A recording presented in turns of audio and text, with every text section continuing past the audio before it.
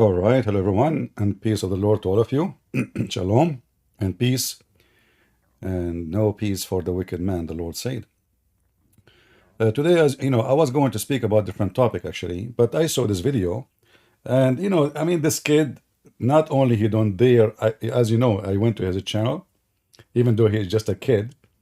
Not only he ran away and he told the admin to ban us, but you will notice he will not dare even to respond to me. But look what this guy he just said in this video. This is an African American. He claimed that he converted to Islam. I assume he converted to the Nation of Islam, which is not a Muslim religion. But anyway, so now this guy, he told the Abdul Muhammad, he told him what you don't like about Christianity, that they have a white God. Listen carefully and listen what this Abdul will say to him as response.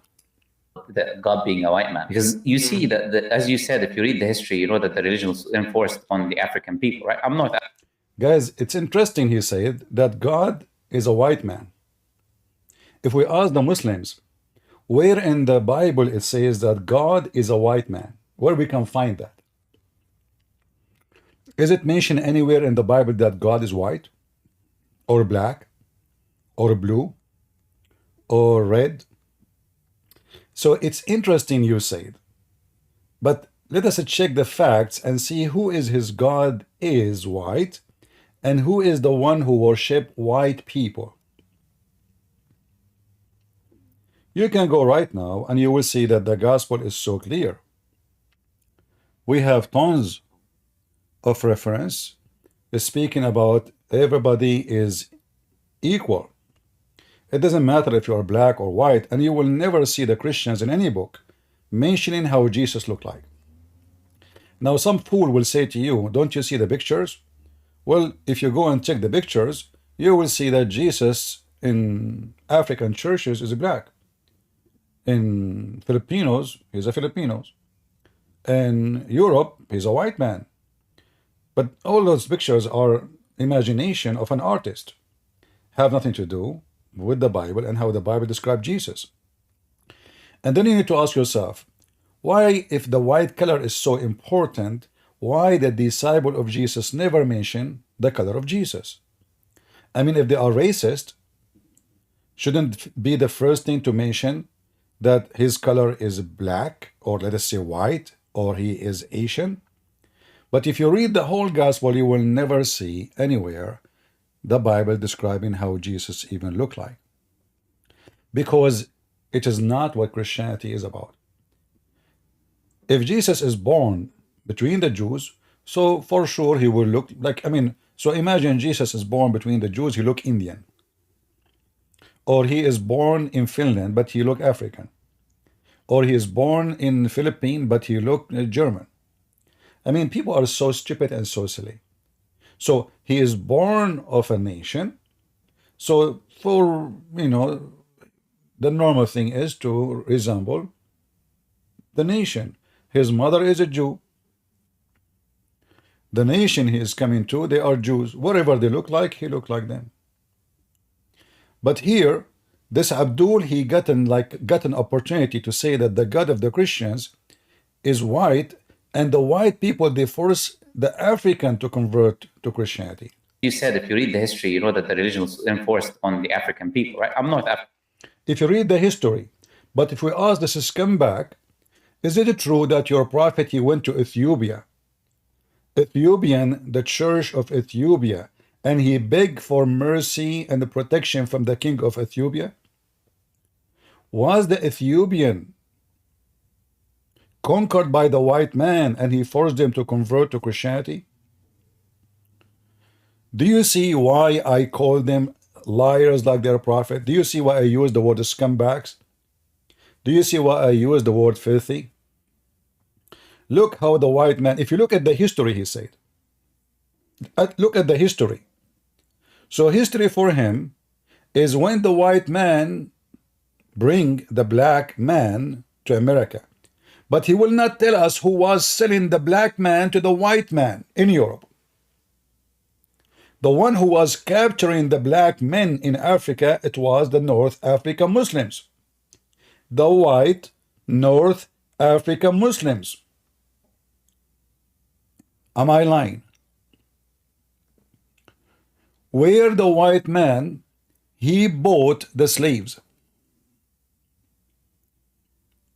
Where is the market of slavery? It was the white man, he go in Africa and hunt the African, or it was the Arab who control all of North Africa, and this is the Islamic Caliphate. So do you see how they lie and fabricate? But let us go with this. Because you see that, as you said, if you read the history, you know that the religion was enforced on the African people, right? I'm North African, I'm Arab, I'm North African still, right? How the religion of Islam enforced on the Arab? I am an Arab. I don't know what potato this potato is from, but look at his face. Obviously, the religion of the Arab is the religion of the white people. I mean the black people. I am an Arab. Allah, he sent an Arab prophet. What was the color of the Arab prophet who is an Arab like this guy? And then the Arab guy who chose a prophet. How Allah he chose a prophet? Anyone knows?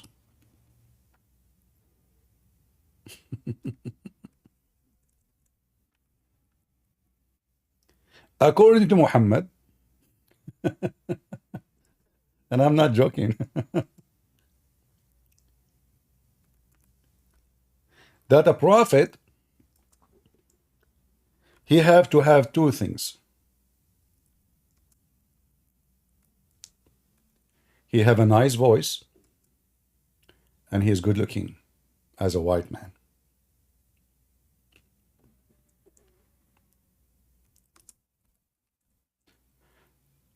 Let us see what Muhammad said about this. In fact, you know what?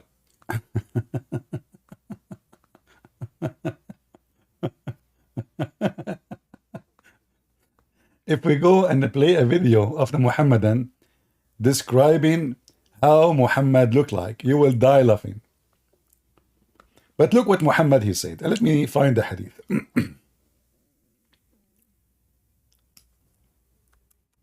And now you might say, well, he meant not necessarily black one. I mean, not necessarily white one when he mentioned this hadith. No, necessarily. Because Muhammad, he made fun of the people who they are black and how they look like.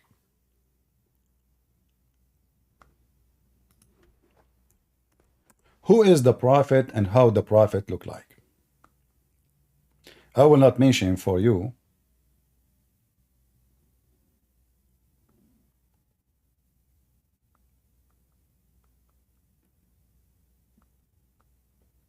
I will show you what it says in the screen.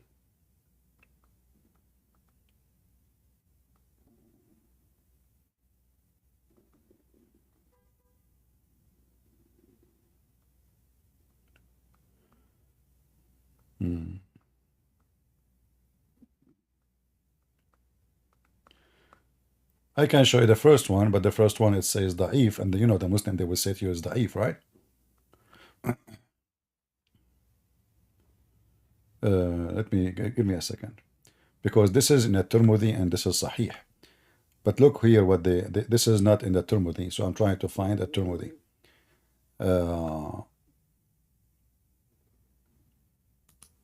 Give me a second.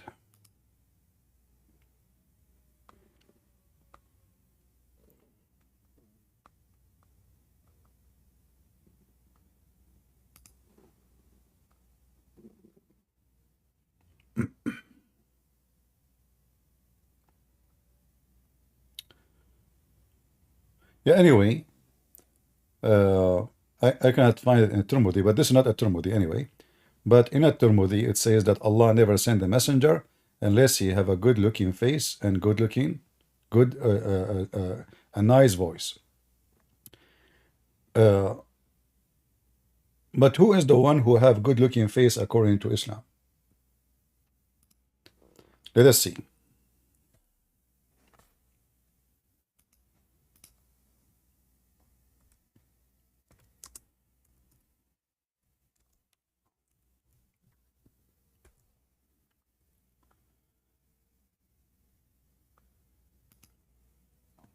Here you will see this hadith. Let me show you.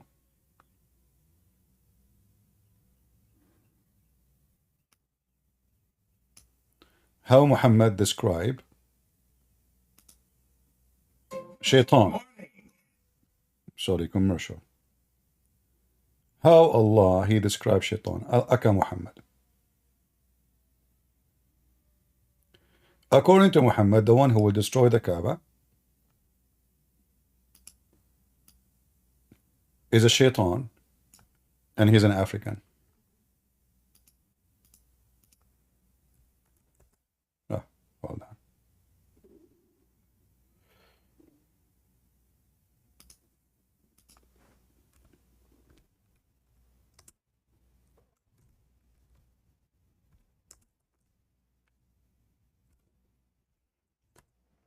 Invite your friends if you care for the truth.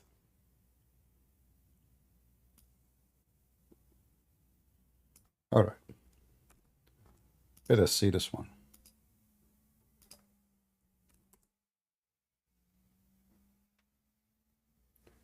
This is all is authentic, as you see. This is Al-Bukhari.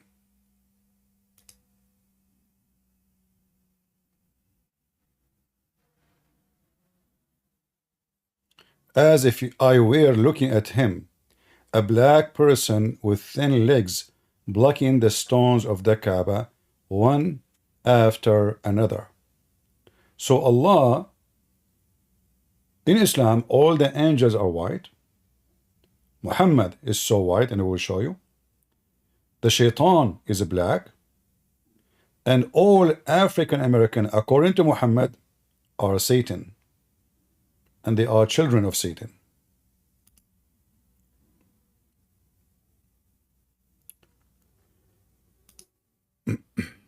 Let us see.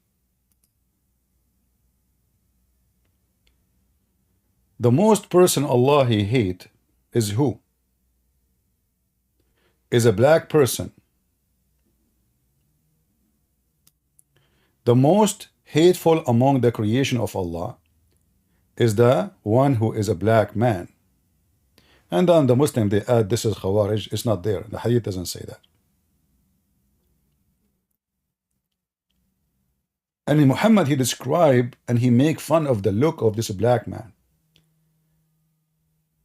His hands like the teeth of a goat or the nipple of a breast. Do you see it? And Muhammad, he command the Muslims, when they see him, kill him. When Ali Abu Talib, Allah blessed with him, killed them, he said, search for his dead body. They searched for him, but they did not find him. They killed many people who they are black, and they could not find the dead body of this person. Because Muhammad, he described him with the special hands, as you see in the hadith. So he have a special description. And then here he says, a person narrated to me from Ibn Hanan that he said, I saw the black man. The one Muhammad he described. And this is Sahih Muslim. Let us continue. We did not even start yet. So who is the most person Allah he hate? And is that a Sahih hadith? Absolutely, this is a Sahih hadith. Authentic. Remember, I believe there's nothing authentic in the garbage of Muhammad. But Muslims, they give a grade for what they say. And by the way, here, there's a Muslims, they will say to you, do you know that Prophet Muhammad, he said there's no difference between black and white? This hadith is absolutely fabricated. It exists only in one place. And you cannot find it in any of the authentic books. None. However, let us see something else.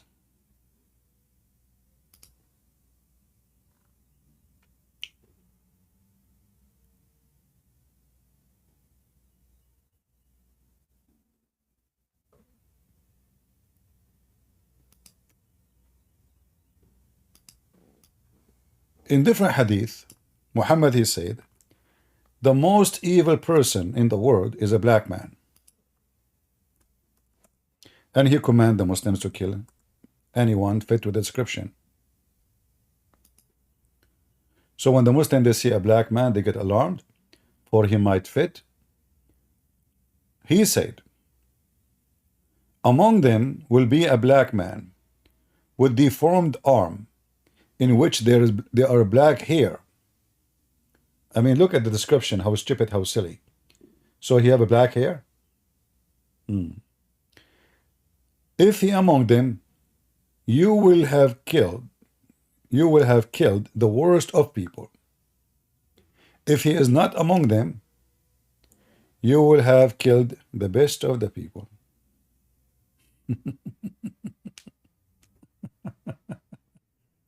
So how we know the bad from the good? The bad people, their leader is a black man, and he have a special description. You will notice here that the bad people will never have a white man who is bad. The only bad people, they will have a black man as a leader. Let us continue.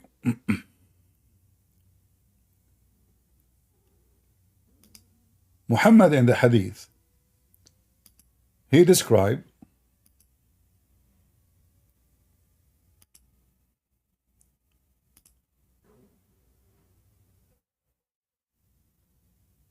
who will go to heaven and who will go to hell. You know the hadith we mentioned to you many times. I guess most of you know it already. That Muhammad, he made it so clear.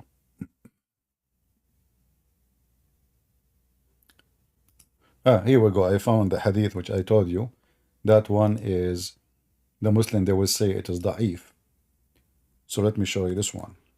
Even though it's in Arabic, but doesn't matter, we can use Google translation.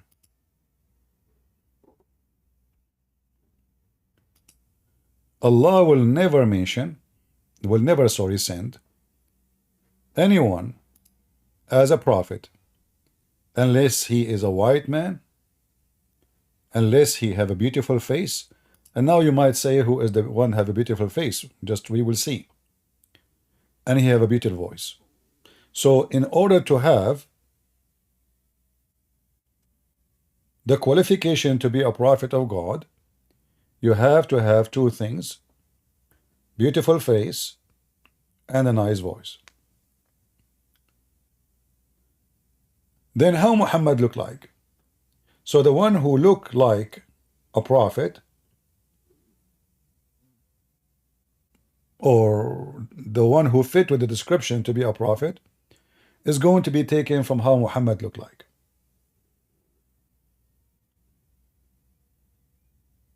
If we go right now to YouTube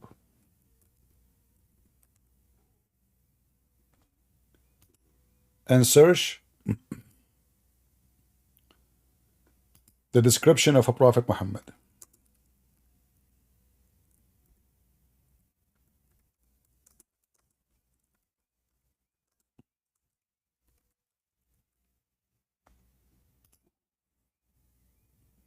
how the Muslims will describe Prophet Muhammad, peace be upon him.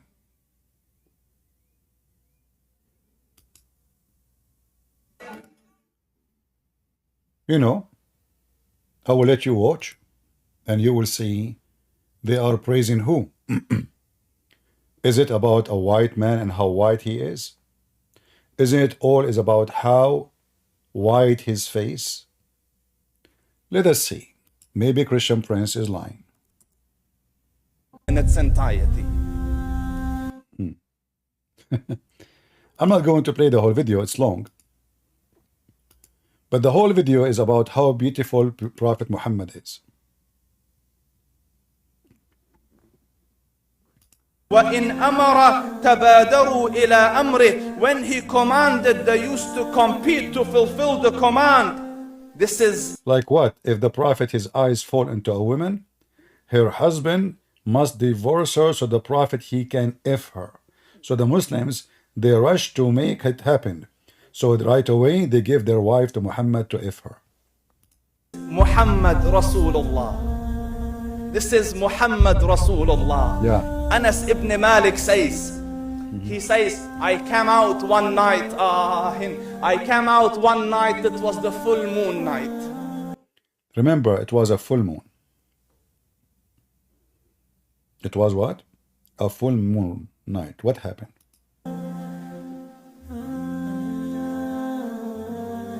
The guy, he cannot even talk. He is almost crying because Prophet Muhammad is so pretty. Do you notice the emotion? Like, I cannot describe for you how pretty the gay prophet Muhammad. And I looked at the moon, and in the desert, understand, the moon is an awesome sight. It is smooth, it is radiant, it is clear, it is gentle compared to the scorching sun at which they are used to. So the moon was the epitome of beauty. So he says, so what is the moon? The epitome of a beauty. What is the qualification of the moon to make it the epitome of a beauty? It is shiny, it is white in the darkness. That is what makes it beauty. Until now, I can say there is no racism. I mean, I see the moon beautiful too. No problem. But look what will happen now. I came out at a full moon night and I looked at the moon and I saw it beautiful, handsome. So I said, let me go see if the moon is more handsome or my prophet is more handsome. Have you ever seen Christians talking about who is more handsome? Muslims, Abdul Muhammadan. Have you ever heard or read any Christian book speaking about the handsome Jesus? Never. The white Jesus? Never. Listen now what Muslim they speak about the description of Muhammad. Let me see if that is more beautiful or the prophet is more beautiful. So I went and I saw him standing afar. So I looked at his face and I looked at the moon and I looked at his face and I looked at the moon and I looked at his face and I looked at the... Guys, come tomorrow because he will keep doing this for the coming 20 hours. I look at the face, I look at the moon, I look at the face, I look at the moon, I look at the face. It's a competition. Who is going to win to be the queen of the universe? For sure, the ass of Muhammad is more whiter than the moon. I look at the moon, I look at the prophet, I look at the moon, I look at the moon, I look at the prophet, I look at the moon. The man, he cannot even, I mean, look, this is really touchy. Let me go see if the moon is more handsome or my prophet is more handsome. Let me see if that is more beautiful or the prophet is more beautiful. So I went and I saw him standing afar. So I looked at his face and I looked at the moon and I looked at his face and I looked at the moon and I looked at his face and I looked at the moon, and he said, Wallahi, he was more handsome than the moon in its entirety. Unbelievable. That is just the look of your Rasul. Aisha radiyallahu anha says, I was sewing with the needle, my needle. Hold on.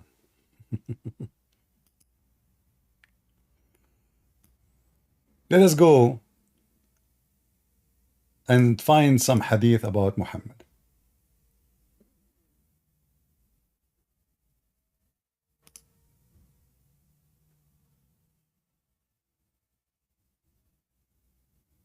Shall we?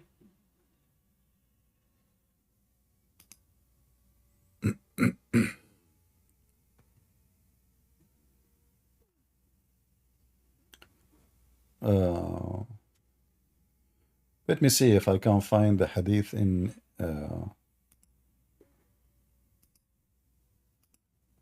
English. Dropped in.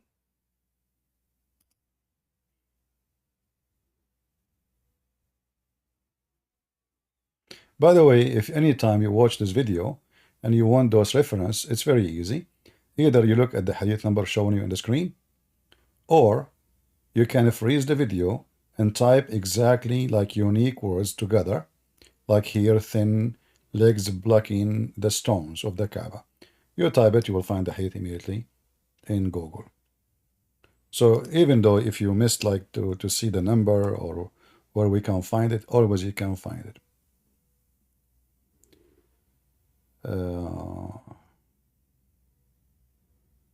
Let us see.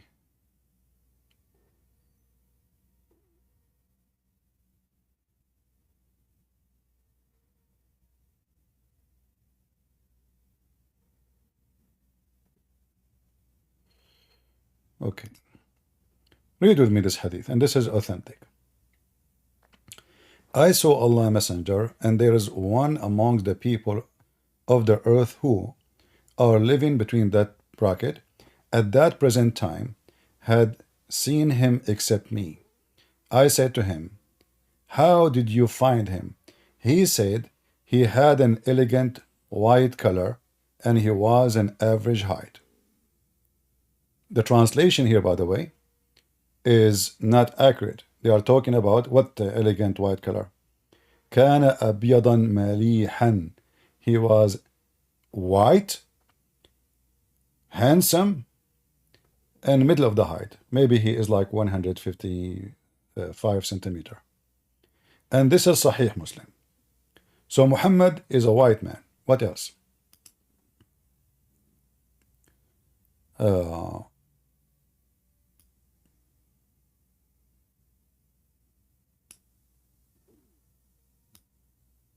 Let us see this one. And the more we see the description of the white man, the more you notice how important it is that he is a white man.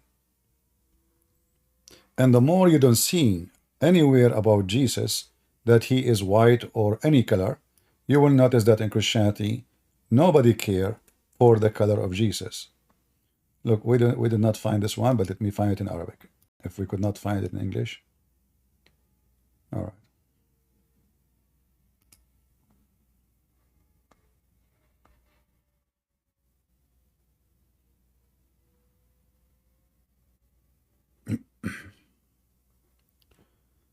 All right. I don't know why I could not find it in this website, because it is in al-Bukhari. But let me try again, because it should be in al-Bukhari.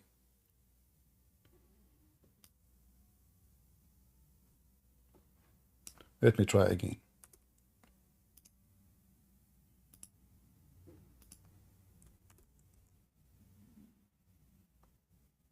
All right.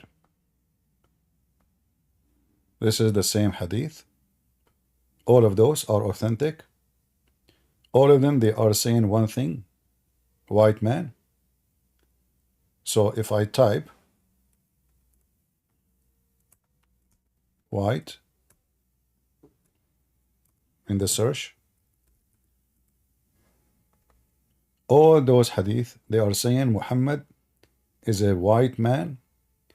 And you will notice how many times they keep repeating about him being white. Do you see it? White. White.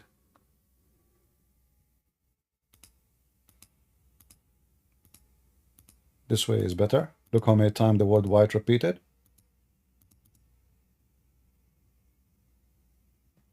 This one is not, shouldn't be included. Give me a second. Yeah, the rest is not really. But we go back. This is about Muhammad. Here. He's a white man.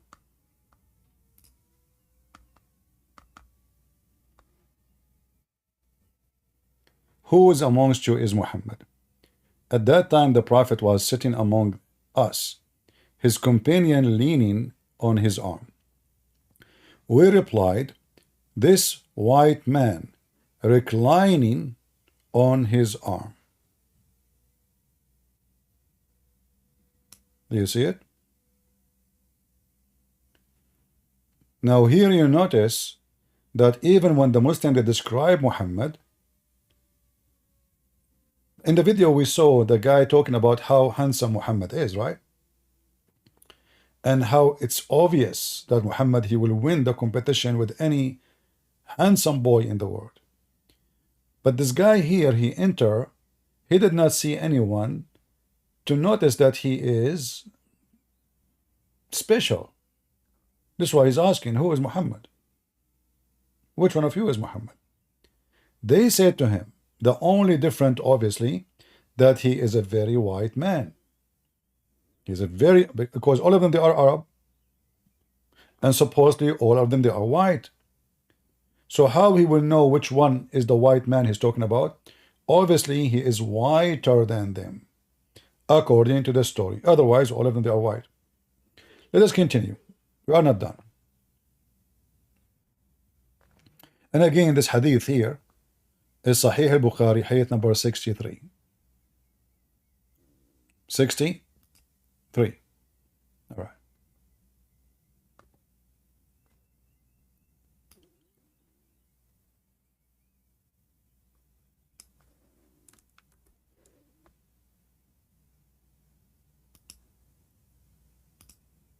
Let us see this one.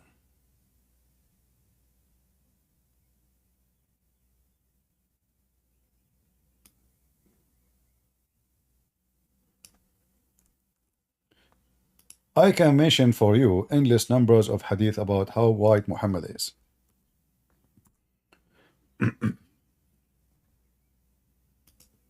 Again, this is al-Bukhari. And they are describing how Muhammad looked like.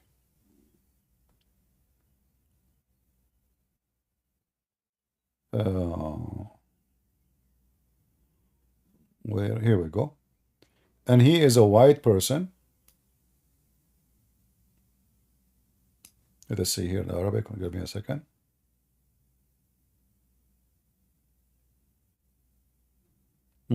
So they are describing the face of the Prophet. I was looking at the face of the Prophet, PBUH, while he was praying for rain.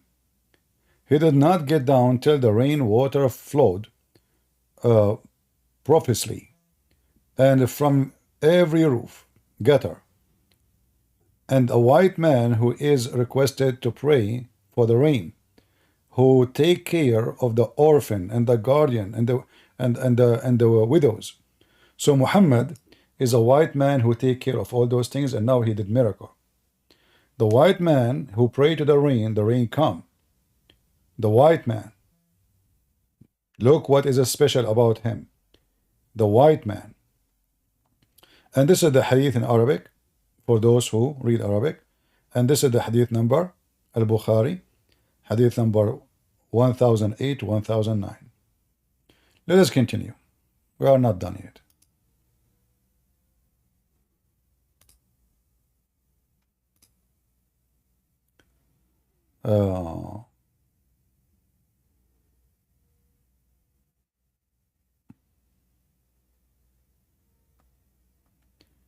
They describe how his belly button look like. They describe how his legs look like, how white and under his arm.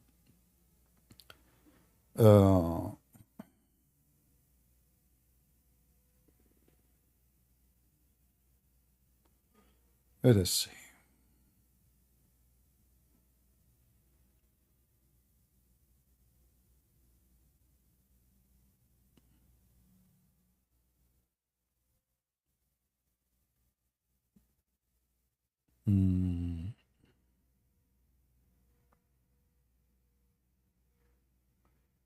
Let us hear the video a little bit, and I will grab more. Where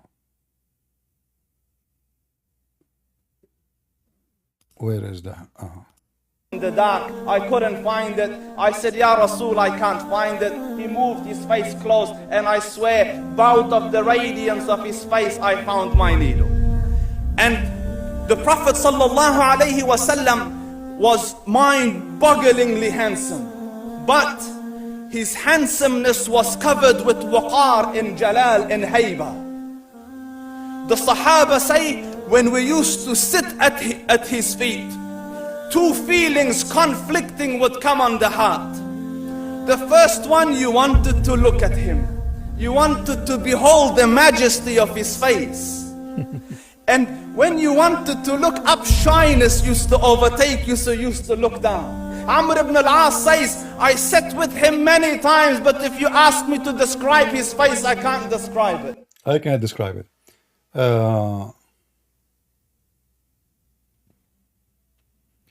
Let me find this hadith.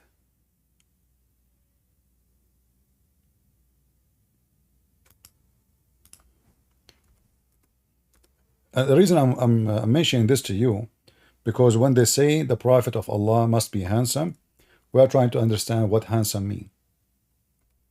What handsome present for Muslims.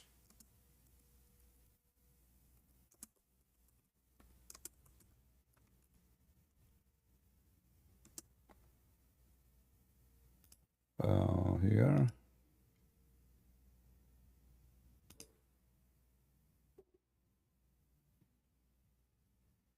Okay.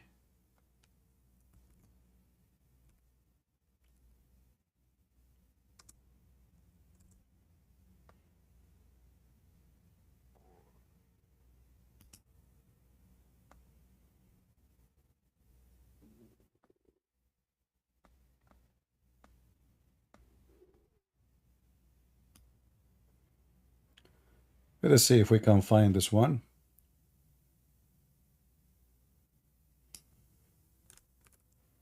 Maybe we can find you something about the blonde Muhammad, not just white.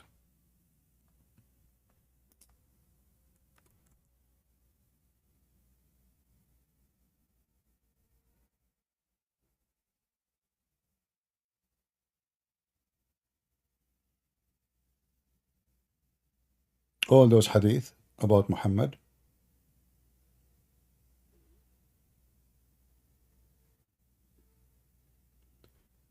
all those words using the word abyad, which mean white.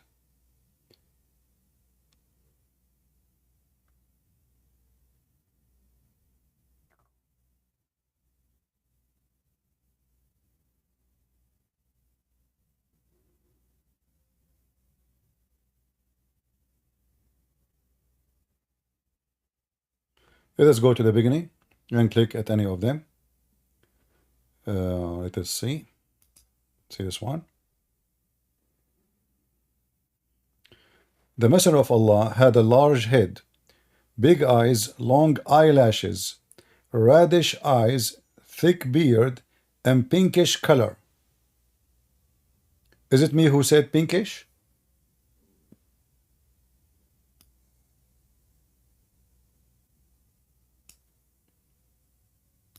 Muslims, is it a Christian prince who made it up?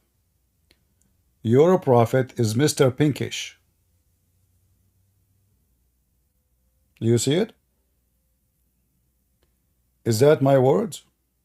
And what make it more astonishing that Muhammad he have a reddish eyes?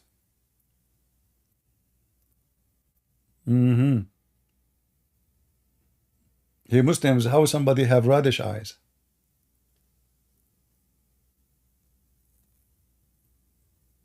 What reddish? How he have reddish eyes?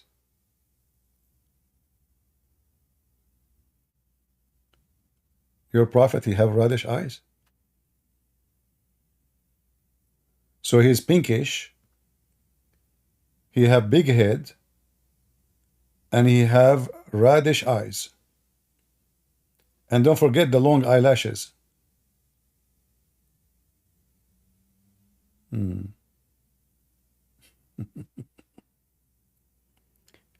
However, prophets of Allah always they have to be a very good looking and they have to be white. How we knew that?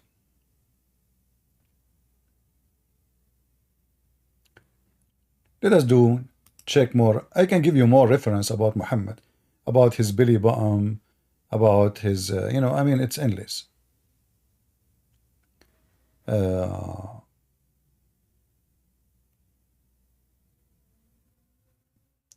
And don't forget, remind me to go later to the Quran to talk about the white and black too. And don't forget, we have a hadith, I did not mention it yet, about Muhammad speaking that all black people are made to go to hell.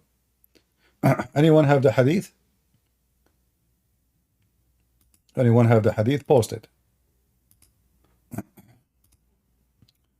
Let me close some reference here in my screen. Too many pages.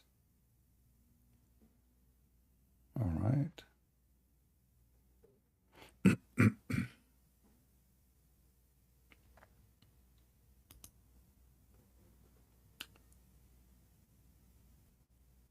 Let me show you. I will show you this hadith in Arabic and in English, just to show you the true color of Muhammad.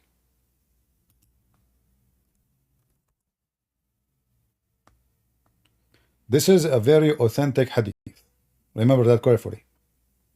This is what? Authentic hadith. Do you see the ruling? Do you see the ruling? You see it? Can you see it? In the right corner. You see it, huh? It says what? Sahih. The ruling? Sahih. And this is the explanation. Allah created Adam, and let me first find it in the English translation without using Google. Let me try to use the English website better than using Google translation.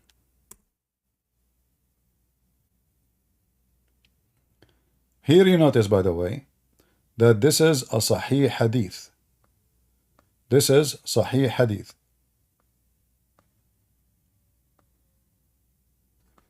Let me try to find more reference. But if you read that top here, that will be enough, but we can show you more. Abu Darda reported that Allah Messenger saying, Allah, there doesn't say God, by the way, it says Allah. Because there's a huge difference between saying God and Allah. Allah is not a word meaning God. It's not. Allah is two words. Al, which is in Arabic today is used as the, but in the old language, which where Allah coming from, is God, Lah. Al is a word meaning God. Lah is the name of their God. So Al-Lah created Adam, and when he created him, he struck his right shoulder. Listen carefully. So Allah, he struck the right shoulder of Adam, and he brought forth his offspring, white like small ants. No problem. Look like Adam in his time, he don't have balls. He used to have orgasm from his shoulder. Understood.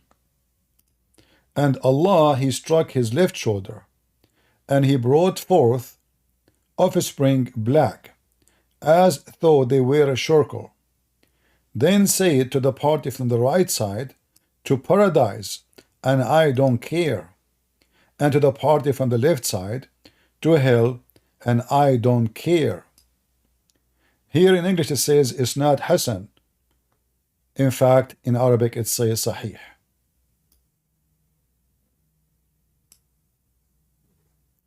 So according to Muhammad, Adam, he never had sex with Eve.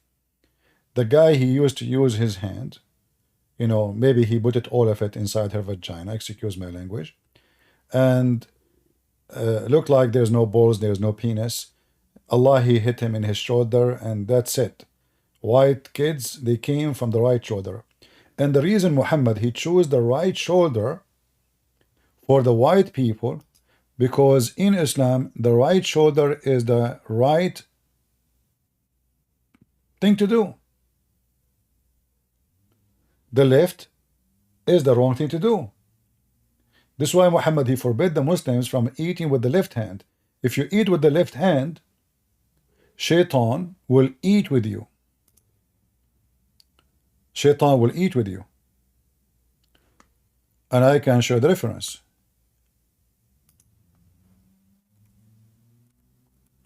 Just to confirm what Muhammad meant.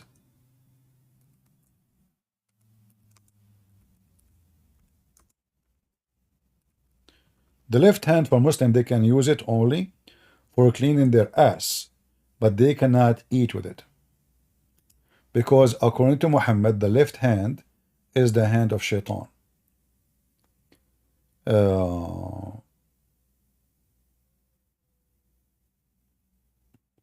Let me find you the hadith. Give me a minute.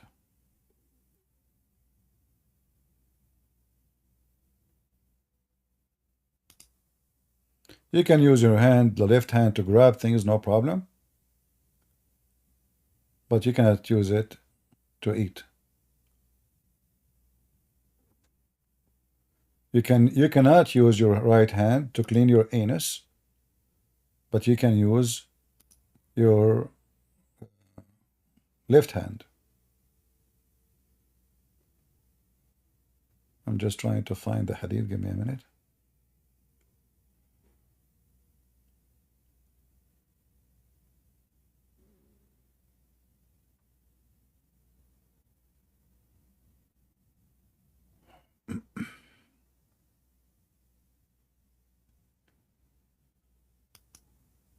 Where is the hadith?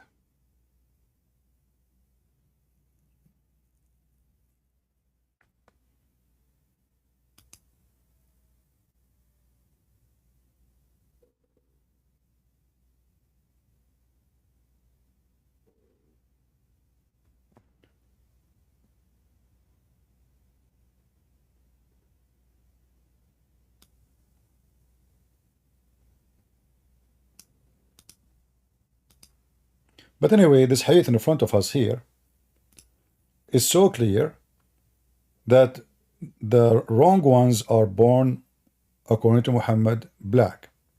Here we go. I found the hadith. Give me a second. Yeah, you know, like, I don't like to mention something without showing reference. That's not what I do. So I mentioned to you the reason he say that about the left hand and the right hand. We need to prove it. So now we know, all you see, all those hadith are authentic. All those hadith are authentic. And they present for us who is shaitan. Shaitan is a person who he use his left hand. Let one of you eat with his right hand, and drink with his right hand, and take with his right hand, and give with his right hand.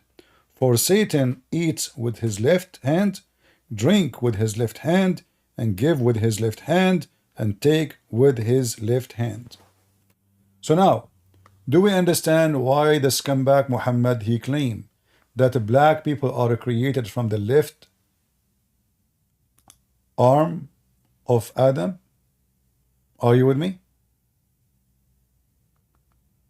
Do you understand why now he mentioned that the black are created from the left? But the connection? So the white people are created from the right shoulder, and therefore they will go to heaven. The black people are created from the left shoulder, which is the shoulder of Shaitan.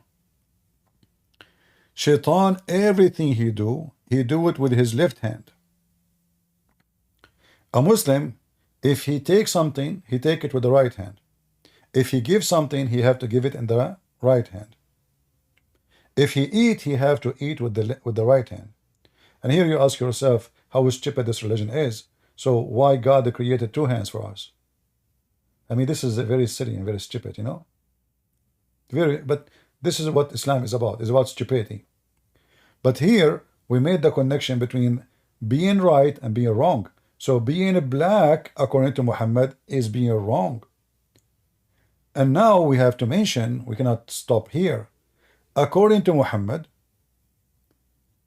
Allah, he sent a stone. Like somebody might say, well, the Muslim, they kiss a black stone. How they are racist and they kiss the black stone? According to Muhammad, all the Kaaba, nothing valuable in it except the black stone and the Yemeni corner. All the Kaaba is just to contain the black stone and the Yemeni corner. And the black stone used to be whiter than milk.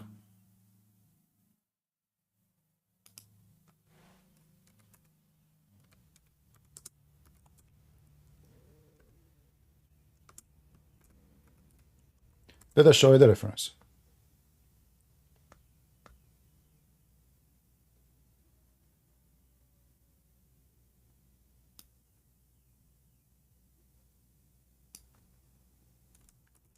Remember, the black stone is the right hand of Allah.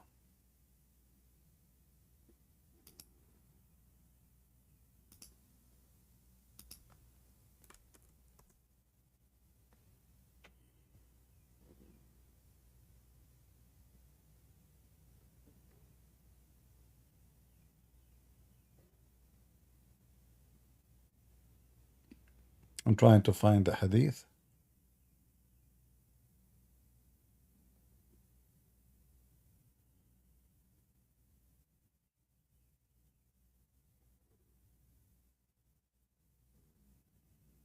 Where is the hadith about the black stone? All right, give me a minute.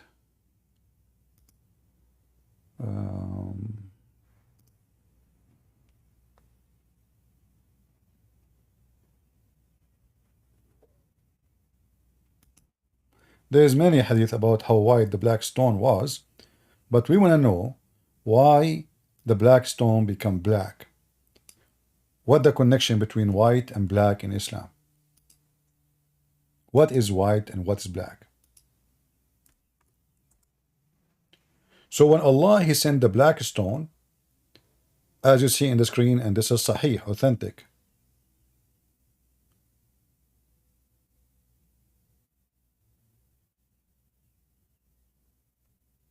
The black stone, I'm trying to find you more hadith. Well, let us see the ones in the top as a beginning.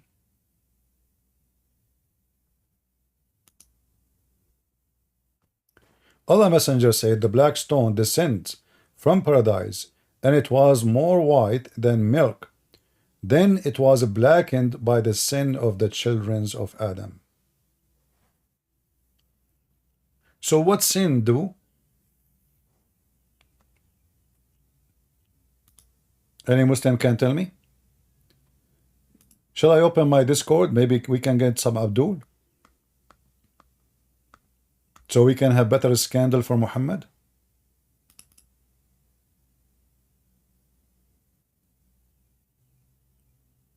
All right, I will open Discord. They are saying there's a Abdul.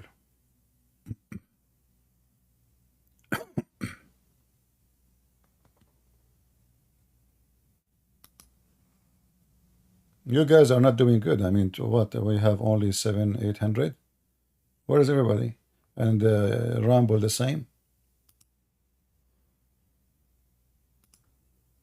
Nobody care? Is that the case?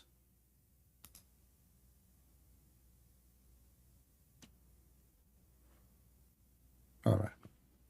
What we can do? I do my part.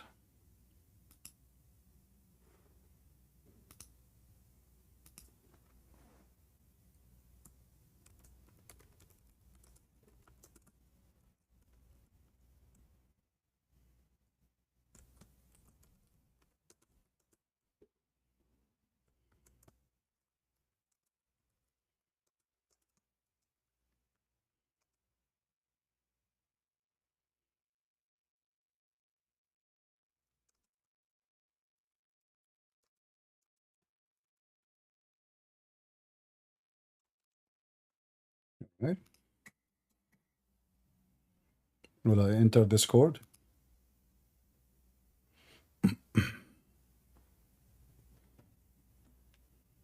Let us see if we have a Muslim in Discord.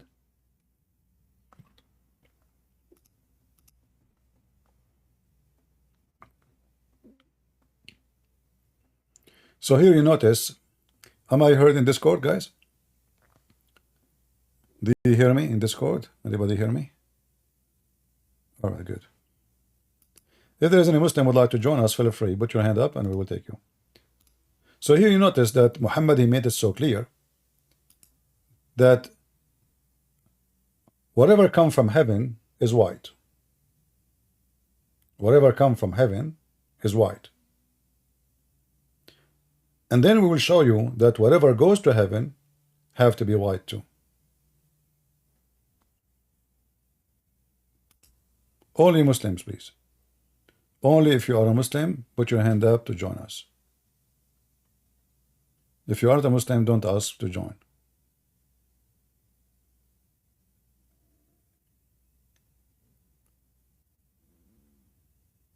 The sin of mankind made it black. Like in the Bible, it says the penalty of sin is death. The penalty of sin is not being black. Correct? The penalty of sin is death. So now, Allah, He sent the black stone. No, He did not. He sent the white stone. Allah, no way He will send the black stone. It was white and whiter than milk. But the sin turned the stone black. Do you see how harmful and what the connection between color and sin in Islam?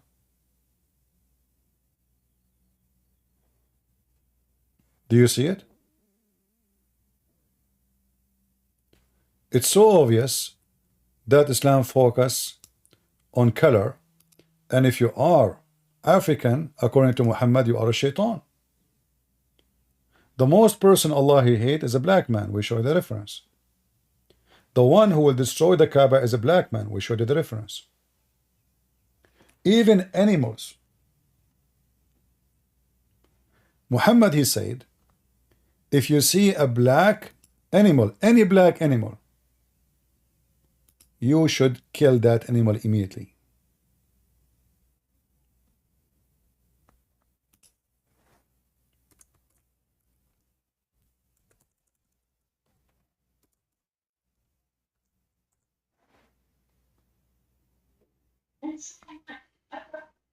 Hello?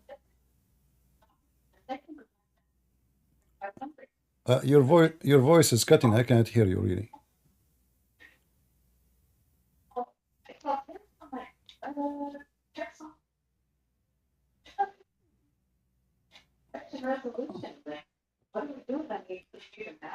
Sorry, I hear a voice of a female, right? But I don't understand what she's saying. Can you go out and come back? It's not legit. It's fully legit. It is fully legit. No, I don't understand anything. Sorry, go and fix your voice and come back. In front of us, we have a hadith, but look, the Muslim did not translate. What is the difference between red and yellow and black? The Prophet, he said, the difference is the black is shaitan.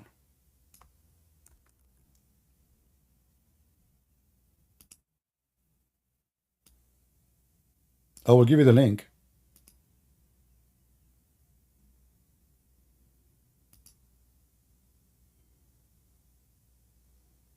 He said, I said, what is the difference between black and red and yellow?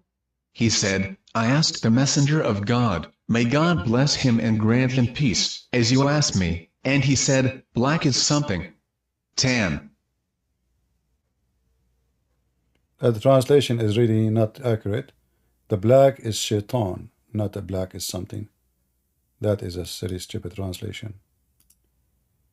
Al-Aswad, you see here, Al-Aswad shaitan, not tan. Let us try again. Huh. Black is a devil. See it? Can you see my screen? Black is a devil. And let me give you the link so all of you can see Black is a devil. that we are not making things up.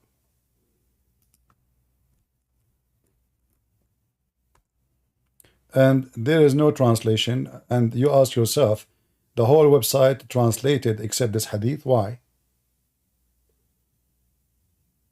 This is a good question, isn't it? I mean, where is the translation? How come they did not translate?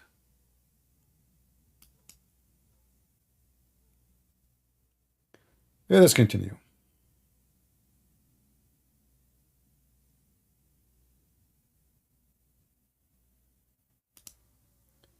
Three things will interrupt a Muslim prayer. Three things will they destroy, actually. All right, we have a Muslim. Go ahead, Amina. Hello?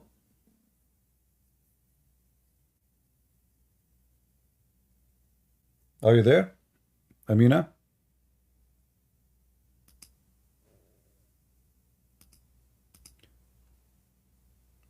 You need to push so you can talk.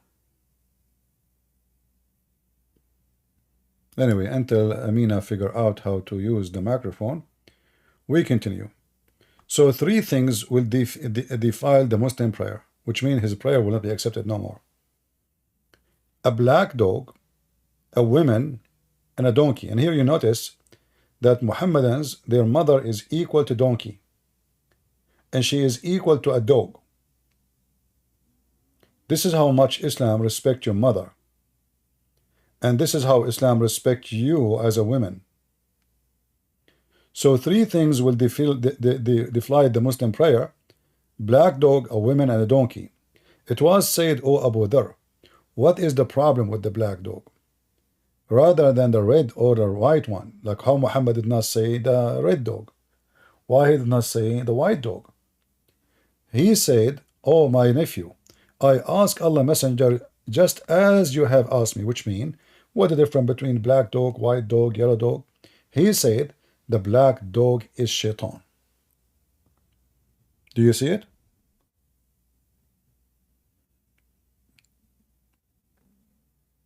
You see it? And this is the hadith, and it is sahih. And this is the reference, hadith number 338 at-Tirmidhi.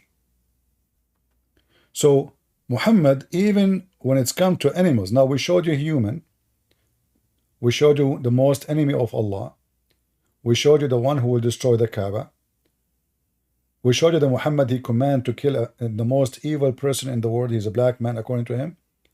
And now even animals are the enemy of Allah if they are black. In fact, Muhammad, he said, اقتلوا كل أسود بهيم, kill every black, totally black,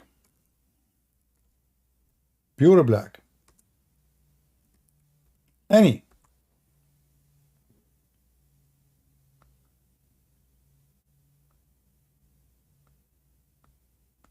You see it?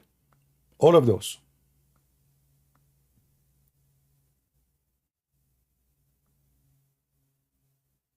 What is the fault of the dog? The one now we are going to go and kill and hunt. Generally speaking, Muhammad, he hates dogs. Obviously, he is evil. Evil people who have evil spirit, dogs don't like them. And I'm talking to every dog, like doesn't matter. Satan, you know, dogs, they can sense. They can sense energy.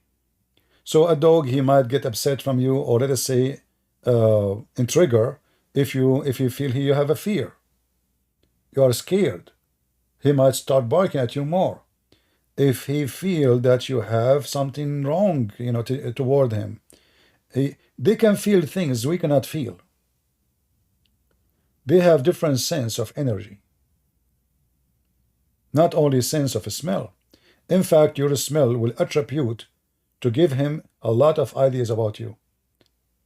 Human being, every creature, when they are happy, they smell different from when they are sad. Even your tears, there's salty tears. There's a, you know, so when you are sad, your tears taste different, and the construction of it is different from your tears when you're happy. So the dog, he can feel special things about a human being. And Muhammad, he knew that every single dog hate him. So Muhammad, he says, were it not that dogs from one of the community or nations of creatures, I would have command that they will be killed. But kill those who they are all black. Do you see it? So now we showed you the shaitan, the enemy of Allah, etc. What about the Quran? what the Quran says about white and black.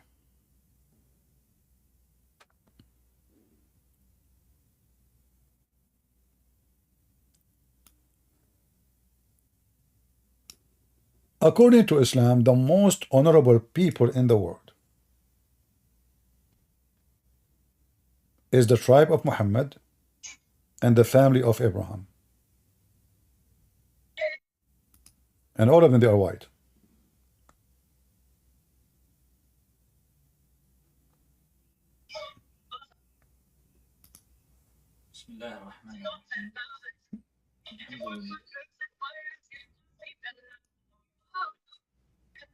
I, what she is saying?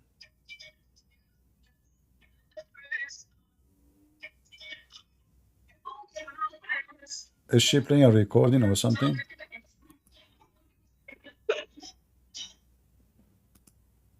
Okay, they are just playing games. All right.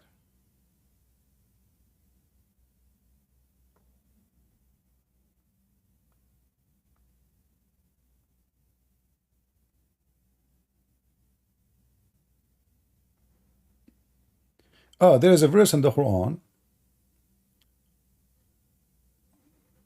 Hello. Hello, hello. Are you a Muslim? Yes, I'm a Muslim, but I have a question. Like, I was a Christian before, yeah, and now I'm Muslim. I'm from Poland, and I want to reconsider my choices, you know. And I'm deeply thinking about converting back to Christianity Why because you I wanna watched a lot of, why you wanna convert to Christianity? You should stay as a Muslim. Don't you like to kill black dogs?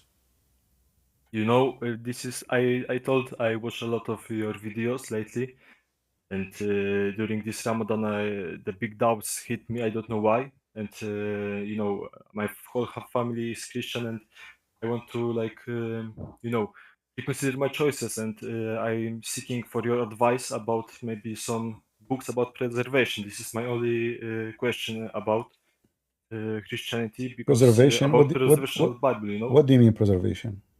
Like, how can I trust it? Because I heard a lot of people You like don't saying, have to yeah, trust it. Don't trust it. Who is forcing you to trust it? Don't trust it. Trust is something you make decision for it. Nobody else. Nobody can force you. Nobody can ask you to trust, and nobody wanted you to do anything except what you need to do. So you say to me, how I can trust it? Well, maybe I should send you back in the time of Christ, and then we bring a Christ in front of you, and then he will make the speeches, and then you read word by word, and then you compare what Jesus said, and then you give it signature and you approve it. So what you are saying is very funny and weird, because when I say how I can trust it, well, why I will not trust it? The disciple of Jesus, they paid their life for the book which you are questioning if we can trust it or not. So why people, they hang them upside down, they feed them to lions and cats and tigers, and yet they insist that this is the word of God? What they get from that, beside being killed and tortured? So why people who they die and pay their life for the word of God will do so if this book is fake? Do you have an explanation? I mean, didn't the companions of the Prophet Muhammad died too like this? No, Like, they die to go to war to get the booty, not because they want to protect the book. You know, he So promised. this is like, They have share, my friend. They have shares. Muhammad, he have the fifth of every share. The fifth to Muhammad, the fifth to Allah. So Muhammad have 2/5, and the rest will go to the Muslims. So it was not for the sake of Allah. It was for the sake. Muhammad, he says, attack the Roman and get the blondie girls. Did Jesus says, attack the Roman and get the blondie girls? no, he didn't. So did the disciple of Jesus, they went to Rome and they went to Greece and they went to Egypt. And now the Muslim, by the way, he mentioned that the white man forced Christianity on the black man. But in case people do not know, that first people who received Christianity, it was African. Because Marcos, and the other disciple, even to India, and the Ethiopian, all those territory, Egypt, Ethiopia, to the heart of Africa. We are talking about Ethiopia, Sudan. You will find the Christianity goes back centuries before Islam. In fact, Muslim, they claim there's a chapter in the Quran called the chapter of the elephant. Chapter of the elephant. Yeah, I know this. In this chapter, it says that a Christian army coming from Ethiopia came to destroy the Kaaba. So how this coward he say that the white man he forced Christianity on the black man when the black man was a Christian long before the white man? So they lie to their bones, hypocrite like their prophet. And their prophet himself, he went all the way to Ethiopia seeking refuge from an African Christian king. His name is Najashi. So my friend, I'm not here to tell you to trust book or not to trust. This is your business. You want to be a Muslim? Good for you. You know, by the way, just to let you know, if you like to have a big penis, Allah, he promised Muslims endless penis. So I think you made the right choice. And I think you are a very smart person from Poland. That's why you choose Islam. I choose Islam because I was ignorant, you know. Right now I Because see what? that Because what? because I was ignorant about my previous religion, yeah. About No, hold on. Christianity. Okay, let us say Christianity is bad. Let us say the Bible is not good. How in the world you choose such a garbage cult? Are you garbage? No, of course not. So why a person who is clean will go to the hole of the rats? Do you like to have sex with children? No, but listen. What do you mean? my No. Why you choose Islam? Don't you know, really? Be honest with me. You never heard that Muhammad, he encouraged Muslims to have sex with the children, and he himself, he did? Yeah, I heard the story with Aisha, but you know, so the imam, yeah, and other people that has bigger knowledge than me, they always tell that this wouldn't pass right now. No, these were different times, and it So just worked for me, you know. what different time? What different time mean? Child is a child. Even dogs don't go Yeah. after baby puppy. They sniff the dog.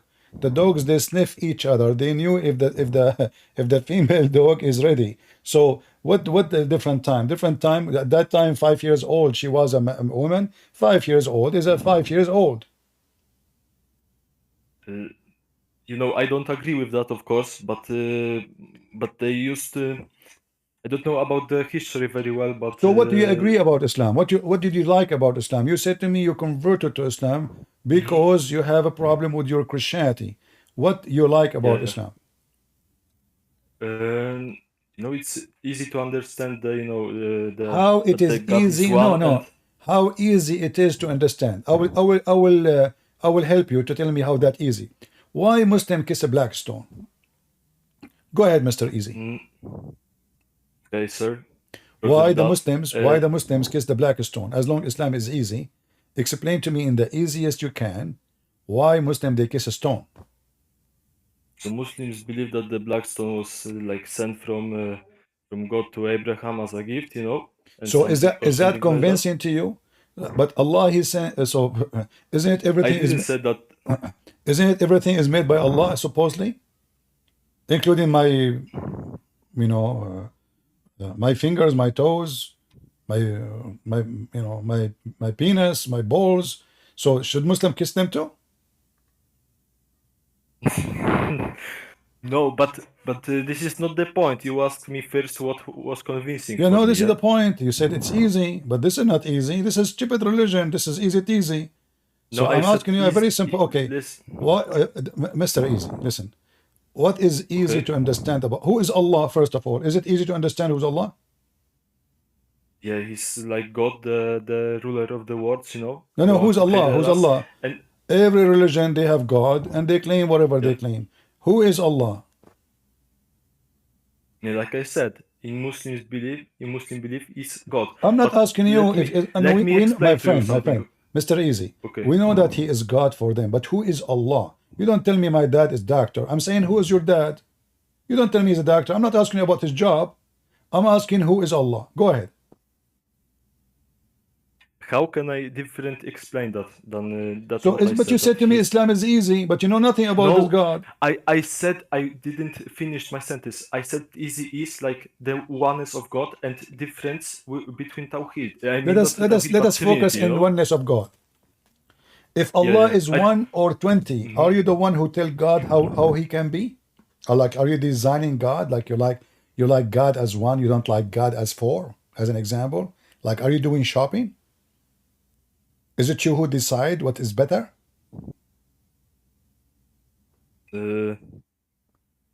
Kurwa, I mean, this is the point is that I don't understand Trinity No, and no, no I problem. better My friend, understood. focus with me. Focus with me. Okay, let's go. If we go to do shopping in the mall, and let us say in the mall there's like many stores they are selling God. Which one you like more? To buy the 1 God or 2 gods, or the store who sells 7 gods? So what is convincing to you about 1 God versus 7 gods? Why it's more convincing? I think that 7 gods couldn't like rule between one another like in peace. Why? You know what I'm saying? They would. Okay, hold on. If there is, are you like, okay, 1 God he can rule better? I think yes. Okay, 1 God he can rule better than 7 gods. Well, if the word God mean perfection, that means now we have 7 perfect versus 1 perfect. So how 7 perfect is going to do less than 1 perfect? You tell me you're Christian, yeah? No, no, I'm talking to you, Mr. Easy. So Yes. if God mean perfection, then it doesn't matter if he's 1 or 2 or 3 or 4.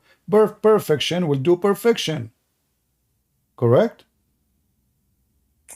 Yeah, I see your point. So the word, but, so word 1 doesn't make any difference, because I don't tell God if he should be 1 or 2 or 3. If God say to me I'm 10, well, he's 10. If he says 1, he's 1. I don't discuss this.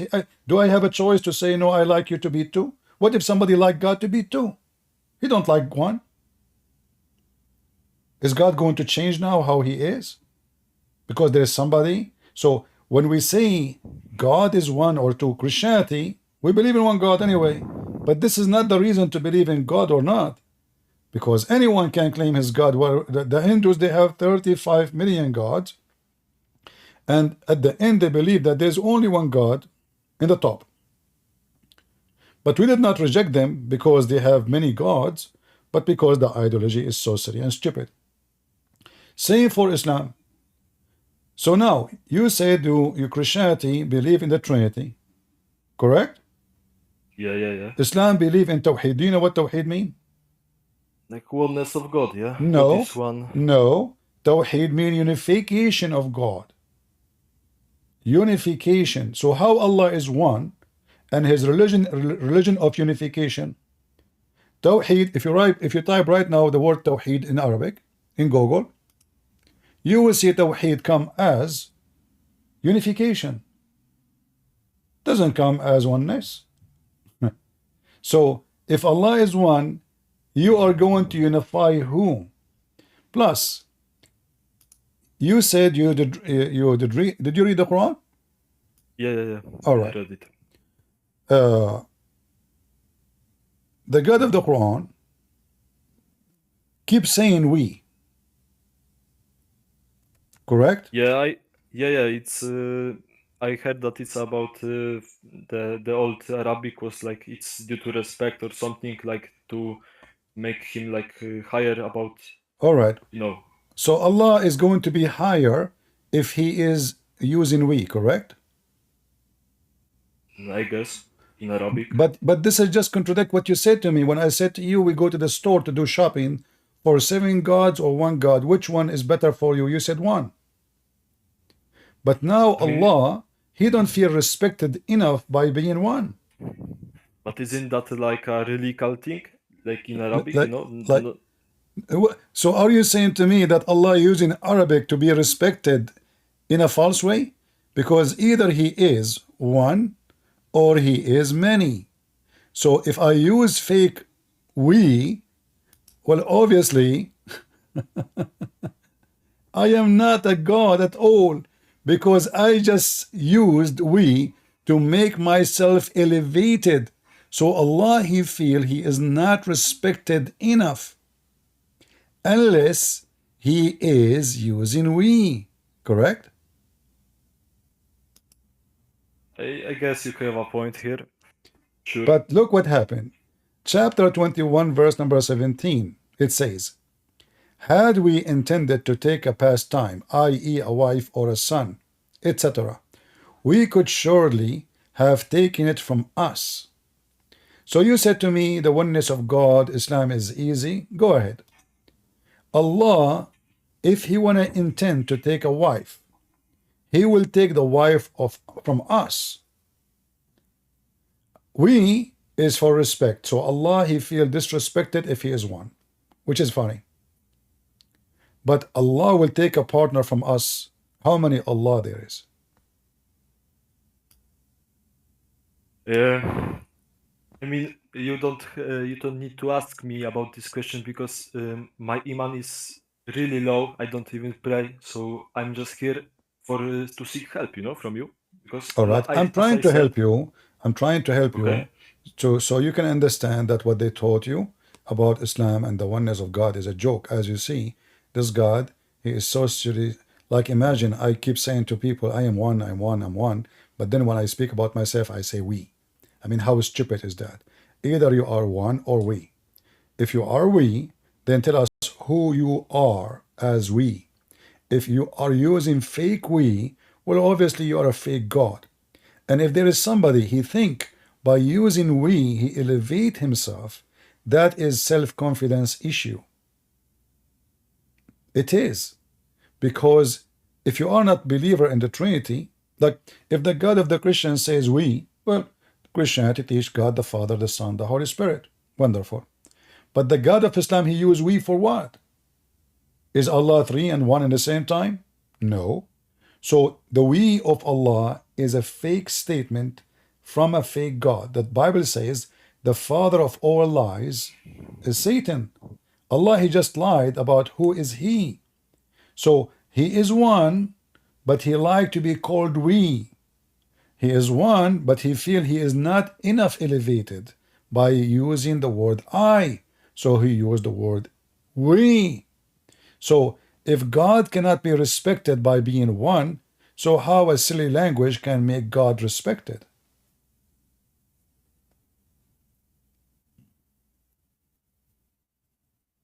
Like I said, you might be right because, but that still doesn't disprove Islam. You know what I'm saying? No, But I'm not disapproving Islam. I'm just showing you that the point you mentioned to me, you said Islam is easy. They believe in one God. So I just destroy it.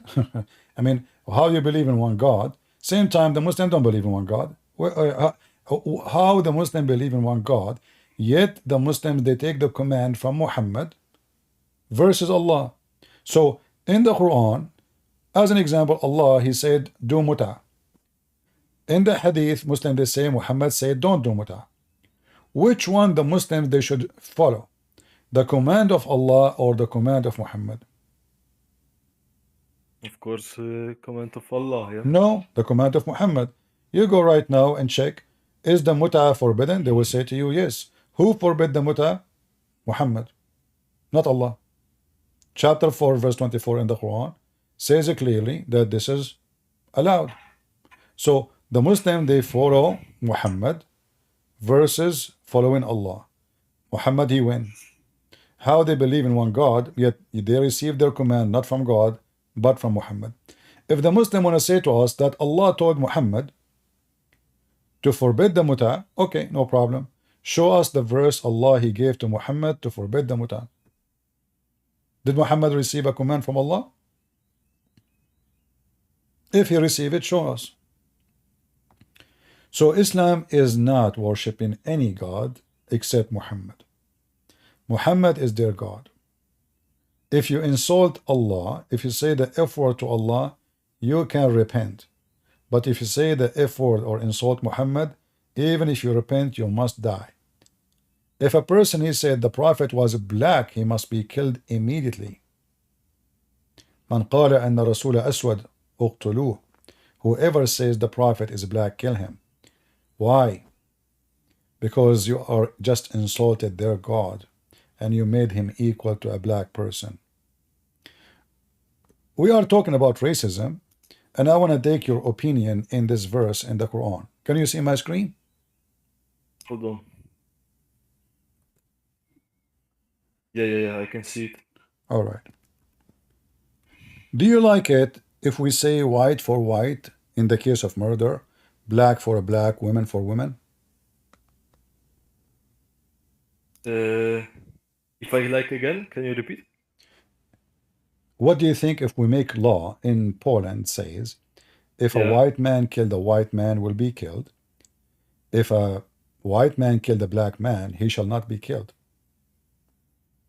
It's not just, of course, Why? because life is life is like equal, yeah, to Okay. God and But this is what Islam, the easy teasy religion you told me, teach. yeah. So if a white Arab man, this is chapter 2, verse 178. If a white Arab man, he killed a white Arab man, the white Arab man will be killed. But if a white Arab man, he killed a black man, a slave man, he will not be killed. How you explain to me such a justice? What kind of God this God is?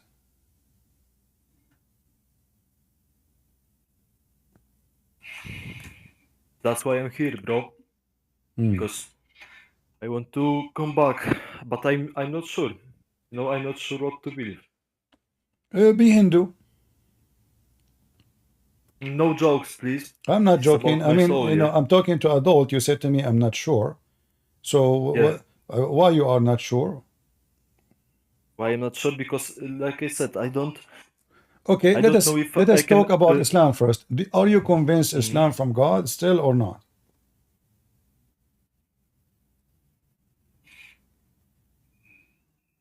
I don't know right now. I don't know. So what I'm doing right now, so everything I showed you, I'm showing you on the screen. The Quran says in the case of murder, free white man for a free white man, and a black You see, man will not be killed for a free white man. So that is not convincing for you. So what is no, convincing? it's not. What is convincing for you? How I can convince you Islam is false? Like what make Islam false or Islam true for you?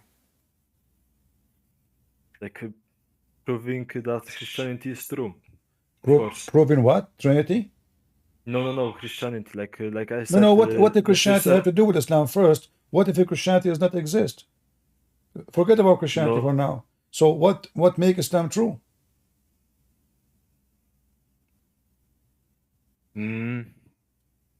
What would make Islam true? Like first of all,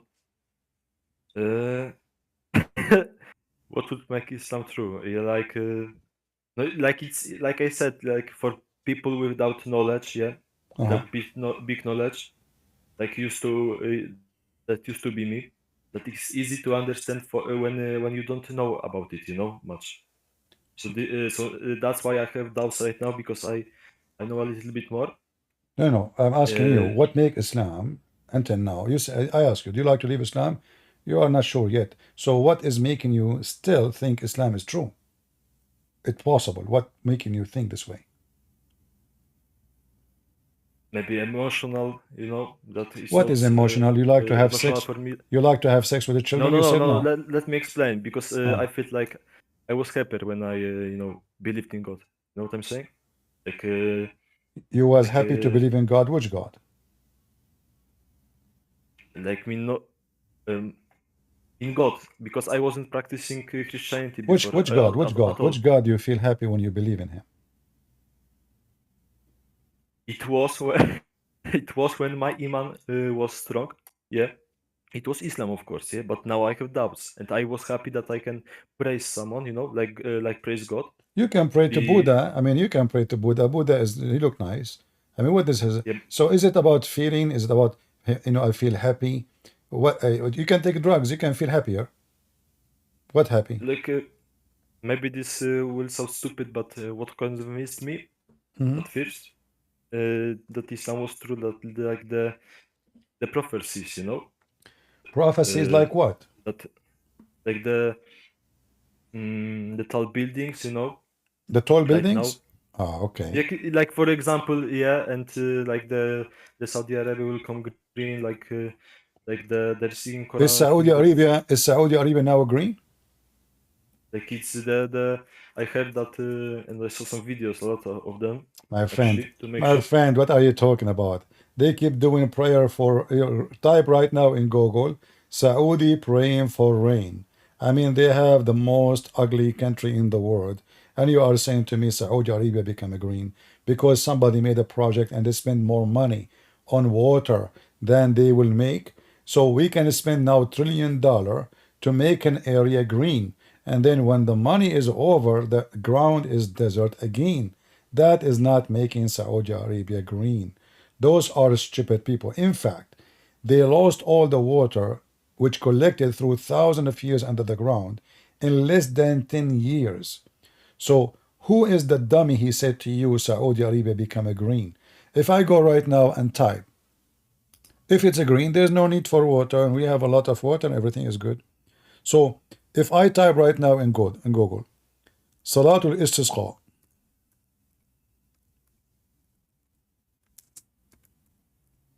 Come again? and I will show you.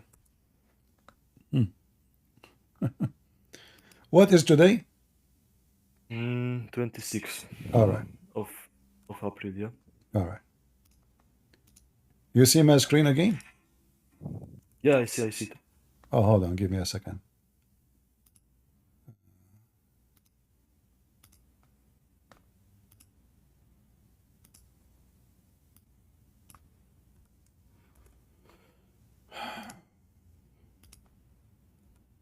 I want to show you something new, not something old. I will use Google Translation. What is the date for this? Do you see the date? Let me zoom in. The 13 in the first January 2024. Let us use I don't Google know around. Translation. Saudi Arabia become a green. All right. All right. Try to type it in YouTube, you know? You Okay. probably will find the sources. The royal court, ask the nation to pray in the mosque and to call for rain of a prayer. Why? Because they are struggling with severe drought. When was that? This is January. I just typed that in the YouTube, in Google. January 30, 4:50 a.m. Correct? Yeah. All right. So Saudi Arabia become a green, but the country is struggling with rain. There's no rain. Maybe become a green because of Pepsi Cola. Maybe the Saudi, they are doing urine more these days. So seek forgiveness from Allah and ask for rain, the king said. We ask Allah, the Almighty, to have mercy in country and the people, and to answer the prayers of His servants, and to make what sent down the mercy to them and the provision for a while. Here, sorry, this is a prayer. So Saudi Arabia became a green. Now we go to the hadith you mentioned. You mentioned that the hadith says that the Arab, they will have high buildings, right? Yeah. And that in Did the you Quran read? is, Did you read the whole prophecy, or just read one? just one hadith. I know, but did you read the hadith? Yeah, it's short. It is short. Are you sure? Yeah. What I know, it's long. So Maybe so what they did, they showed you only little part of it, not the whole story. So here you will see, this is the hadith, and this is Sahih al-Bukhari. According to Muhammad, all those things have to happen. Number 1, number 2, number 3, number 4, number 5, number 6, 7, 8, 9. All right? Okay. So what is the one should happen before the Arab have high buildings?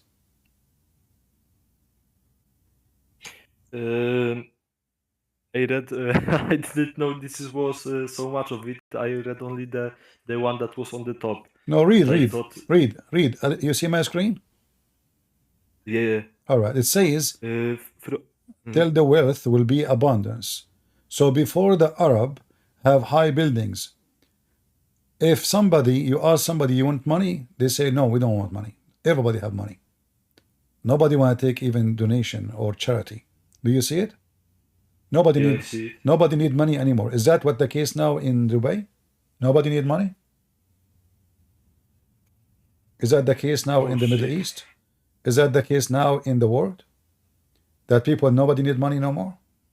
Money in the street, nobody take it? So this is due to the this is connecting with that hadith about buildings. Or Yeah, this yeah, like this is the something hadith else? about the high building. Here, it's number 9. Don't you see it? Okay. This is the hadith about high buildings. So the Arab, they will have high buildings, but before that happened, people will not need no more money. People will kill each other. Earthquake will increase, and even time will be shorter. So the day will be very short. Do we have a shorter day now? Like times goes really quick. Yeah. Then yes, I think like No, no, this is not about time only go quick. This is about the day is going shorter. The day will be shorter. The sun set, the sun rise so fast. But this isn't it like the? I think it is like metaphorically, yeah. My Like friend, how that metaphorically, if Muhammad making it clear, you are reading the English translation, but Muhammad, Yeah. he says, وَيَتَقَارَبُ الزَّمَانِ. So the two time, the morning and the night, they will become so close. How that metaphorically? If you are working, time will not, time will go fast. But if you are not, time will still the same. However, regardless of who think and what you think, time is a time. We have 24 hours a day. So this is about the time will be shortened.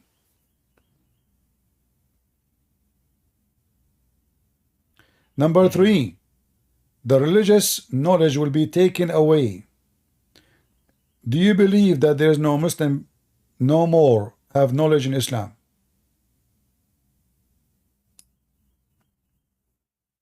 Um, yeah, I heard that it's about the sheiks and other the scholars that will say what is good for them, not about I don't the understand the word of what you are saying. Do you think no Muslim believe and have knowledge of Islam now? Nobody, zero.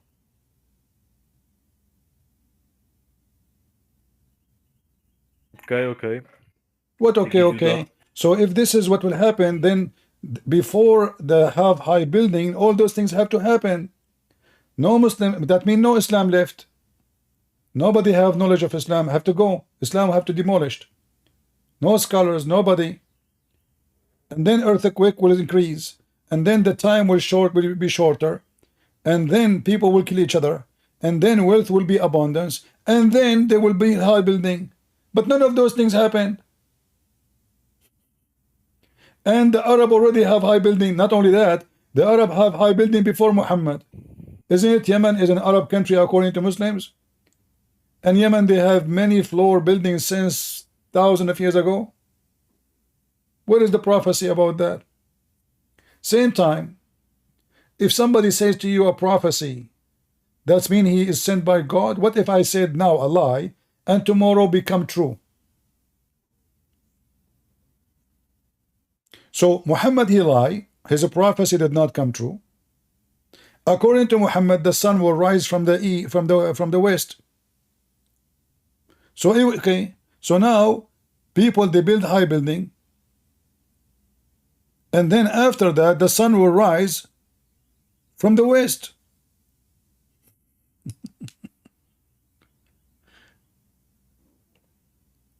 Are you there? Yeah, I'm here. So is the Just prophecy, is it true, or is this silly and stupid? You are from yeah, Poland, it's right? silly. Yeah, yeah, I am. You are from Poland, right? Yes, yes, yes. What if I say now, I believe that the Polish people, they will be the majority of mankind in 2080? You believe it? I I hope so, but Not, no, no, of course not. but you would believe it? No, no, no, no. Of Okay. course. If I say that Italian will be the majority of mankind, would you believe it? No. Well, this is what Muhammad said. He said that the judgment day will not come until the Roman, they are the majority of mankind. So how Muhammad is a prophet of God? And he say such a thing. The Roman are the majority of mankind.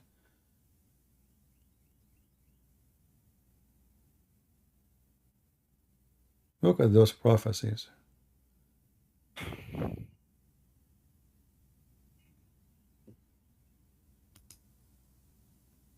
Look at this one as an example. The 5 signs they have to pass.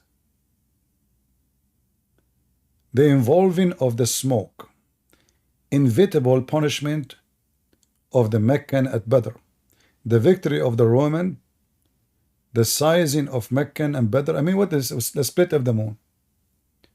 What do you think about Muhammad splitting the moon? Like it's about the belief, you know. It's there is no like. No, this is not about belief. This is not true. Because if the moon is split, the whole world will see it. I heard that there is like I don't know, but I couldn't find it. Of course, I don't know why. Maybe I looked really poorly, but there is like in India someone who saw it. But yeah, you have a point. I heard like In that. India, someone he saw it. As I said, Like this guy, it's, he was looking, only one person in India, he saw it. and let me explain. But I, kurwa, I want to say that that yeah, it's about the belief only. Yeah, but I heard No, that no, no, like no. you It's know not about, that no, guy. no. This is not about a belief. This is a big Okay, fat okay. lie. It's obvious. So the moon have eclipse. Muhammad is a big fat liar. And he took a poetry of an Arab man. This has have nothing to do with the moon splitting. It's a poetry. The moon split. The guy, he saw his girlfriend. She is so beautiful. And he said the moon split asunder, and because he saw her face, you know. دنت الساعة وانشق القمر عن غزال صاد قلبي فنفر أحورا قد حرت في أوصافه. So this is a poetry made by Amr al-Qais describing how the moon split because describing how beautiful his love, the women he loved, have nothing to do with the moon splitting, have nothing to do with Muhammad miracles. Muhammad, he took it, he put it in the Quran, and we laugh at Muhammad. Now, you know what, to make it short, what is your education? Like right now I'm studying licenciate, you know. Let me check in English because I know only in Polish. Like Google Translate really quick, and I'm telling you, okay? What? I'm studying, but this is the ending year, you know. You are studying what? Bachelor degree. You know what I'm saying? Bachelor in what? In what? Yeah. Yeah, in criminology. Criminology. Oh, okay. So, so I show you the perfect verse. Here we go, chapter 2, verse 178. Criminology, no problem. So, listen, as long as you study criminology, that means you have to study some science, correct? I mean, I didn't had much science, but No, if a woman, usually like if a practice and if a theory. woman is raped, what is the step to prove that she was raped?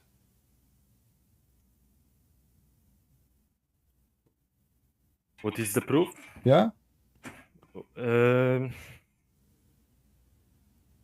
You said you studied criminology. Yes, but we Okay. didn't had like medical. All right, my friend. that stuff. I have degree in law, so I will explain to you. The first thing, there is two parts of the case. There is witnesses and there is evidence. Physical evidence is proving Yeah. DNA. So the women have to do immediate examination within few hours of the claim, that to prove that she have a DNA from the one she claimed he raped her. And then they match the DNA. If the DNA match with the person, this is a You clear don't need to evidence. tell me that. All I right. just don't want I to talk asked you, about you it, did you not know? answer. It's Okay. disgusting to me. So now, this is disgusting. Why? Yeah. Why, Again? why disgusting? Because you know, it's about rape, you know what I'm saying? I know So the what? purpose. Rape I is just exist. don't... So what disgusting? Are you a kid? No, I'm not, but Okay, like so what what? disgusting? We have, so is rape is real? Is real. Is thieves is real? Is real. Is a Okay. criminal is real? So we are adult, we are not kids.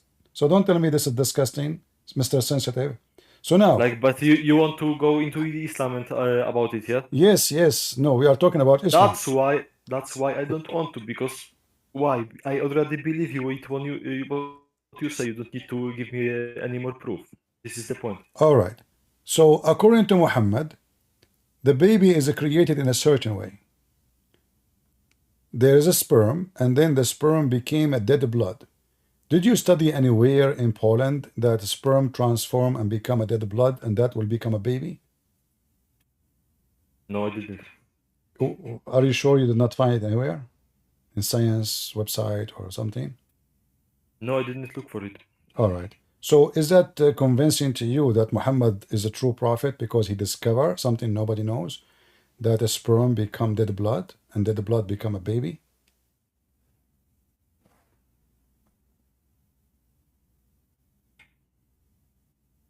Like I said, the Ma- whole the rest of the things that you told me today, like I agree with you, yeah.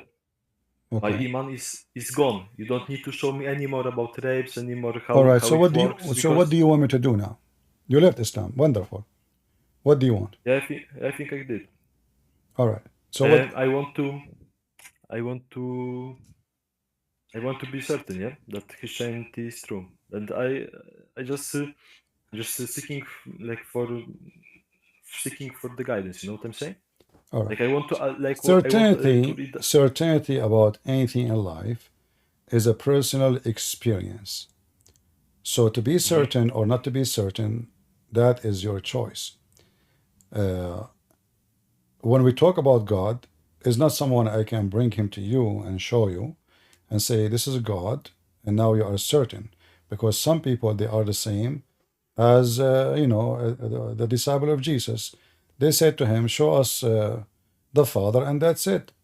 He said to them, I am with you all this time, and you do not know me. Whoever saw me, he saw the Father. So there is people like to see in order to be certain, and there is people who believe without seeing. And you as a person, you will not believe unless you see. So I say to you, good luck. When you see, No, I didn't that. I don't know I what didn't you say want, that. because you are seeking certainty, and how you can find certainty in the way you are looking for it, because you are trying to use logic, but you convert to Islam, which is illogical. So I found your logic is awkward. Either I'm logical all the time, or logic is not really my priority. So as an example, it is not logical that Jesus is born of a virgin, because this is against science, right? Science does I not can believe say, that. yeah, Okay. but science does not say a woman, she can have a child without a man, correct? Come again? Science does not agree that women, she can have a child without a man, correct? Yeah, sure. Okay, so how I can prove that to you? It's impossible. But we Christian, we believe in it. However, in Christianity, the story of Mary makes sense. Jesus is from above. He is son of God. He is a son of no man. So it was very normal that he is a son of no man. But how I can prove that Jesus is God? That is very simple. I did not witness Jesus. I never saw him, I never met him. But I trust that the disciple of Jesus, who paid their life, all of them, They sacrificed, they been tortured. They did not give their life for nothing unless they are sure. John, he said, we saw his wounds and we touch it. So the true witnesses of Jesus, who they paid their life, is the one we receive the information about Jesus from. And there is no logic in the world, as long as you like logic, can convince me that somebody is willing to give his life for no return. No booty, no women, no sex, no money. To give his life just for a fake idea never happened. For something he never witnessed. All of them, they paid their life in a very heavy and torture way. So what is the reason those people, they did what they did? Do you think all of them, they have mental issue? A bunch of crazy wise men? Because if you read what they write, you will see how wise they are. If you read what they are saying to each other, you will see how high quality they are.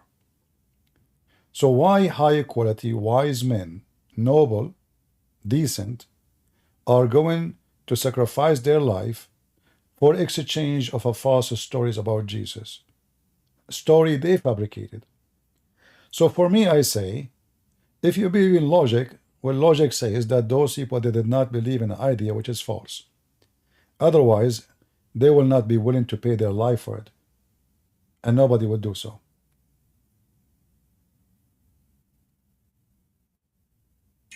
Yeah, you have a. This is a strong argument, not gonna lie, but you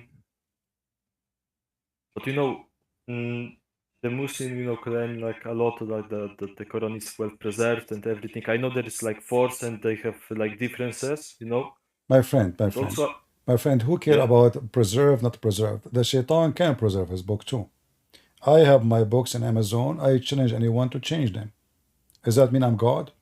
This is a very silly idea. Secondly, if Allah, he sent the Bible and he could not preserve the Bible, but he could preserve the Quran, that make Allah is more silly. For it is his book anyway. So if he can preserve one book, but he cannot preserve the other book, that make Allah a joke. And if Allah chooses to preserve one, but he don't want to preserve the other one, that is even more joke. So when you speak about preservation, is more funny and more stupid. Same time, Christ is not a book. Christianity exists not by the existence of a book. Jesus says, earth and heaven, sky and earth, they will be destroyed, but my words will not. Yet there was not a single word of Jesus was written. So the promise of the preservation of Jesus Christ's words is not about a book, it's about God himself. God has said. So the message of Jesus will be preserved, and the promise he made is true, long before the book was written. And in order to convince you that Jesus is true or not, I think you should not convert to Christianity. I think you should stay as an atheist. You are a person who like to see things, and you are not going to be a good believer anyway, because you are a person. No, you will not, because simply you don't have So heart. you just No, you don't. So you are telling You don't have a heart to believe. Hmm? You have only a position of lost, like you are just looking around, sniffing. What is better. So You are so I doing. did. You are like somebody doing shopping. You are not really looking for God, Okay. So why did I believe in Islam at first? because, as I said, you are doing shopping. You found No, something. no. You found something more attractive for you, and you decide to believe in it. Not attractive. I just So didn't know no, about Christianity, and now when I want no, help, no. you Let me just prove tell to me you. to go to be atheist. Let me prove to you. atheist to go to hell? Let me prove to you what I said is true. You know nothing about Islam, yet you converted No to way. You converted to Islam, yet you know nothing Yeah. about it. So give me the reason. Yeah. Listen, I said that I was looking for God. Like I didn't. I Doing was shopping. emotional Doing back then, shopping. what I'm saying? Okay. And Did you Yeah, ask the same questions about Islam the same you ask about Christianity? Did Allah show you anything? this is my point. I didn't even consider Christianity, No, no, and no, no, no. You as see, I no, said no, no, no, before, no. I'm asking you, my it was friend. my You mistake. are not listening. You're not listening. You Okay. are asking for evidence for Christianity. Mhm. Did you ask the same questions about Islam? Like you said, Islam is preserved. Did you check if the Quran really is preserved? Do you have evidence Quran is preserved? Do you have even the Quran? Yes, I have, but back then, No, you I don't. just No, you don't. Not a I single have Muslim. Quran. Not a single Muslim have the Quran. This is not the Quran you have in your hand. This is a printed book by Saudi Arabia. They claim that this is according to the recitation of Hafs. But nobody have the book of Hafs. Nobody have the book of Uthman. Muslims have many Quran. They are different from each other. You did not check it out. Yeah, So how come you confirm that I this is the did. Quran? Month ago I did, like not month ago, but few weeks back. That's why I have doubts about it, and No, that's why no. I'm here. How But come you you are did telling not? me to go atheist. Why you did not before you convert to Islam? Are you a foolish man? So you jump in the murky water without knowing what underneath? Shouldn't you do? Ask all those questions before you convert to that religion or after you convert. So you say I believe without knowing what you believe? No, I know what I was believing, but like I said, this was No, you like don't. emotional process. No, you don't. Okay, what is the nature of Right Allah? now, yes, right now I agree, but back then, you know what I'm saying? But back then, nothing changed. Still, you do not know. Here we go. If now you do not know, back then you do not know. So why you convert? Listen, like Urva, like I said, I don't know right now because I have these doubts that were building up in me, and this is like, should I consider this as a blessing in the hearts of Christians because I want to seek truth in Christianity, and you tell me to go atheist? I'm saying to you, Listen. you don't fit to be Christian because you don't have heart to believe in Jesus. For your heart is still until now, to make it simple for you. When somebody Go ahead. is questioning something, and he is asking what is the proof, obviously his heart is not the one is working, it's only his brain, which is fine. But then when I show you that we have evidence, we have tens of thousands of manuscripts, we have the disciple who paid their life, we have the story spread around the world, and you should know better that Christianity spread in India, Ethiopia, Sudan, Egypt, Syria, before even the European. So all those countries around the world, they agree to fabricate the Bible. All the people from multicolor, multi-ethnic group, many of them, they are coming from pagan, not only the Jew, there's Jews, there's pagan, there's all of them, they agree to fabricate the Bible. So isn't it silly that I am a believer and now I want to fabricate my book? Do you think really that somebody, he believe in something, he believed from his heart, and then he is willing to change the book of the God he believe in? How silly you are to believe in such a thing to happen. Why the Christian want to do that? Can you tell, if you go right now to your church and tell them, hey guys, I decided, and I hope you agree with me, to take John chapter 7 off the Bible. Do you think they will agree with you? Of course not. So why they will agree in the before?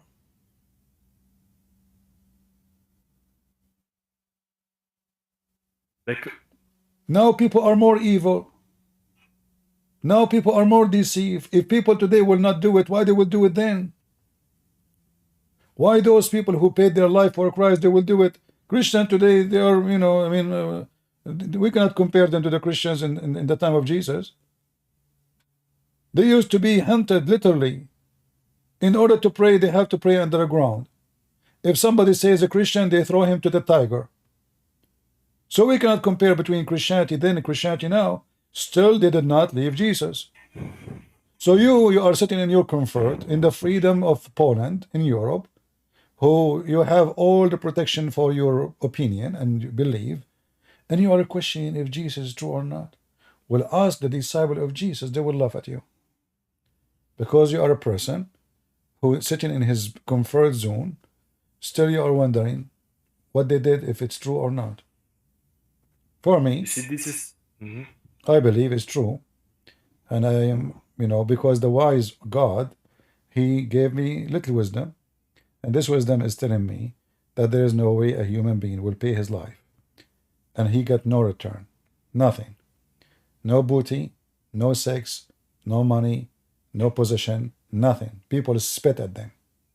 People treat them like dogs. They are not welcome. Jews treat them bad. Roman treat them bad.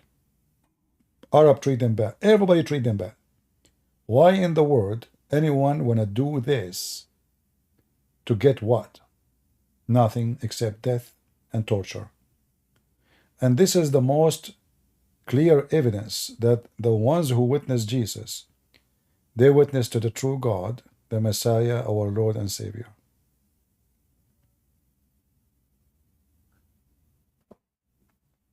So what is your like honest, yeah? Like the last thing, yeah, and I'm out.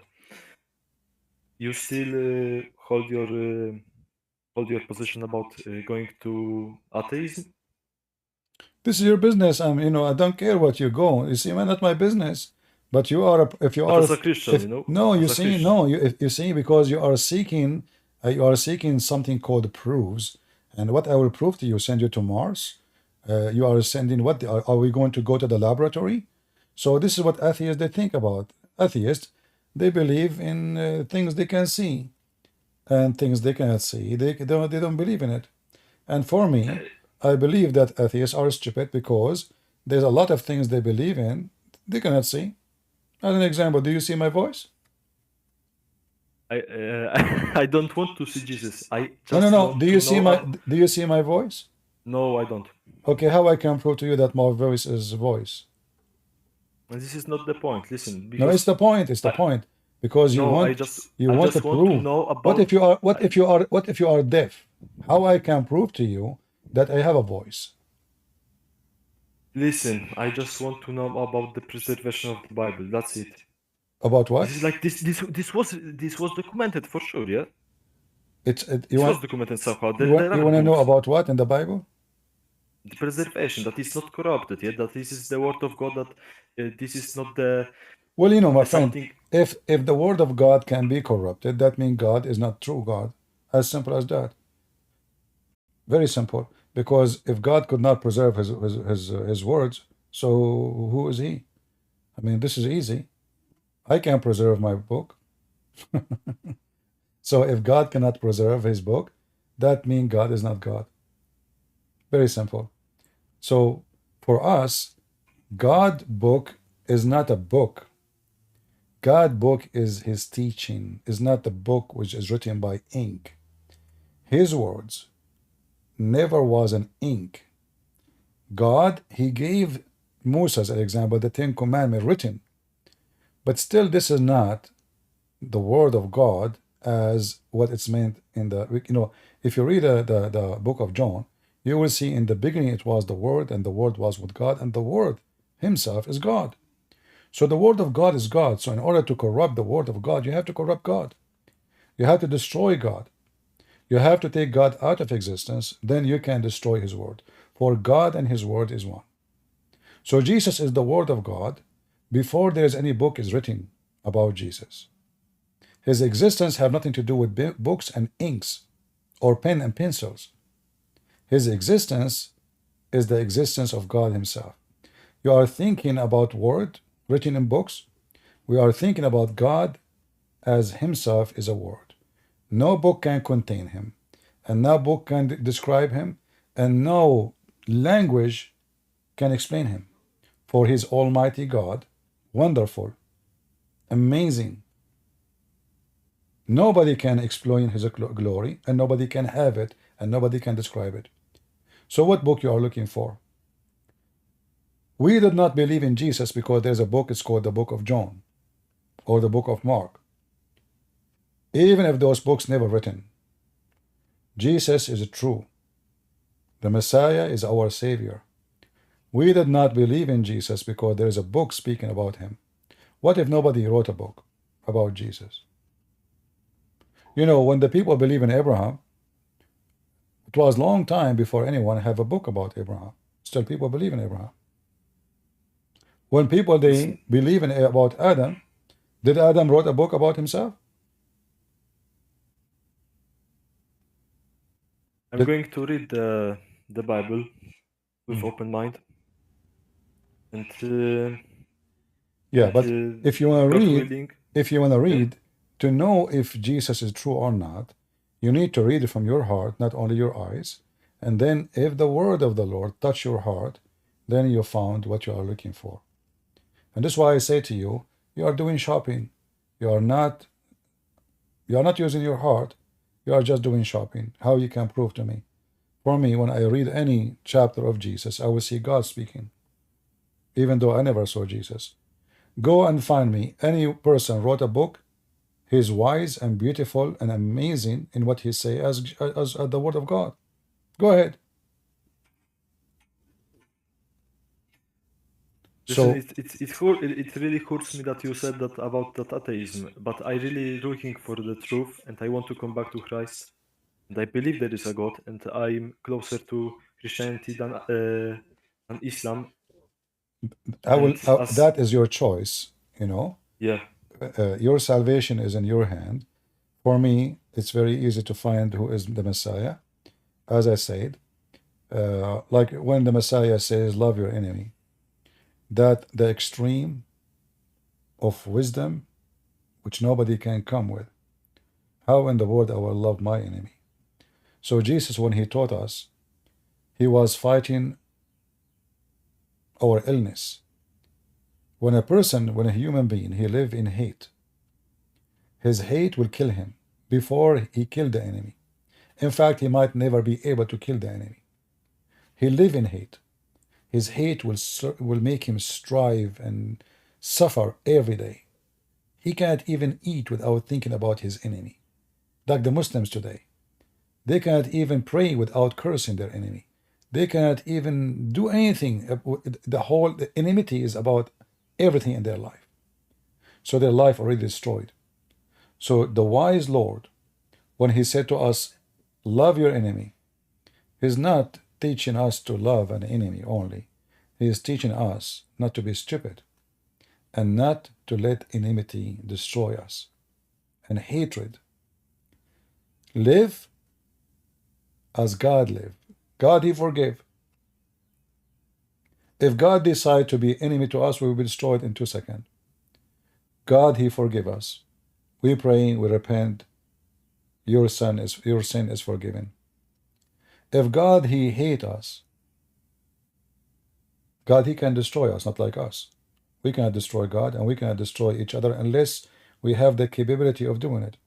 So if you live with hate inside you, this hate is going to be like a poison, will kill you slowly, will turn your life upside down. So if you live the wisdom of Jesus, you will see that your life will change. The way you treat your wife, your family, your mother, your children will change. The way you treat everybody around you, you change. A person he convert to Islam right away, he have to hate. He have even to hate his parents. So with Jesus, you live as a new person. That's why in Christianity we believe that when somebody is a believer, he is born again. So if you ask me about proof of God, I say to you, being born again with Jesus, which means you can be a criminal, you convert to Christianity, you will become a monk. You will become a decent man. You will become a loving. You never harm anyone. Christ, he will change your life. If you are a monk and you convert to Muhammad, you will become a terrorist, a child molester, a rapist, a hate monger, a violence teacher.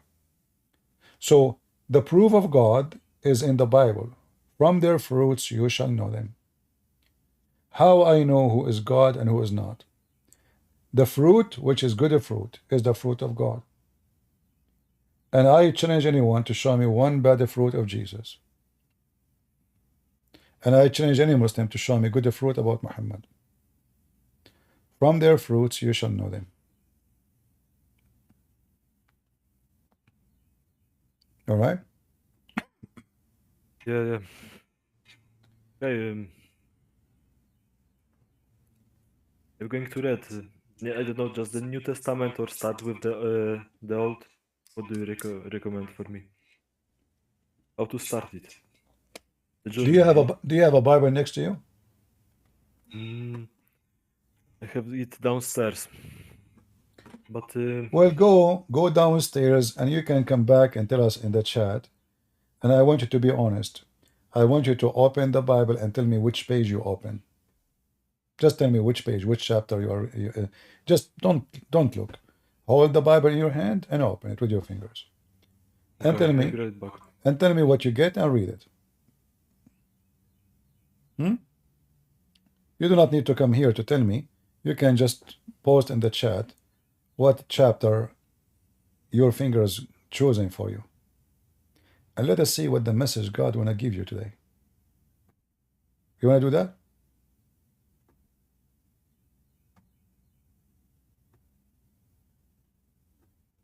I guess he went downstairs to get the Bible, maybe. He thought I'm asking him to go right now.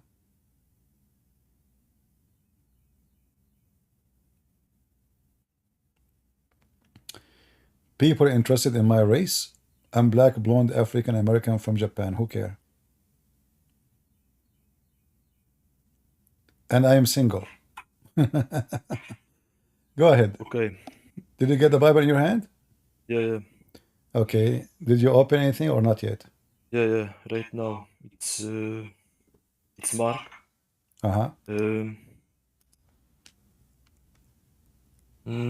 And you want me to read something like? No. What the page you open? Tell me the one in the first page. What Mark what? From the top. It's second. It's second. All right. What Mark 2 is speaking about? About the healing of someone. All right. It's in Polish, so give me a second. Let me play the sound.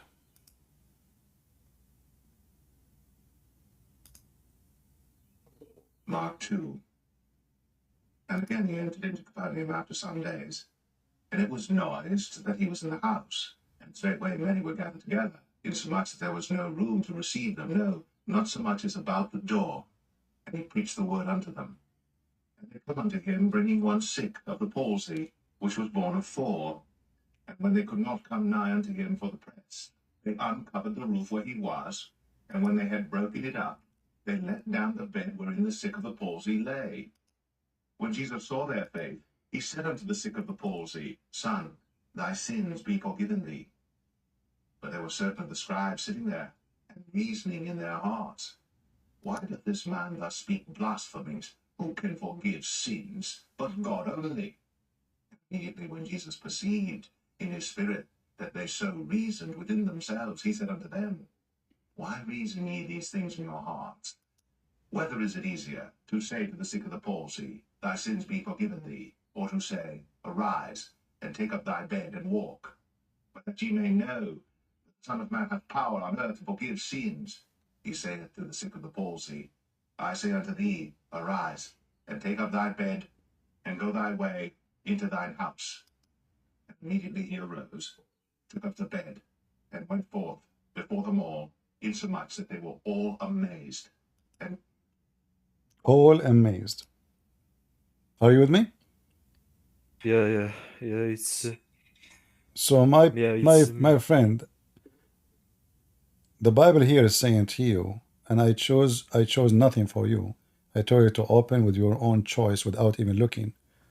The Bible is saying to you, you are the same as the same person who was sick, and they brought him down from the ceiling.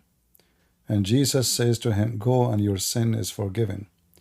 So either today you choose to believe in Jesus, that he have the power to make you walk, because Islam make you disabled to think correctly, disabled to see correctly, disabled to be wise. Islam made you blind. So the Lord here is talking to us about healing, how he can heal you. So I hope that today you are able to be healed without even having any physician to touch you. In verse number 17 it says, When Jesus heard, he says unto them, They are whole, have no need of physician, but they that are sick come out and call the righteous but sinners to repentance. So I say to my friend, you better repent today and accept the Messiah as your Savior, so he can say to you that the sin you did against me by converting to Islam is forgiven. Accept I will. Jesus. Go ahead. I will. I will do it. I'm in tears right now, yeah? First time. Uh, first time I'm crying since it's a long time, yeah? Thank you. All right. You are welcome, my friend. Take care. God Thank bless you, you. bye. God bless.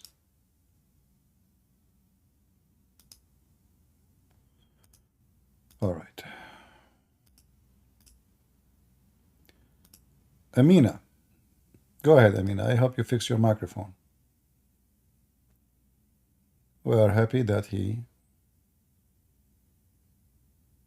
left Islam and become a Christian. Are you there, Amina?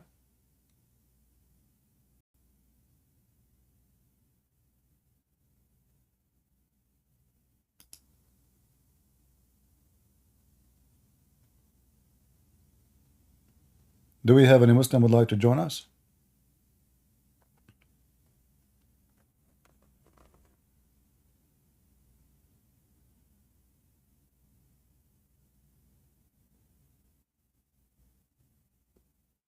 Anyone?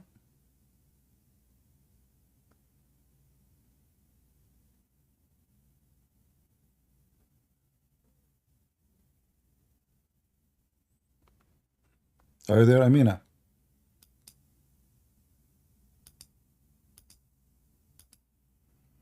All right. Amina, she came to the stage many times, but her voice was always bad.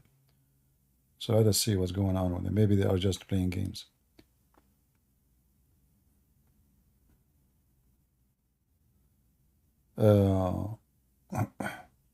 So going back to our topic, those liars, they speak about the white man forcing the black man to become a Christian, when in fact the words of Christ first came to those who have nothing to do with being white. Even if we go and read in their filthy books, as an example, if we go to the book of Ibn Kathir, and that will give us a great comparison between Islam and Christianity. In the book of Ibn Kathir,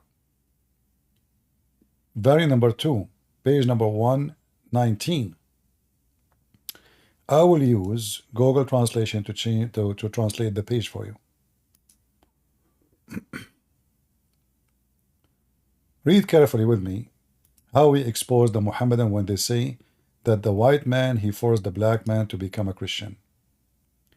This is their stupid book, as you see, the book of Al-Beginning, the beginning and the end, written by the scumbag Ibn Kathir. Part number 2, page number 119. Ibn Ishaq, he said, and all the stories of Islam is coming from Ibn Ishaq anyway. This website, when like the translation we are using, the second we highlight, it gives us the Arabic, which is not good. So here you will see that Christ, let us see where to read.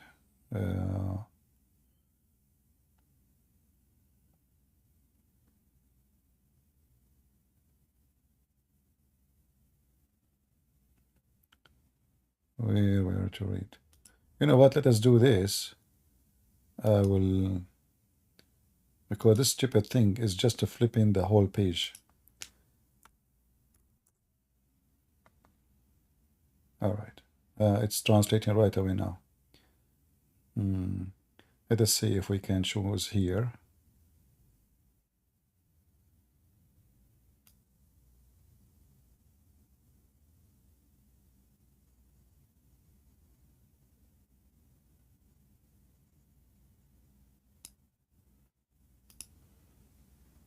Let us read together. on the authority of Muhammad ben Ishaq, before Jesus, peace be upon him, was exalted, he instructed the disciples to call people to worship God alone, with no partner, and appointed each one of them to a group of people in one of the regions of the Levant, the East, and the West. They mentioned that every person among them began to speak a language to whom Christ sent him. More than one person mentioned that the gospel was transmitted from him by 4 people, Luke, Matthew, Mark, and John. So, where Jesus he sent his disciple? The territory of Syria, to the east and to the west, and to the, when we say, by the way, the west, in Arabic, when they use the word Maghrib, they mean Africa, Morocco. This is what Morocco means actually in Arabic. Maghrib.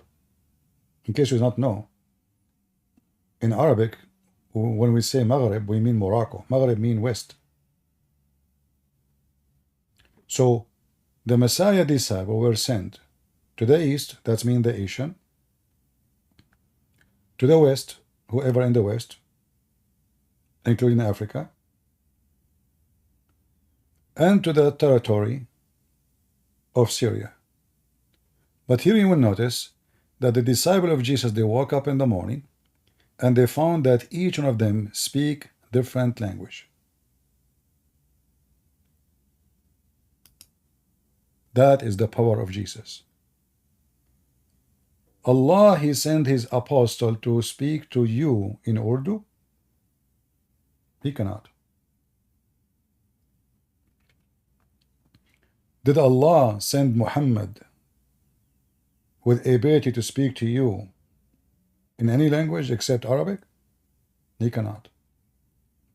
So if a Christianity is a racist, then it should be only about one culture, one language, and one ethnic group.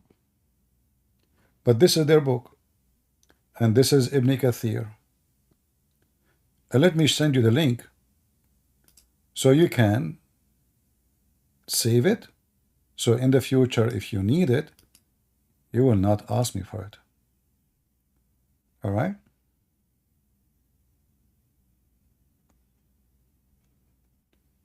Let us see.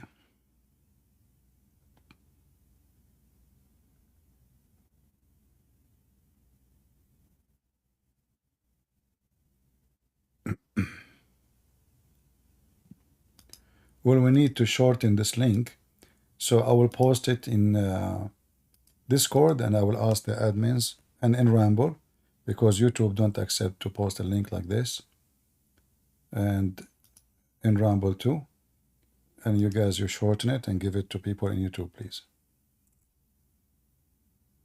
I just posted the link in Ramble and in Discord. So here we notice that in Christianity, God, he understand all languages. God, he speak all languages.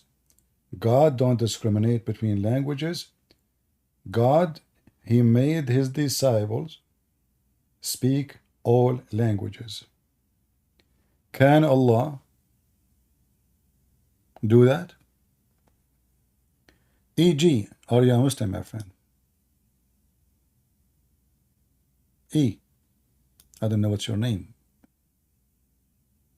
Are you there? Why somebody, his name is E? There's no letters left in the alphabet?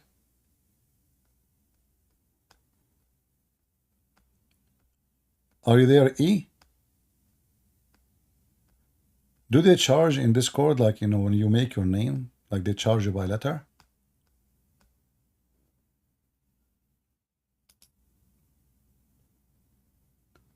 Okay, E, if you cannot talk, you know, just drop. Go ahead, Amina.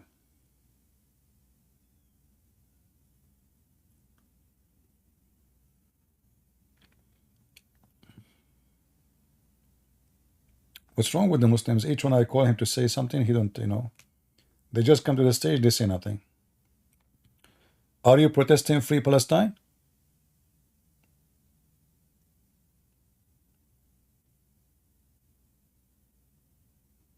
Well, let us hope Allah will hear your prayer and He will free Palestine from the terrorist.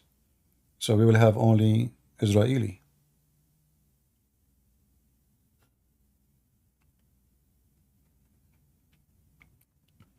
Any Muhammadan would like to join us?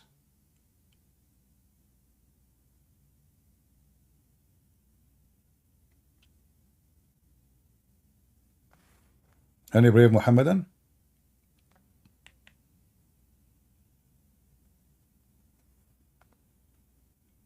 Nobody? Let us go now to the Quran and talk about white and black. We continue. We are not done yet. According to the filthy Quran, you cannot enter heaven. Oh, look at this guy here. Potato. I was going to play this video, by the way, but it's okay. I mean, it's not worth it.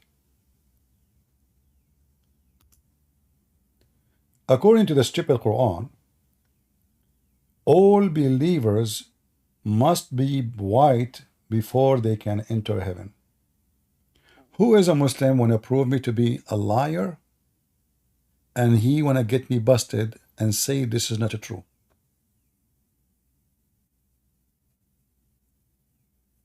Any Muhammadan?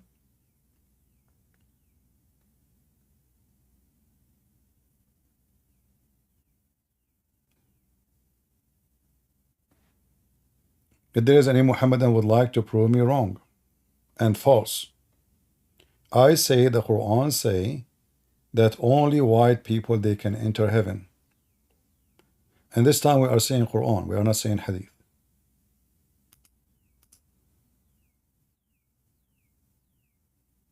Any Muhammadan? Go ahead, E.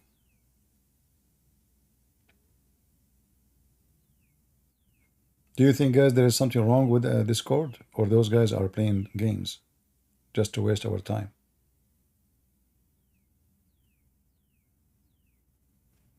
Maybe they are just doing it on purpose. You never know. All right, maybe I will block them then.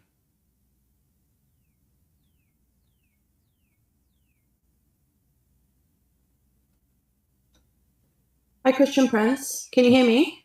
I do hear you. Go ahead. Hi, brother. Sorry, I'm one of the mods here. Amina, we're trying to fix her mic. Her mic is working when we take her into VC, but for some reason it's not working here. She's a lady. She does want to speak to you, but she's just having a little bit of trouble with her mic. All right. So please don't block her. Yeah. Okay. Thank you. Thank you very much. Amina, say inshallah, so the mic will work. This has happened to me all the time. I have a cousin, he's a Muslim. He bought a car. You know, the car dealer, he told him this. He said, "Where is the keys?" He said, "Oh, this car doesn't have the keys." You say Bismillah, the car go. Hello? Yeah, Amina, we hear you. Goodness. Finally, you can hear me. I hear you. I don't know what was going on with you, but it's okay. Thank God you are working now. Go ahead. What do you want to say to us? Yeah. I don't know if I'm interrupting your conversation. I don't know what you guys were talking about because I had to just reload the app. So No, it's okay. We are talking about racism in Islam. What do you think about Islam? Is Islam racist? As far as I know, Islam isn't racist. I've been, my family and I all practice Islam for as long as I've known. I was born into it. I've not experienced racism. And where are you from, if you don't mind to say? Well, I live in the UK. I live in England, but my family's from North of Africa. Okay. But if we go right now and we search in the internet, like if we say you are from Morocco, do Moroccan people mistreat a black African in Morocco? Well, the part of Africa that my family were from, I don't. Okay, so Morocco, let me make it simple. Morocco, until now, they mistreat African. Tunisia, they mistreat African, and we can show the reference right now. Libya, they capture African until now. And all North Africa. In fact, Morocco, was the biggest market for slavery in the world. Yeah, but I don't think you can misconstrue religion with like actual people, because you can say the same thing for like, you can say the same thing for any country that has religion, or like, No, you no, can no. say This like is this is not racist this is even. not about a country. This is based on the religion. Did your prophet allow you to capture people and enslave them? Um, I know in the Quran it says obviously like that the slavery does exist, but I don't think it's something that we currently practice, or at least like, No, if I'm being completely honest, yes, currently where you I'm don't from. currently you don't practice because Muslims are not the one who is the superior in the world, and the Western they force their rules. So when the Western they say nobody slavery, nobody slavery. That's it. That's the whole idea. Otherwise, actually, until now in Mauritania they have slaves. Until now, big Yeah, number. yeah. I Yeah. was just going to say, yeah, I grew up with that knowledge. I grew up in that society of, people, that there were people that were subservient to a certain class of people or certain ethnic groups of people. But it is servitude. It is indentured servitude, and it's not right. I was against it. Not, people were comfortable with it, All right. So but let us move to something more I don't important. think it's linked. I wouldn't Do say that's do linked do to bla- Islam. do Like, black do it's not black obvious to say that Okay. it's linked to Is it Islam. is it true? Is it true that in Islam anyone when I enter heaven he must be white? He must be white. Yes. I've never heard of that. That sounds crazy. Okay. Do you speak Arabic? No, I don't speak Arabic. But you said you are from No. Morocco. No, I didn't say I'm from Morocco. I didn't say I'm from. I said I'm from. My family's from the north of Africa. Oh, okay. Mauritania is the country that you mentioned, is actually where my family is from. So All right. Okay. So if we go right now to the Quran and let us see, do you see my screen? I don't, because I'm on Discord, and to be Okay. quite frank I with will I you, will I will share it in Discord. I will okay. share it in Discord so you can see it. Do you see my screen now? Yeah, I do see your Yeah, I screen. was refuting this Abdul here, but let me show you the Quran. We will go to the Quran. Okay, go on. If we go to the Quran, we will find the following. Actually, before we go to the Quran, have you ever heard of something, the revolution of the Zinj? No, where's that? You see my screen says Zinj rebellion, Yeah. 869 AD. This is not long after Muhammad, 883. The black slave revolt against the Abbasi Caliphate Empire. Yeah. What happened is that the Muslims, they captured tens of thousands of a black African and they forced them to be their slaves, specifically in farming or sex. The beautiful women, they go to for sex. The one who don't look good or old or men, they go for farming. So in that territory, in Iraq, where the caliphate located, they have tens of thousands of a black, to the point that the whole population in the area of Al-Basra become black. And we are talking about the farming area. So those people, they revolt for their freedom when they noticed that they are became big in number. They said to themselves, we can be free from the white man who control us, who enslave us. And the war started, and the Arab, they slaughter every single black one of them. So you never heard of this before, right? No, it's not something that I've heard of, or anyone talks about. Anyone can search what you see in the screen. Search for the Zinj rebellion, and you will find it. Now let us go to the Quran. Yeah, I was gonna say, like, historical events don't necessarily. No, but those historical events, they are coming from the Quran. They are coming from the. Because you can say, like, Did your prophet own black slaves? I don't know if he owned. If Sure, he did, it's not something. Bilal is very famous. Bilal, Muhammad, he died. I've heard of Bilal. Yeah, I've heard of Bilal. Bilal, he was a slave of Muhammad, and Muhammad died, and Bilal is still a slave. But let us see, And I thought Bilal was highly regarded because he got to call the adhan and everything. He was So commanded. It's not because he was respected, but because he's a poor black slave. The, yeah, but the you know, white like man, all the white man. Why Muhammad did not command Abu Bakr to shout?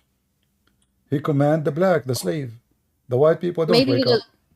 I heard that he eradicated slavery and that Well, what from okay, Islam. Muhammad he died and he owned slaves. Is that correct? I don't know that if Muhammad Okay, we will go for that owns part. specific Let us slaves. let us read the Quran here, and we will go to that part about Muhammad, what he did with the slavery. Muhammad he encouraged the slavery, and one of his title is Ba'i'ul Abid, which means the slave sellers. Can you read for me, please, what the Quran is saying? On the day of resurrection, when some of the faces will become white, and some faces will become black. As for those faces will become black, to them will be said, did you reject faith after accepting? Then taste the torment of hell. Taste the torment in hell for rejecting the faith. Continue. And for those faces who will become white, they will be in Allah's mercy, paradise. Therein they shall dwell forever. You said, when I said to you that in Islam only white people are welcome, you said Yeah, that but would be funny. But do you not think that that could just be said for like their faces are turning black because not racially, it's not like a racial thing, it's more so like because they're evil, and like I think everyone kind So of understands. why if somebody evil, his face will turn black? So if Well, I'm evil, so if I am like, can't I be evil and I'm white? No, of course you can, but then your face could still turn black because that might just be the connotation for evil, you know? Okay, why? You know, But like why how he red did not say is that? associated with sex, and No, like black what? could be associated Okay, with I evil. will go with you. But why Allah he chose to say that the one who is evil will be black? Why he did not say the one who will be evil will be white? Well, maybe it's just what people understood back then, much like, how Christ uses the fig tree, even though we don't have fig trees in current day. Like we do, but like, in England, I don't walk around seeing fig trees. He Oh, uses you have a lot of fig tree. parables. No, you have a lot of fig tree in England. If you go right now, No, but you can, I've never seen a fig tree. no, I've never walked you out can and seen a search. fig tree. It's called the brown turkey. So there you have a lot of fig tree in England. Same time, here it's physical. If we go right now, have you ever heard of the Quran tafsir? Yeah, of course, yeah. All right. So in the Quran, there's a chapter, the chapter of the ants. Have you ever heard of it? No. Chapter Maybe of the if you chapter of the ant, verse number Oh, 82. ant. Oh, okay, ants, right. Ants, yeah, Yes. ants, yeah. So chapter 27, verse number 82, it says that there is a beast will come from the ground. Do you know what this beast will do? No, I don't know what it will do, but I'm guessing it might eat people. I don't know. This beast is a Muslim beast, and he is going to teach you how to behave. Oh, okay. And he will make you white or black. All right. So if we go, let us go here. But don't you think it's people see black cats, like people see black cats and they like they associate that with like black cats are evil. It's like that kind of same thing. This is okay, but this can't be from God. But this is what your God said. Your prophet, he said, the black dog is the devil. Is that godly or this is stupid thing? But do you not think that is it stupid? Do you agree with me to associate the color of a black cat with evil cat? Yeah, obviously, I do think that's silly when people say that because I have a cat that's also black and white. This is what your prophet said. Your prophet says the black dog is the devil, and I will show it to you. But let us see here what the Quran is saying, because you are saying that this is maybe metaphorically, not physically correct, about being a black face. Yeah. I think it. Read with me here. I would interpret it as that because I cannot take. All if right. I was to take this it is the story. I would then, This is the story according to your prophet and his companions, the beast will come out from the ground. You see my screen? Yeah, I do see your All right, screen. so It this is is quite small for me, but yes, I can see it. so this is, I can post the link for you so you can open it if you want. I will post the link. Here. No, it's okay. I'll go with you. It's all right. You don't All have right. to. So do here that. there is a beast is going to come from the ground, and this Yeah. beast is going to have, let me show you, is going to have the ring and Yeah. staff, the ring of Solomon, magical ring, and the staff of Moses. Let us see together. Okay. Read with me. Can you read for me what you see? In the It is a little bit small for me because I'm on my phone and my screen isn't okay. enlarged. A beast will emerge from the earth, and with it will be the staff of Moses and the ring of Suleiman. Suleiman means Solomon. Peace be upon both. It will strike the nose of the disbeliever with the staff of who? Of Moses. And it will make his face, the face of the believer, bright, which means white, with the ring. Until when the disbelievers, they meet, they, like, like they meet, they see each other by color. What do you think about this? Is that metaphorical now or physical? I'm not really. I guess that provides a bit of context, but let us continue reading. Maybe that will give us more. It will strike the nose. It will strike the nose of the disbelievers with the ring, and will make his face, the face of the believers, bright with the staff. Until when the people they gather for a meal, they will say to one another, "O believer, O disbeliever." Why? Because now there is only black and white. Correct? Yeah. So how now Muslim they recognize who is a believer? He is very white. And how they recognize someone is not a believer? He is very black. And then it says here, and then this is the description of the beast. And let us continue. If you read with me here, it says, so, and there will be no disbeliever left without making black spot in his face, which will spread until his face is black as a result. Do you see it? Okay.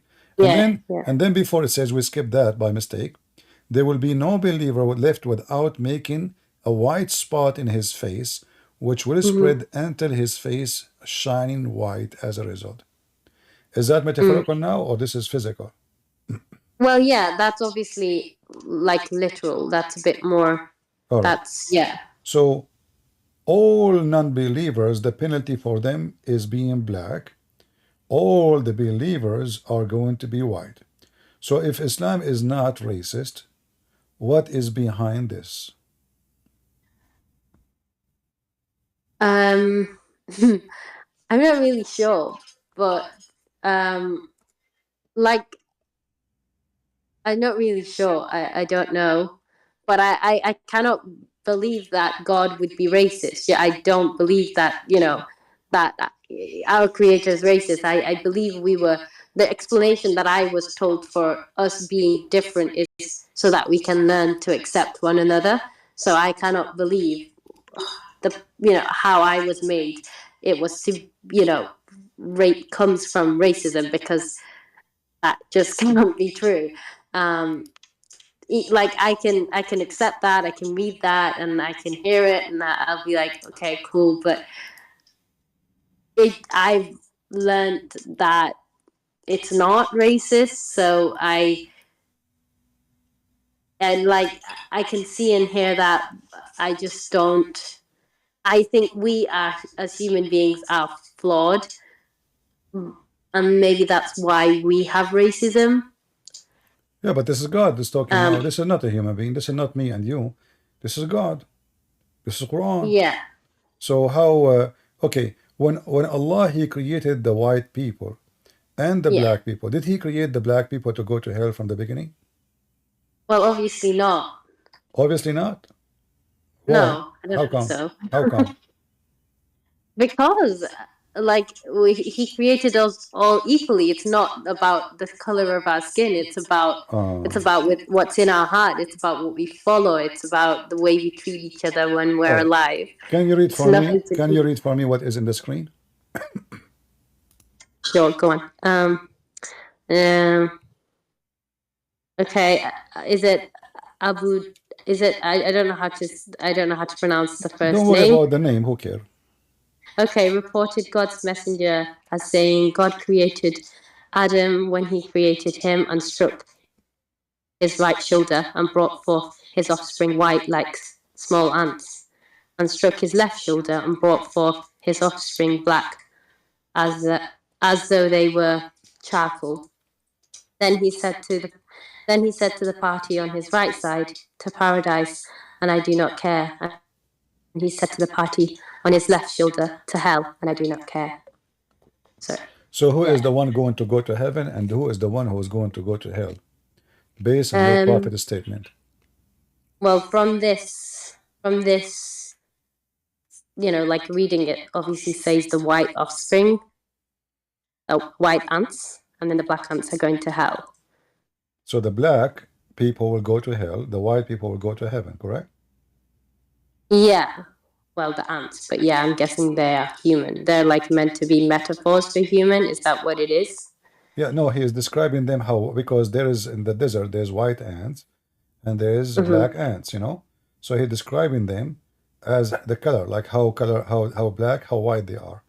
So the white, the offspring which is born from the right hand, the right hand in Islam present the hand of God.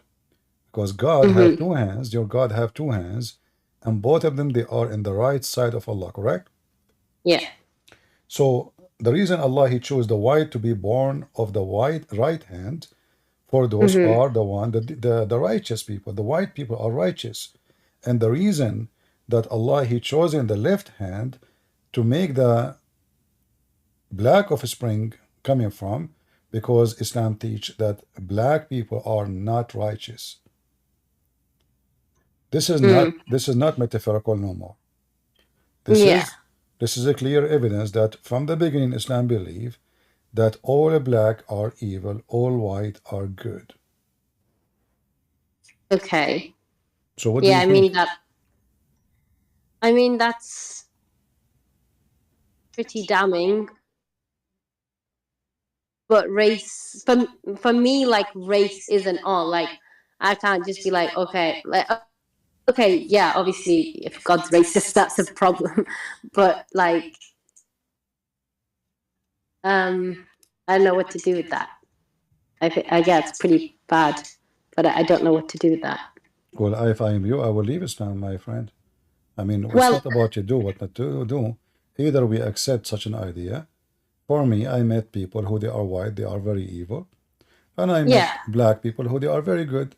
And I met black, they are bad. And they are met, I mean, you meet from everybody. There is Asian, they are bad. There is Asian who they are good. There is bad and good everywhere. In the same family, you will find a brother, he is wonderful. The other brother is disgusting. So the same family, the same parents, the same ethnic, the same language, the same roof, the same milk, the same breast that they breastfeed from. Yet one is evil, one is good. Yeah, but I understand. I do 100% see what you're saying. I think that's true. I think that there is a point. There is some goodness in Islam, and there is obviously some give things that me are one good thing about Islam. Go ahead. like, for example, like the orphans and giving, for example, you cannot treat orphans badly. Is it true that Islam says to treat the orphan nice is by having sex with them? I haven't seen that. So Surah An-Nisa, which talks about the orphans and like treating them rightly and splitting their giving them the right of heritage. We will see how the Quran speak about how to treat the orphan nicely. If you fear that you shall not, hold on, just wait. If you fear that you shall not be able to deal justly with the orphan girls, then marry women of your choice. How in the world this religion teaching you? You see, I say to you, is it true that you treat the orphan by having sex with them? You said no. Correct? A second ago. Yeah. But the Quran is saying, Allah command you to treat the orphan kindly. Yeah, of course. by marrying little girls who they are orphan. We don't say orphan for someone she is 18, right? No, We say well, orphan for someone she is a child. A person cannot take care of itself, right? yeah. So your God is commanding the Muslim to be good to the orphan. By what? By sleeping with them. And marry them. So you have to marry them first, This though. is sleep with them, no problem. Marrying them, they are kids. You know, is that how I can care? Is that how I do charity? So I see an orphan, I say, okay, girl, go to my bed. I will feed you. I will give you milk, but take off your panty. Is that how? Excuse my language. Is that how I can treat an orphan girl? Well, no, you shouldn't really treat them like that. Okay, But but you are the one who mentioned to me. I said to you, give me one good thing about Islam. You said to me, Islam teaches us to treat orphan nice. This is not nice. yeah, this, because this, it says this is treat them justly. well, justly. And This is justly. How does justly? I mean, justly what? Like, you know, take care of them, feed them. I mean, you know, listen. Honest to God, God is my witness. I bought order. I never have cats. I don't have animals in my house. I bought. I can show it right now from Amazon. I bought food for cats. There's a bunch of little cats around my house, and I bought food for them. They are not my cats. I have nothing to do with them. I can show right now my order in Amazon. So I feed cats. I'm not going to sleep with the cat to feed the cat. So well, yeah, obviously, because they have. if the little kitten, in order for me to take care of that kitten, let us say this orphan is a kitten, little tiny child. So what kind of a good person I am, in order to take care of someone, this person have to sleep with me. And Yeah, even though but it is a child. But I don't think good, decent people would do that. I'm not, if I was raising So are a you boy saying decent in my people? house. So are you saying, my dear sister, are you saying decent people should not follow the Quran? No, I'm just saying, obviously, the whole idea of treating them justly and nicely means to feed them, bathe them, clothe them. No, but you are put them in marrying them. Okay, education. can't you feed them without taking them to bed? Well, This- obviously, you does, can. does it say in the front of your eyes? Is that my translation? Am I faking things? This is the Quran. This is your No. Islamic website. Does it say marry other if you cannot do that? So okay. So now, is that how we can treat justly an orphan, a child? So we take advantage of their needs. Well, no, obviously, that would be really bad if they were a child. So this is not decency then. And This is, even if they weren't a child, you cannot do that. You shouldn't do but that this to is them. but this is because not they're- but this is not decency then, correct?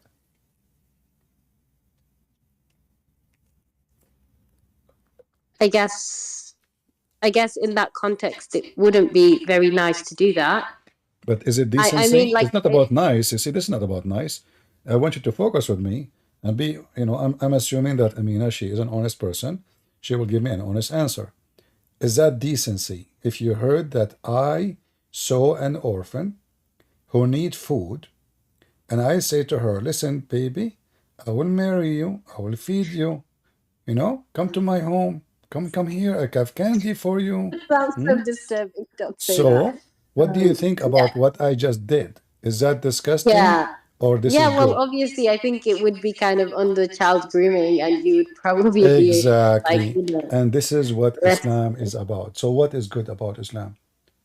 So, we just showed you your I mean, prophet like, saying for black example, people. like, I'm not gonna lie to you. Like, having grown up in it, I feel that, like, okay, for the most part, I have seen goodness. You cannot, like, okay, I'm like exploring the Bible, really, really lovely stuff. It touches my heart, and I'm like, that's amazing.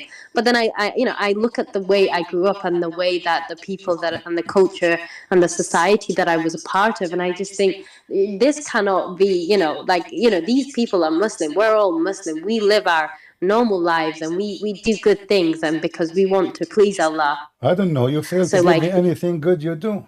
Give me a good thing you do. Lying. Okay, like, okay. Let we us go. pray When you say fast we Muslims, when you in say we Ramadan. Muslims, no, hold on.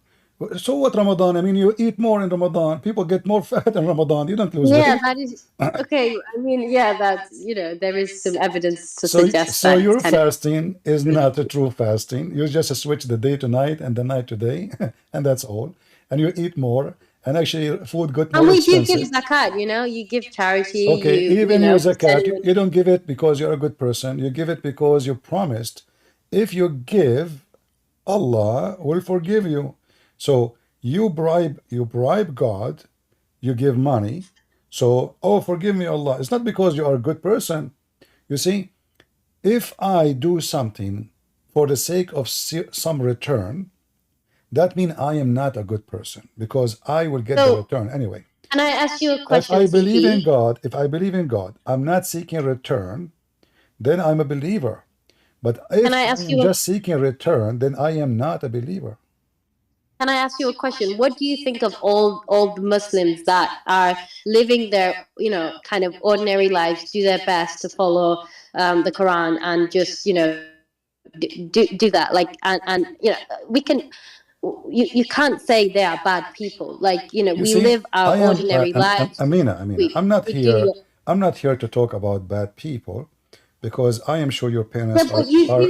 No, you hold do seem on. to hold the view. Let me answer. Let me answer. So Okay, sorry, go on. I'm sure that you are coming from a good family, but how that prove I Islam do. to be okay? So how that prove Islam to be good? Let us say I'm good. I'm coming from a bad family, but how that prove Christianity to be bad? So you are mixing things up. You coming from a good family doesn't make you coming from good religion. You're coming from good family Yeah, because your parents. Okay, but the religion is our. did your mom teach you that you can like your husband? No, I Why? no, Why I your just mom never. she will not? Why your mom she will not teach you that? I mean, she hasn't really taught me what to No, but I say, mean, or why? Okay, let's say in the future you have a child.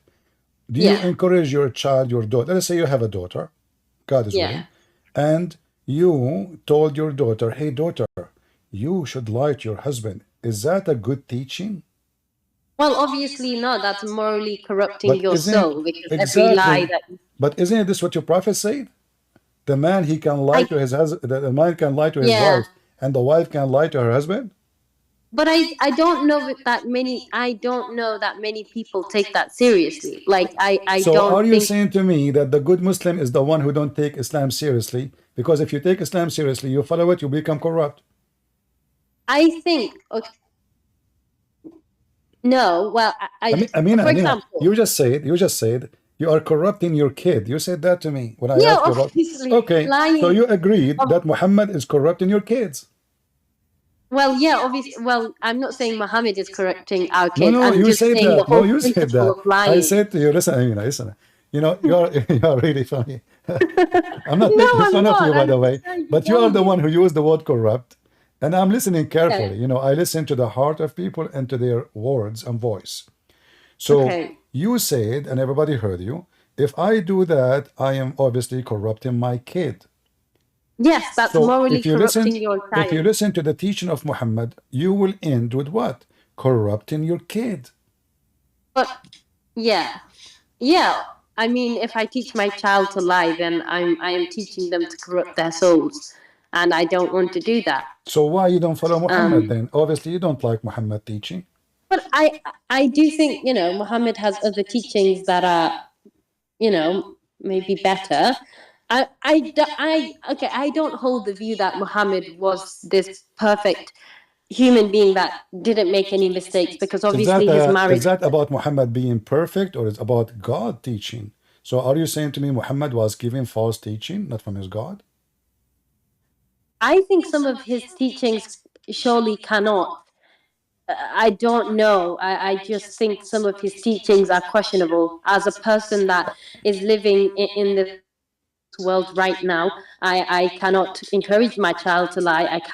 I wouldn't encourage them to lie. I wouldn't encourage the man that I marry in the future to have four wives or up to four wives because I've seen it happen in my own family, and it's horrible. It's not good for anybody. I always tell that to everybody that kind of glamorizes the four wives thing, and I say no, it's horrible. Everybody's miserable, including the children. The children don't have an identity. Don't do that. It's not okay. Stop glamorizing it, because it's a load of nonsense.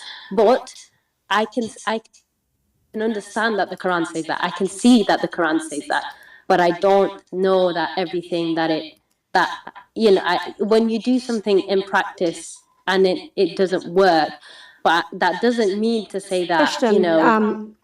Amina, did you hear the video of Ali Dawa, and he is from England, about having secret wife? I've seen multiple videos of him talking about like polygamy and stuff, and like having I don't know if this it's about video, wife. why men get secret second wife, and if you watch the video, you will see that they agree that the Prophet said you can lie to your wife and you can have a second wife. Okay. Do you like your... I want you to be honest with me.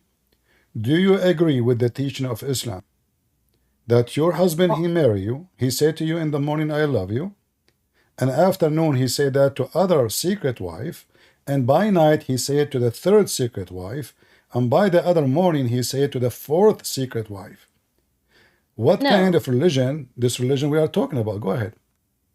I wouldn't, obviously. If I was seeking out a husband, I wouldn't want that at all. And and if he was doing that, I'd feel betrayed, and that's not the kind of life that I want to live in. At the very least, you could do is be honest with people and tell them what you're going to do. But I don't agree that you should have a secret second, third wife or whatever. That's not right. You shouldn't do that. Let us hear, me and you, for a little bit, what Ali Dawa he said and Mimi Hijab, and give me your comment. I think accurately, that take on another wife and all the responsibilities that come with another wife. How many men will agree to that? For example, if one says, I sense that you've got a second wife, can he say, no, I don't? Yes, you can. You can say that. You can say that. Yes, I personally believe this is... If we sit down and we talk about it, and I take my selfish needs out of it, i.e. me wanting him all to myself, I need to understand them. So I need to sit down and I need to really think about how this is going to affect him. It could lead him into doing zina. Imagine, Amina, this Muslim woman, she is saying that when she take one husband only for herself, she is being selfish. Yeah, I mean, that's a bit silly. I think you then have to consider the caliber of men and the standard of that you're setting for yourself. I don't believe in this. I live in... I hear everything. I get the red pill community of men have desires that need to be met, blah blah blah. The Andrew Tates of the world, blah blah blah. Alpha males, da da da. I don't. I think that whole idea is nonsense. It's immoral. It's corrupting society. It shouldn't happen. And I don't believe in the fourth wife. I can, you can still be a Muslim and not want that. I don't think it's not one of those articles of faith that you have to say, oh, well, how you can be a Muslim and you don't need to believe in that if this is what Islam teach. Yeah, but, just because it says you can do it doesn't mean you have to do it. You have to discern for yourself. It's not actually, you are not even qualified to say what you can take. We are the female. It's the man decision. The man. So you are in Islam, you cannot even discuss this issue and say, oh, this is not right. Who are you? I'm not disrespecting you, by the way. In Islam, you are nobody. No. As you see, those men, they brought 4 Muslim girls, put them in the stage with no shame. And one of them, she said, I understand that men, they want to have more intimacy. So we know that this is all is about sex. So what kind of religion sacrifice family bonds with intimacy, and how that will make the man have a better family? Because if you have children, I will tell you, when I was a kid in the Middle East, I grew up between Muslims. So once there's a kid, he come to my house, I go to his house, and once he said the F word to his brother. He said it to his mother. I said, you idiot, how you say that? Isn't him your brother? He said, oh yeah, but his mother is not my mother. This is the first time ever I see someone, because I thought all of them, they are like us, Christians. One woman, Oh. one man, one family. There's no my mother and your mother. But it turned to be in the Muslim family are very much divided. And then I learned how they even kill each other for the sake of the money. How the women pull the hair of each other fighting over a dress the husband he bought or a perfume. How things is corrupt and disgusting. How the family is so much destroyed. How the kids, when the father he died, later the same kid when his father died, they were shooting at each other for the sake of the money. So how that will make a family if I teach my followers to lie to their wives, husband lie to his husband, the wife lie to her husband, children are hating each other, seeking secret wives just for the sake of, intimacy. Yeah. And here we ask ourselves, when God he created Eve, what Adam was doing? He was watching porn because Eve is not enough. Well, I don't think porn existed in heaven. So you see the idea, all the excuses they are giving is false, is stupid, is satanic, and a man, this in the Bible says, the Bible describe actually the women the same as the church, and the man he gave himself the same as the Messiah. He's using voice changer. This guy, he don't dare even to use his voice. Anyway, so in the Bible, it's a man. He give himself to the women, and the women with the man will be united. Echad. That is very beautiful. So yeah, why in Christianity we can have one, and they are talking about if you don't have a one woman, then you are going to cheat. Well, okay, Muhammad, when Khadija she was alive, he have only one wife. Did he cheat? I hope not. He did. Muhammad, he went. Yeah, according to the stories, this is supposedly after Muhammad. He went to the house of his own son after Khadija's death, and he flirted with her, with his wife. Oh, Zainab. Zainab, exactly. So now we know what kind of a prophet you have, and what kind of religion you are born to, Amina. So I ask you, you sound like a decent lady, and your family, they are a good family, and obviously Islam does not fit with you, and you don't fit with Islam. So why you don't leave? I think I respect my family. I love them, and like I mentioned to you, I come from a family with multiple wives, multiple. It's very messy. I wouldn't. If there's anybody out there, please don't do it. Your kids will grow up confused.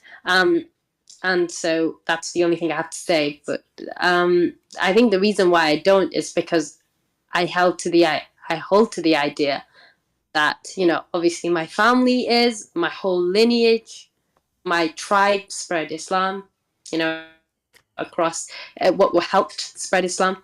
They fought for it, and I don't know what else is. I like I said, I've been reading about Christianity and stuff. I do think has some very beautiful elements. The Old Testament's less so. New Testament really, really touches the heart. But I think I look around me, and I was with my cousins today, and I look at them and I see them and I see how decent they are. I see how decent everybody around me is, and I do, because I've been watching your videos, and I think, and I hear what you're saying, and I hear what you say to the people that debate you, and I just think surely that it's not the truth, because if it is, then then everybody around me, we're all decent, we're all good people, we've all been brought up with the foundations of Islam, so how can that be? Well, about this, Amina, about decency, I don't agree with you. I say, and I'm not trying to insult you, I came to the Middle East, I never saw decency. The grocery store, they cheat. The butcher, he cheat. The judge, he cheat. The police is a cheater. The governor is a thief. The imam is a child molester. Everybody is but everybody pray 5 times. They wear white clothes on the Friday. when they want to pray, they open the windows so all the neighbors can see them that they are praying. When Ramadan come, they put salt in their mouth, but they eat all day long. So when they leave the house, they put salt so they can make their lips dry. So what I learned about Muslim, that decency is the last thing. I'm not talking about your family. I don't know you. I'm not trying to insult you. But my experience with decency, that Islam is zero decency.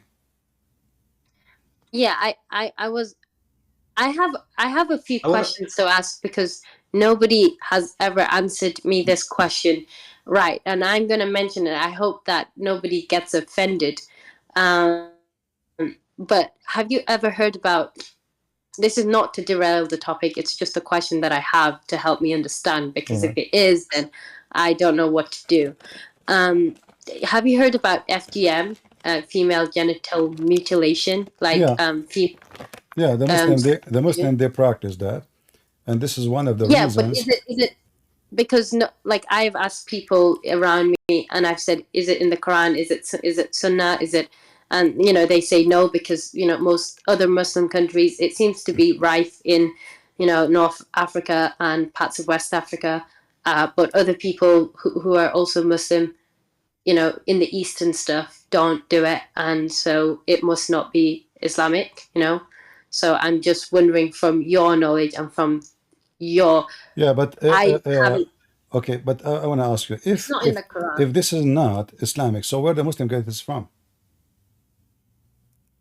I don't know. Why does it have to be Islamic, by the way? We have a Muslim here trying to join us. Can you give us just some time? I will be with you, my friend, if you don't mind. I just don't want you to. Yeah, I'm being muted. Hello. Just wait a little bit. A little bit. I will be with you. So and Amina will join. Can I us, engage please. in the conversation? Is that possible? Yeah, you can, but just a second. All right. Okay.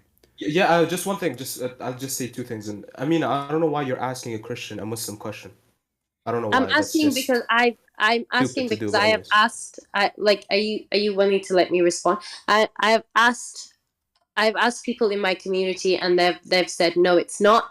And so I from what I can understand, I can see that, okay, despite Christian Prince's ways of talking that I may not be 100% fond of, I can see that there is a bit of honesty in him that I'm willing to listen to. He's been insulting the whole time. Where's the honesty? An honest person wouldn't insult. Yeah, Amina, can I talk to him? But just don't leave, please.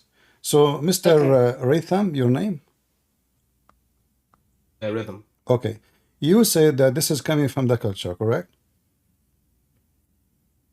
No, I didn't say it's coming from the culture. I said, why does it have to come from Islam? It can come from culture, no? Necessity, it comes from... No, so where it's coming from? Women and men circumcision. It's coming from where?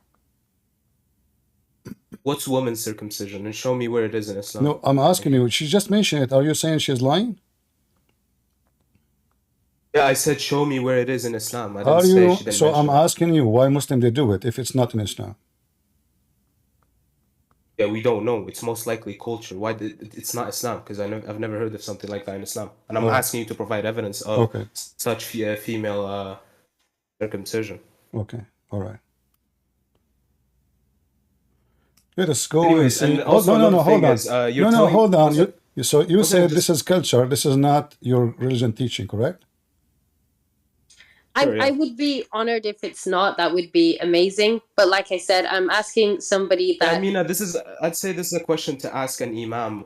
Yeah, like I said... You see, he is trying to avoid what I'm saying. So, Amina, don't ask Christian Prince. I'm waiting for you to provide I'm asking you. Listen.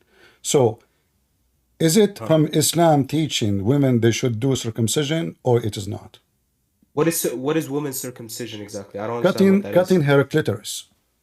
It varies. It has cutting her 4 different clitoris. types. So is cutting the clitoris of the women is Islamic or not? I don't know. I don't believe it's Islamic. So you said you are teaching her to ask who, but you yourself, you are a grown man. You do not know anything about this. So yeah, it's not Islamic. I want you to sheiks. How come you are sure it's not Islamic?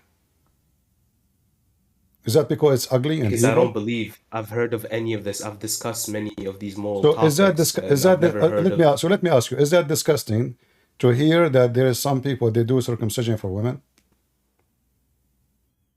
What's the benefit of the circumcision? I'm first? asking you, is it disgusting for you or not? You tell me. I'm asking you, what's the reason for the circumcision? I'm There asking can be you, disgusting see, things stop such as asking me, surgery, but asking it's you, for a my good friend. cause. Can you tell me what is your opinion of women circumcision? Is it good? What Is it does my bad? opinion have to do with this? What You does my are, opinion so why have you to are do with joining this? me here to think for me? We are exchanging opinion. So I'm asking you, you are the one who Yeah, jumped in the my opinion conversation. is subjective. I did My not opinion even is subjective. invite you It to doesn't join matter the what my opinion conversation. You is. are the one who jumped voluntarily to talk about it. So I'm asking you, is women circumcision, are you with or against? That's a false dichotomy. I'm asking you, what is the benefit of it? You tell me, What's the you are the benefit one of who's doing it. female It's you who's circumcision? doing it. So what the benefit of it? You tell me. Who told you I'm doing Can I it? I provide? don't know what Can that I is. provide? Okay, hold on. Here we go. This is your prophet. He is the one who is teaching them how to do it. And you are a false Muslim because you said to her, ask an imam. She said, I will ask Christian Prince because he have knowledge. And obviously he is saying the truth. And I never say something without showing reference. Is that Yeah, your, like is that the hadith? Read the hadith and read.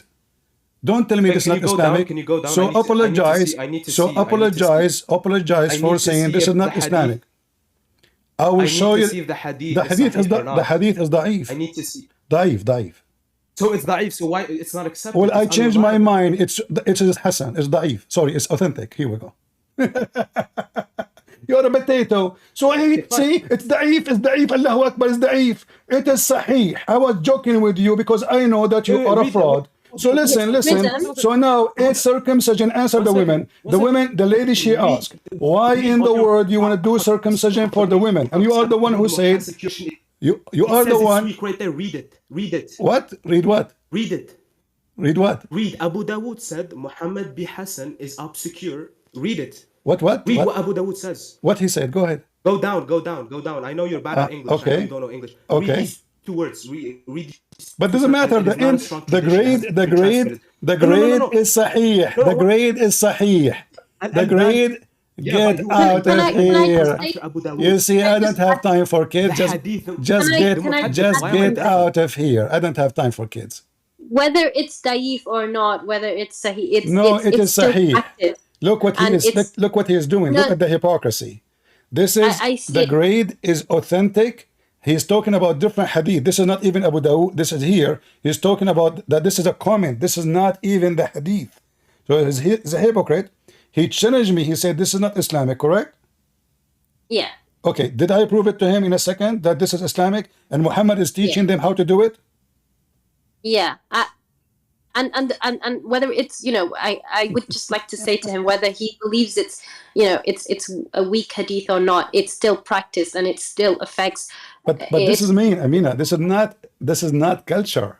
That's false. See, he said it's culture. It's not. Muhammad, he is the one who commanded them, and he is teaching them how to do it. Yeah, and I'm not. The reason why I brought it up is because it's something that does affect a lot of people, whether he believes it to be, whether that is his position is weak or not. I would like to say it affects so many people, and that's the reason why I asked, because it's one of those things that I have been told that it's not sunnah based on where you are geographically in the world. I have asked some of my friends who are from, parts of Asia, and they've said, they're devout Muslims. They say, oh, it's not a part of our culture.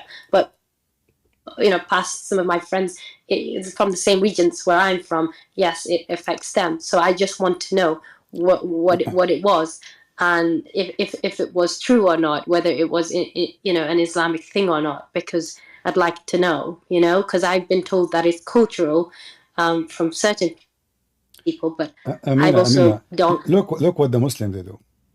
You show them the reference. It says the grade is authentic. He chose to say, look, it says obscure.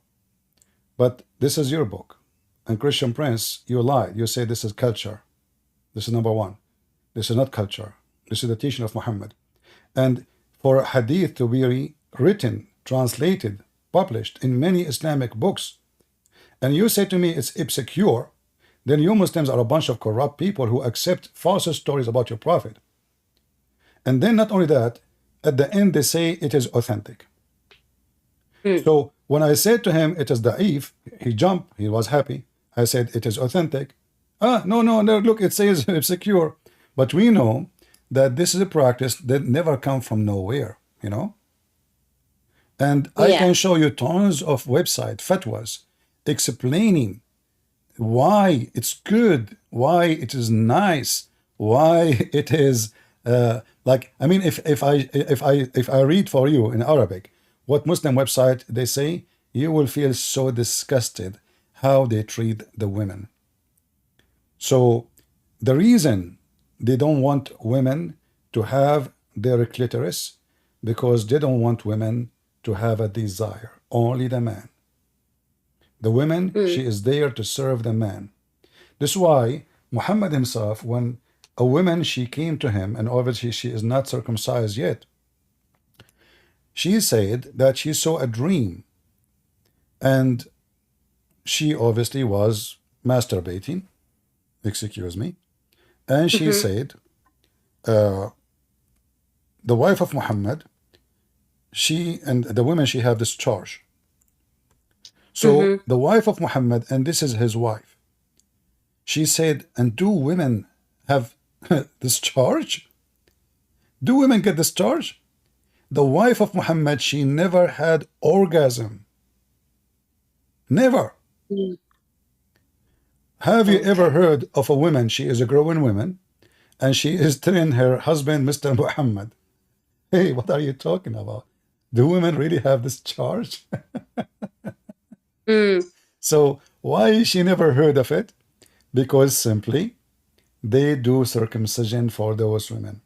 So they have no desire, they have no feeling, they killed their feeling as a woman, as a female. But did they do it before Muhammad's time or Well, after? I have to say Muhammad is a pagan man with degrees, which mean everything in Islam is taken from somebody else. So as an example, cutting hands for the thief for an egg, it was pre-Islamic. Hajj, pre-Islamic. Blackstone, pre-Islamic. Safa Marwa, pre-Islamic. Zakat, pre-Islamic. Zakat actually is a word coming from the Hebrew, from the Bible. I mean, name one thing, and even the circumcision is taken from the Jews, but the Jews, they do circumcision for the men. And the reason it was done, there's more than reason. Number one, they will be recognized, so if they kidnap, they knew them. It's like having a tattoo, but without a tattoo. In the same time, it's for cleaning, because, you know, old days, people, they cannot have shower as that easy, to wash that easy, so disease can happen, etc. So it was for hygiene more than it is about just religion. Muhammad, he copied, but yet he himself never did circumcision. Never. Oh, really? Yeah, you can search everywhere. You will find that Muhammad never did. So he was telling, and you know, when I asked Muslim Sheikh once about it, he said, oh, because he was old. I said, how old he was? I mean, Muhammad, when he died, was like 62, 63. According to Muhammad, Abraham, he did circumcision by cutting his penis by an adze. And he was 8 years old. So what old? Abraham was way older when he did it. And he was 80 years old, as you see here in Al-Bukhari. Yeah. Yeah. So, by the way, I did not kick you out because you can refute me, but you fail. All what you joined for is just to tell her not to talk to me. That's all. Correct, Amina? Yeah, I mean, like, you know, yeah, I guess so. Well, I'm not really, you know. I am the one. I said, okay. I said, welcome. He can join us. Correct? Did I say that? Yeah, but you did. Obviously, he don't want you. Why you are asking him? You ask a sheikh. But who is a sheikh? Who is a sheikh? He knew about Islam more than me. Bring him. I'm the only reason why I ask you is because as much as maybe, you know, sometimes I watch some of your videos and I think, you know, like he's really harsh and, you know, likes to maybe, you know, argue with people, but I can see, I can have a look at some of the things that you you talk about, and I see that some of it is true. Like, I see that apostasy laws and stuff, and I know that it's true, and it might be sad, but it's still true. So I know that, okay, at the very least you won't lie. So that's the reason why I asked you. I'm not really interested in asking even if it was somebody that wasn't in my family or wasn't an imam. I would still ask them, even if they told me the truth. I can take that as long as they told me the truth. That's just what I care about. That's just what I want to know. I mean, I'm here, and people they are listening, and I show my screen. I don't even show myself, right? So it's very easy to go and search what this guy he showed us and check it out if he's lying or not. I mean, you can right away, prove somebody to be lying or not. So, but my experience with Muslims, you see, you are the one who told me. I live with people around me. I see how decent. I say, where are They they? are Where are so they? decent. I don't see the decent Muslim around me. I don't know show where them. you live. I'm not talking about you. I'm showing. I mean, there's exception always, but Yes, of course. I show them the reference. I show them the evidence. I show them the interpretation, and yet they argue and say it doesn't say that, CP. And this guy, he clearly said, "Oh, this is culture." He didn't say in the beginning. He did not say, "Oh, this is maybe a week." No, no, this is not Islamic. This is culture. And when I asked him, "Are you with or against it?" Let us say it's culture. He refused to answer. He said, "What is it for you?" So they are deceivers. I'm talking about those Muslim men. They don't want to share the truth because the truth will set them free. And those they choose to be slaves of Allah. Do you not think it's more so like, okay, I have watched some of your videos now for a few months, and I can say, okay, some of the things you say are true. Okay, most of the things, or majority of the things, like references you provide, are true. And it's very evident that you are very knowledgeable in what you do, which is good. But we want to defend the things that are like you have meaning to us, and we don't want to let those things go, and we don't want anyone to insult those things. I think it's more so that than it Amina, is. if you allow me, you said some or many of things I said is true. But can you tell me one thing I said is not true? Just one. I don't know for how long you are listening to me. Can you tell me one thing I said is not true? If you can find one thing I said is not true, you are a hero. I mean, that would I can't remember, but I like, for example, I don't know if for example, I don't know if Muhammad couldn't have children. I think that's maybe he couldn't have children. That's why he wasn't able to conceive. But maybe he didn't have sex with his wives, so that's why they didn't have children. He didn't have sex with. So why he was marrying them? He was a monk. I was told that Muhammad married those women because he wanted to provide them protection, and they were widows protection? and old. Aisha, she is the daughter. Aisha, she is the daughter of Abu Bakr, and he is one of the big tribe. So what protection? Protection from who? Abu Bakr was protecting Muhammad, not the opposite, especially in the beginning. Yeah, I don't know why he married Aisha. Obviously, that's disturbing to anybody right now. But that's obviously something that is a bit sensitive for us, and it's not something that we like to talk about because it's a bit weird for us now. Maybe it was okay back then. I don't know. I can't really. But it's disturbing for anybody in the current day and age that lives in a society where children are protected, such as England and the West, where children are protected. Amina, listen. For sure, Muhammad, he have sex with his wife, and there's no question about that. Even Muhammad, the Quran says, as an example, what do you think about men having sex with their wives when they have their period? That you're not allowed to do that. You are not allowed to do that. Why? No. Because that's what it says. I've been told. Well, I've read about it as well. So yeah, you're not allowed to do that. Chapter 2, you are right. Chapter 2, verse number 222, it says that stay away from women when they have their period. But look how Muhammad, he changed his mind. So he said, نساءكم حرث لكم فآتوا حرثكم أن شئتم. So Muhammad, he learned that the Jews, they say you should stay away from women when they have their period.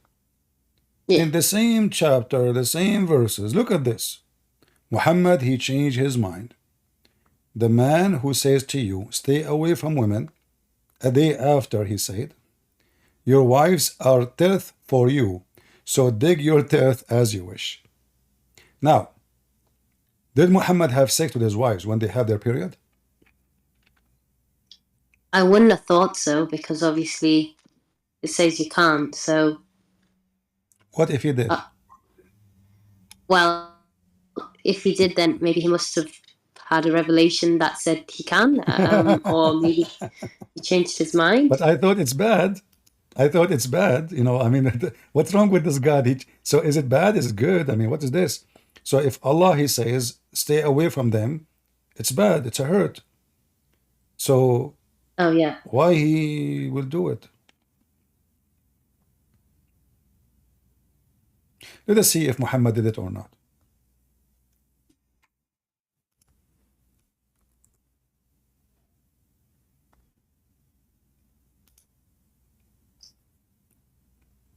Can you read it for us? Yeah, I and the messenger of Allah used to lie in one cloth at night while I was menstruating. If anything from me smeared him, he washed the same place that was smeared, and did not wash beyond it. If anything from him smeared his cloth, All right. Or his, So, yeah. so here now they are sleeping together, right? Yes. Okay, he but washed it the same doesn't. But place it doesn't say that she is having sex yet. No. Yeah. Okay, let us see something else because we need to show you more. All right. Let us see what Muhammad he do with his wives.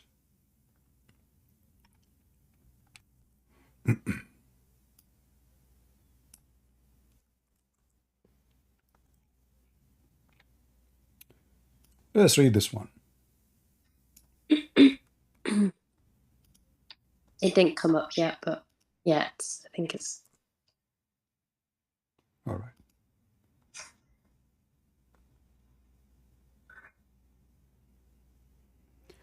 The translation is false. It says yubashiruni. Yubashiruni is doing bashara, I mean he is doing sex, start sex.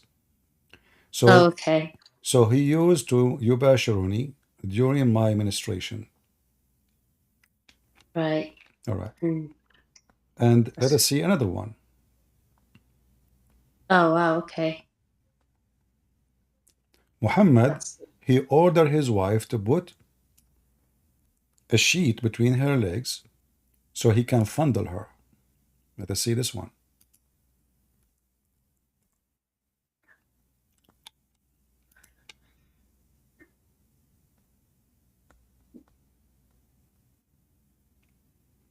Do you see it? Yeah. So did I prove that Muhammad he is having sexual relationship with his wife during their menses? Yeah. Yeah, I think that's enough evidence to suggest that maybe he did. So here, you see something called hypocrisy, because if I say to my people, stay away from women, it's a hurt. And then I go to my wife and I order her to put a sheet between her legs because she is bleeding, and I fondle my wife. What kind of a man I am? And this is Sahih Hadith. Yeah, I'm just wondering. I'm just wondering, is it because he's like, you know, like a human being like the rest of us, so he just sinned? Well, isn't it Allah? He said his command to the human being. Shouldn't he follow? Is he a Muslim or not? Yeah, of course, but maybe the Muslim, they claim Muhammad is the best of us. Well, the best of you cannot hold his private part. I mean, he have many wives. Go to different wife. This woman, she have her period. You go to different one if you are so horny. I mean, this is animal thing, you know. So What will happen to a man? I'm single. Am I going to die if I don't have sex tonight? What will happen to me? So this is all, you know, we try to give excuses. All of them, they are false. What will happen to him if he don't have sex with his wife for the coming 4 days? The guy, he have many wives. And if she have a period, go to the other woman. But let us say, for the sake of argument, he have only one woman. What will happen to him? He is a prophet of God. Can't he have patience until his wife, she is clean? Look how disgusting. In fact, she is bleeding. The blood is coming over her sheet. And now Muhammad, he have the desire to smell the blood and to enjoy it and to fondle her.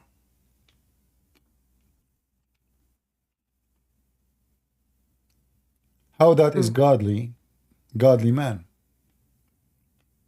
Yeah, that doesn't seem quite very godly. So do you see why he said to you, why you are asking Christian Prince? Because Christian Prince is going to show you the truth. That the truth is Muhammad is a false man. Yeah, this is not a behavior of a good man. Especially he's shown hypocrisy. He just made a verse saying, stay away from women when they have their period. And as you see, this is al-Bukhari. Look how many times repeated. 299, 300, 3101. Many hadith in al-Bukhari. All of them reporting the same story. Did Muhammad really have sex slaves though? Because it doesn't mention that in the Quran. Absolutely. So, like, no, it's mentioned in the Quran. What are you talking about? You know, it says in the Quran, it's made lawful for you, your wives and your slaves. I don't remember reading that. And I've read the Quran in English. No problem. You are talking to Christian Prince. It took me a while to understand what right hand possesses means, to be honest. So, like, chapter 33, verse number 50 is about what is lawful for your prophet to have sex with. Do you see it says, and whom your captive slave, whom you are right hand possess? Yeah. Whom Allah given to you? So all those women are lawful for Muhammad to have sex with. Nobody left actually in the town. But does that just because it's lawful for him, does it mean that he actually had them, or he just there's tons of evidence. Muhammad, he have a slave, her name, as an example. If you go to chapter of At-Tahrim and you read verse number 1, you will see it says there that Muhammad, he forbid himself from something. The verse doesn't say, but in fact it was about his wives. They found him having sex with one of his slaves. Her name is Mary the Copt. She was given to him as a gift from Egypt. So he told his wife to go and visit her father. When she went there, she asked her father if he needed her. He said no. So the woman, she gets suspicious. So went back home right away, and she found Muhammad in the top of the slave. So Muhammad, he swore by Allah, I will never do it again. And then Muhammad, after he missed this woman, she is blonde, she is very beautiful according to the Muslim interpretation, translation, and explanation. So he could not, keep the promise. So he told them, Allah told me, why you prophet ban yourself from what Allah made lawful for you? However, in the Quran, nowhere it was made lawful for Muhammad to have sex from a slave which is not captured. The Quran speak about capture slave, not just a slave. Muhammad was having sex with just a slave. This woman, she was not captured. She was given to him as a gift. You can read the interpretation about it and you will see what happened. It was about Mary the Copt. I think I will, because I've read some other hadiths as well recently. So yeah. Okay. So what do you think, about your prophet now? Well, I don't think he was perfect per se. I think it's kind of hard to say that after if I'm being completely honest, it's hard to say that he is perfect. It's hard to say that it's an example that I would like to follow, or that I would like my future family to follow, or my current one. But like the some of the things, not all of it, just some of the things, like, you know, the lying, or you know, I don't think anyone will have a sex slave in this day and age. It's very, you know, you can't do But look, that. but But Amina, look, everything about this man is wrong. I mean, name yeah, one thing. Name one thing. You said, yeah, thank you. Everything about him is wrong. So why you want to see yourself a I Muslim? was like, yeah, I can't. On top of my head right now, everything that I know about him, all I know that he was the perfect example for mankind, and you know, he was obviously the seal of the prophets, But is he? Is he? and Was stuff. it a true or a lie? What perfect example for mankind? Well, I don't think he is. If I'm being completely honest, I don't. I'm starting to doubt, and some of my doubts have been confirmed, especially with the female circumcision. But just because I know that there are so many people in my parts of the world, and so many other parts of the world do suffer from that, and I think it's such a heinous thing to do to somebody, especially a woman. You know, any human really, but you know, as a woman myself, I can only identify with those people because I don't know what men feel like. So I would say that, you know, I know about Aisha. I've known about Aisha for a very long time. It's not something I would, if I had a, you know, a daughter, or you know, I wouldn't give her up for marriage to anybody, let alone somebody who's in their 50s. So I can only say that he isn't perfect, But and this, I don't this is know. not about perfect. You just said he is not an example to follow. No, I no. Know what? No, I don't think he is an example that we Exactly. should. So he cannot be a prophet because, you know, I don't know about back then. Maybe it was worse back then, so maybe they needed someone like him. Amina, But I don't think. do you think that today we don't have people are way better than Muhammad? Are you saying? I mean, this guy I mean, is doomed. Everything wrong about. He went to his own son wife when the husband is not there, and he flirt with her. Yeah. So what kind of? I mean, what do you think? What do you think? And be honest with me. If your father-in-law come to your house and he flirt when your husband is not home, what do you think about the father-in-law? What kind of man he is? Yeah, quite perverted. What if it's about he is even a friend of your husband? I mean, what kind Yeah, of a that man he would do that? You see, people who do that is people who have zero honor. Because I yeah. honor my friendship, I honor the house, I honor the man I know. Shame on me to go to the house of him when he is not there, and then I flirt with the women, and then I make a verse saying, God told me that this woman is mine. Especially after he announced that this man is my son. From now, he said Muhammad, Zayd, the son of Muhammad, and Muhammad is the father of Zayd. He is from me, and I am from him, Muhammad said. How after that, he go and flirt with the wife when the husband is not there. Yeah, that's really quite bad. So Muhammad is not about being perfect. Nobody is perfect, you know. Only God is perfect. There's nobody is perfect. You know, we're not talking about perfection because perfection only, you know, I mean, all of us, we are sinners. So, but to speak about Muhammad, the Muslim, they worship Muhammad. They made him above everything. He is the most amazing. They are talking about him, how white he is, how white his cheek, how white his underarm, how white his, excuse me, his anus, how good he is in bed.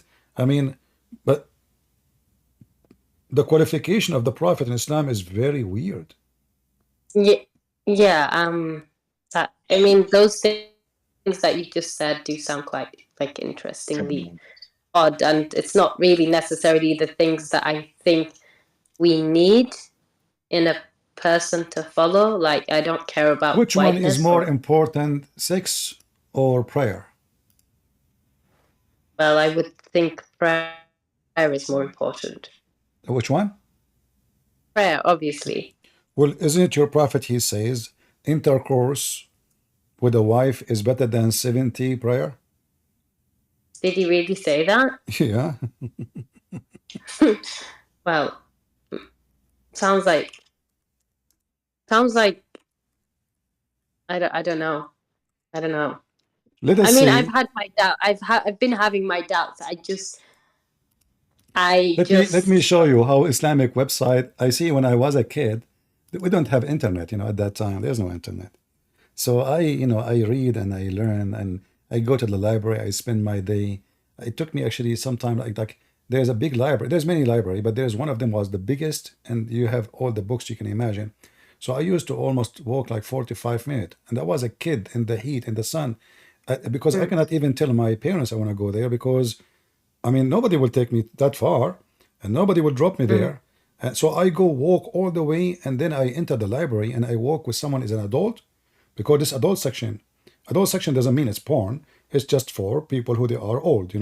There's a section for kids. There's Mickey Mouse magazines. Tan images, pictures. But I don't like those books. I go with the adult. So I wait for somebody when I enter from the door. I walk next to him, act like I am his son, so the guard, he will think I'm coming with him. I go, and then I read any book I find on the table. And each time I read an Islamic books, I mean, I cannot believe how stupid this cult is. Do you see my screen? Yeah. Watch now. Watch him run now. Watch him run from me, because he's a liar. Okay, this is ultimate fault. This guy, he don't believe in hadith, he don't believe in tafsir, he don't believe in anything. He's God by himself, he's a prophet. So read with me. And by the way, I run from you. Yeah, the guy, he keeps saying the F word to me every time he called me. Wow. And he said to my mother too. Very filthy, very trashy. So if we translate this page, and this is Islam question and answer. I don't know why it's not working. Let's try again. Translate. I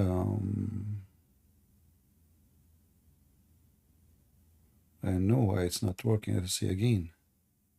All right, let's try here. Click in the middle.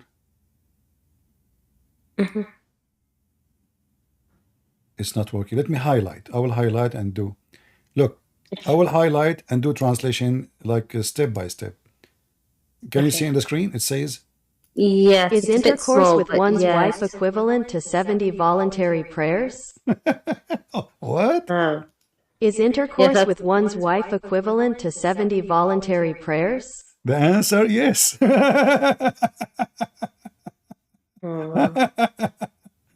Like, I mean, what kind of religion this religion is?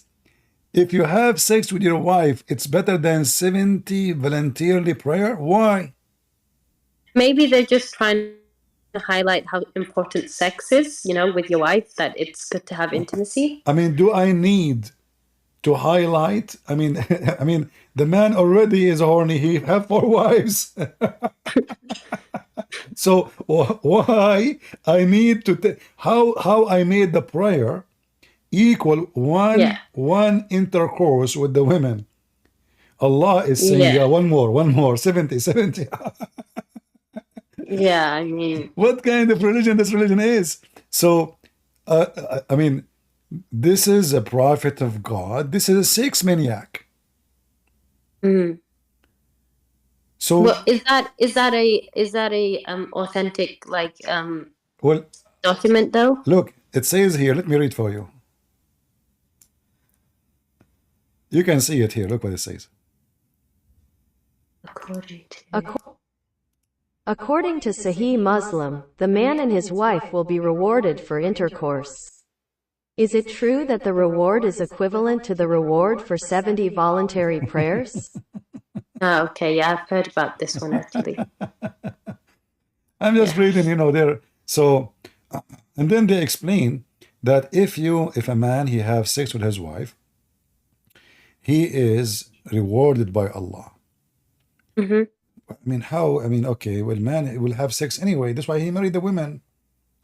I mean, why a man will marry a woman if he have no intention To sleep with her. Like what? I mean, she just to cook? Maybe it's just to like avoid the zina, you know, like the whole idea of No, having a no, you wife. see, first of all, who said that adultery in Islam is forbidden? Where do you get this from?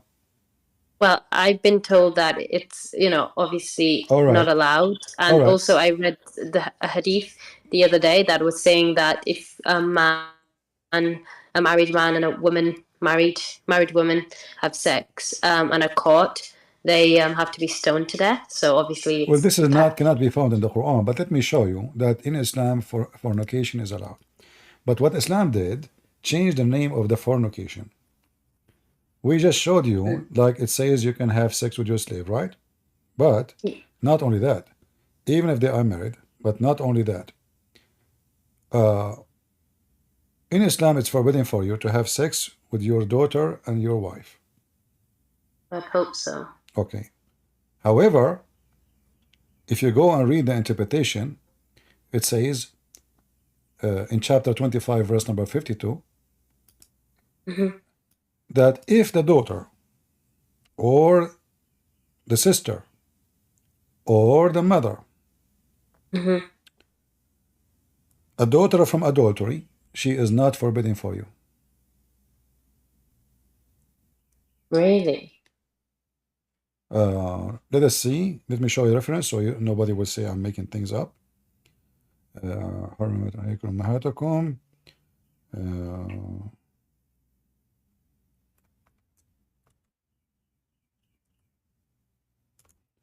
All right, this is Al-Qurtubi. And we can show it in other, actually, not necessarily Al-Qurtubi. We can show it in other interpretation. But we will start with Al-Qurtubi here. I think it's still loading. Oh, yeah. Yeah, I'm just posting the link. I will post the link for you in case you want to save it, and you can use Google Translation from your side. In case maybe Christian Prince is lying. Maybe. It doesn't say that, CP. So chapter 25, verse number 54. And this is the interpretation of Al-Qurtubi, and this is the official government website of the Kingdom of Jordan. Sorry, of Saudi Arabia. Okay. If we go down here, it says,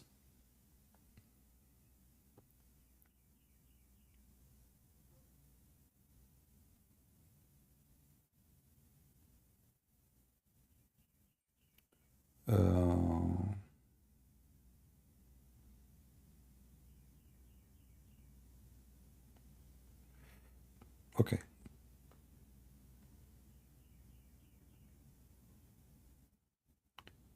Let us see where we need to start reading.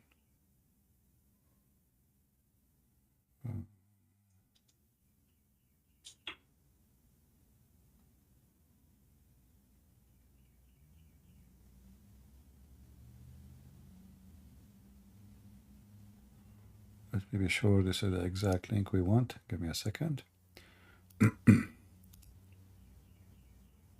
Yeah, that's fine. Take your time.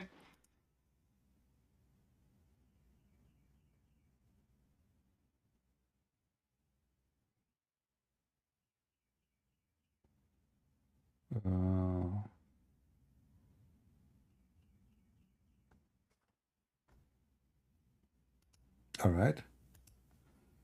Yep. ندخل تحت قوله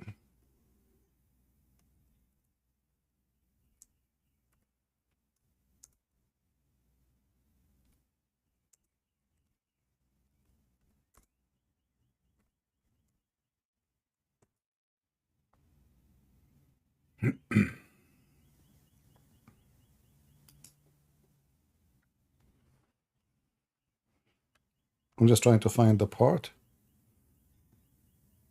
where it mentioned that. Okay.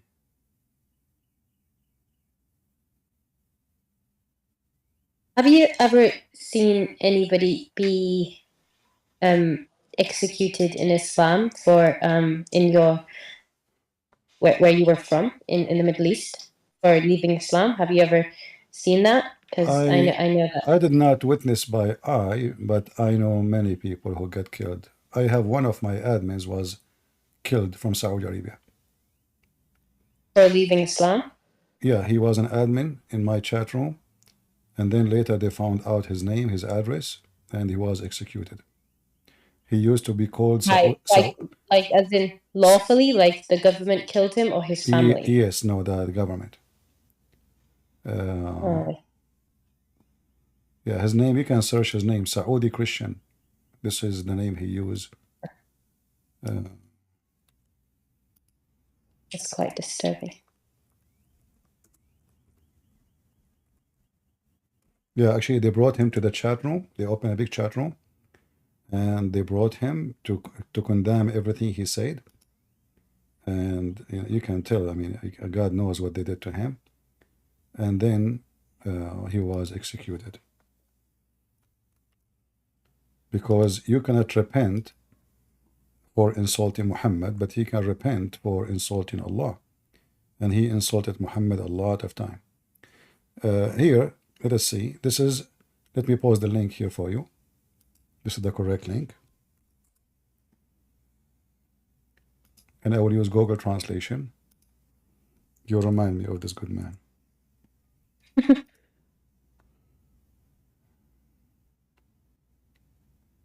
Yeah, well, he is a martyr for the Lord. Here it says, yeah.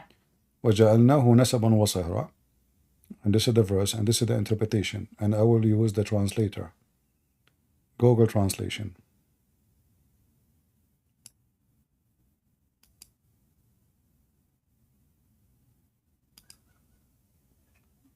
Okay. Ibn al-Arabi said, lineage means the mixing of water between male and female according to Islamic law. If it is due to sin, it is an absolute creation and not a confirmed lineage, and therefore it is not included under his saying, your mothers and your daughters have forbidden to you his daughter due to adultery.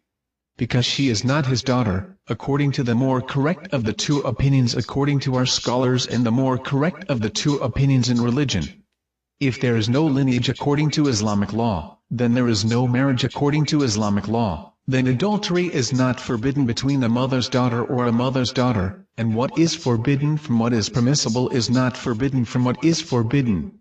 Because God has been gracious to his servants through lineage and marriage, and has raised their status, and has imposed the rulings regarding permissibility and prohibition on them, so that falsehood does not attach to them or equal to them. So it's not forbidden to have sex with the mother and the daughter, because according to Islam, she is not your daughter, because she is a daughter from adultery. Did you get the point? Yeah, So a Muslim man, he can have sex with his daughter as long as she is not a daughter from marriage. Not only that, if you read underneath here, it says, and the scholars, they disagree about a man having sex with his daughter from adultery or his sister or the daughter of his son. Some, they forbid it.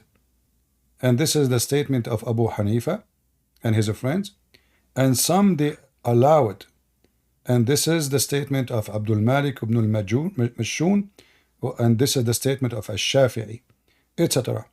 So here you notice, imagine that the Muslims, they are like, can we have sex with our daughter and our sister and the daughter of my brother? If she is a daughter from adultery, can we? The jurists differed as to whether a man should marry his daughter from adultery, or his sister, or his son's daughter from adultery. Some people forbade that, including Ibn al-Qasim, and this is the opinion of Abu Hanifa and his companions, and others permitted it, including Abd al-Malik ibn al-Majin. Do you see it? This is Islam. Do we need even to think about it, that if we can have sex with our daughter? So so now if a Muslim have sex with a woman, she gave birth to a daughter, he can have sex with a daughter. That's yeah, well, that's. So what do you think, Amina? You want to stay as a Muslim?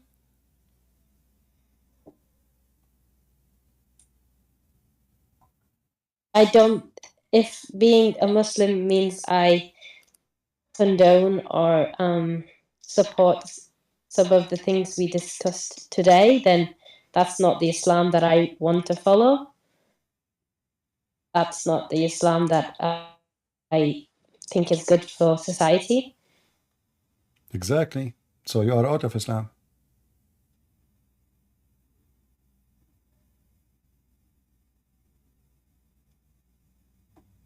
We are happy for you, Amina. Well, I think I just need to process what we discussed today, because it's a lot, and I believe it to be true, because obviously if I didn't believe you to be truthful, I wouldn't have wanted to speak with you. But I never show you anything without what in the screen, No, right?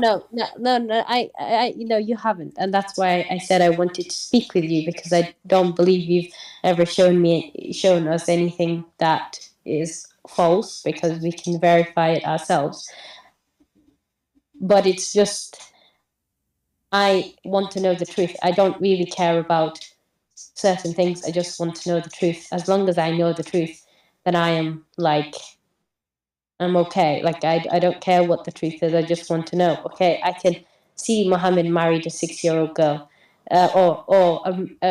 sorry, got engaged to her, didn't marry her, married her at 9 years old. No, That's okay. no. That's not true.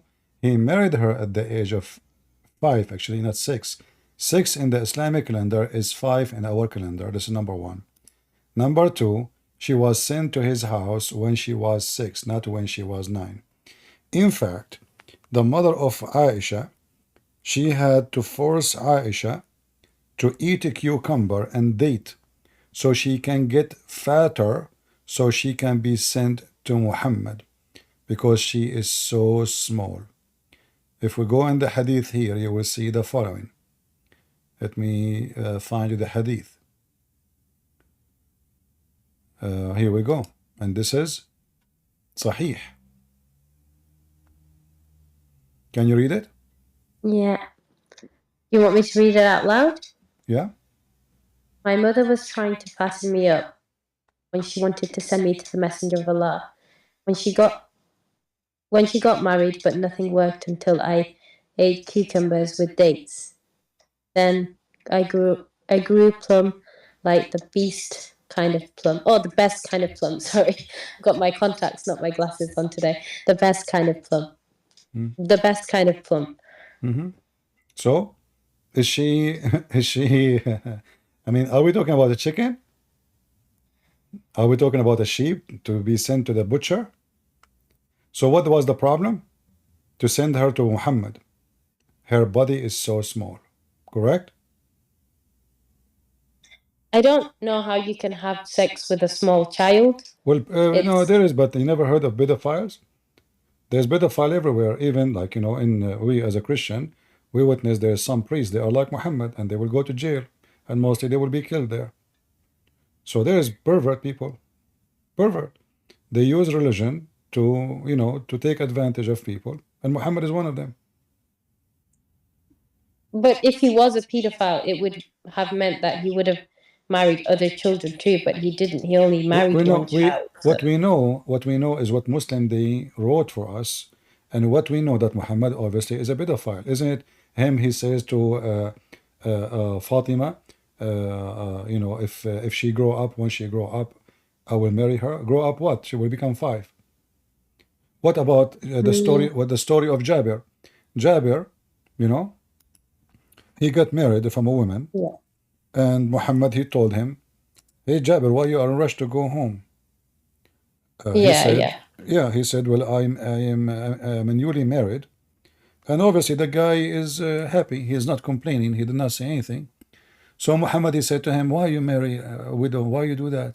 Why you don't marry a child so she can sport with you, and you can sport with her?"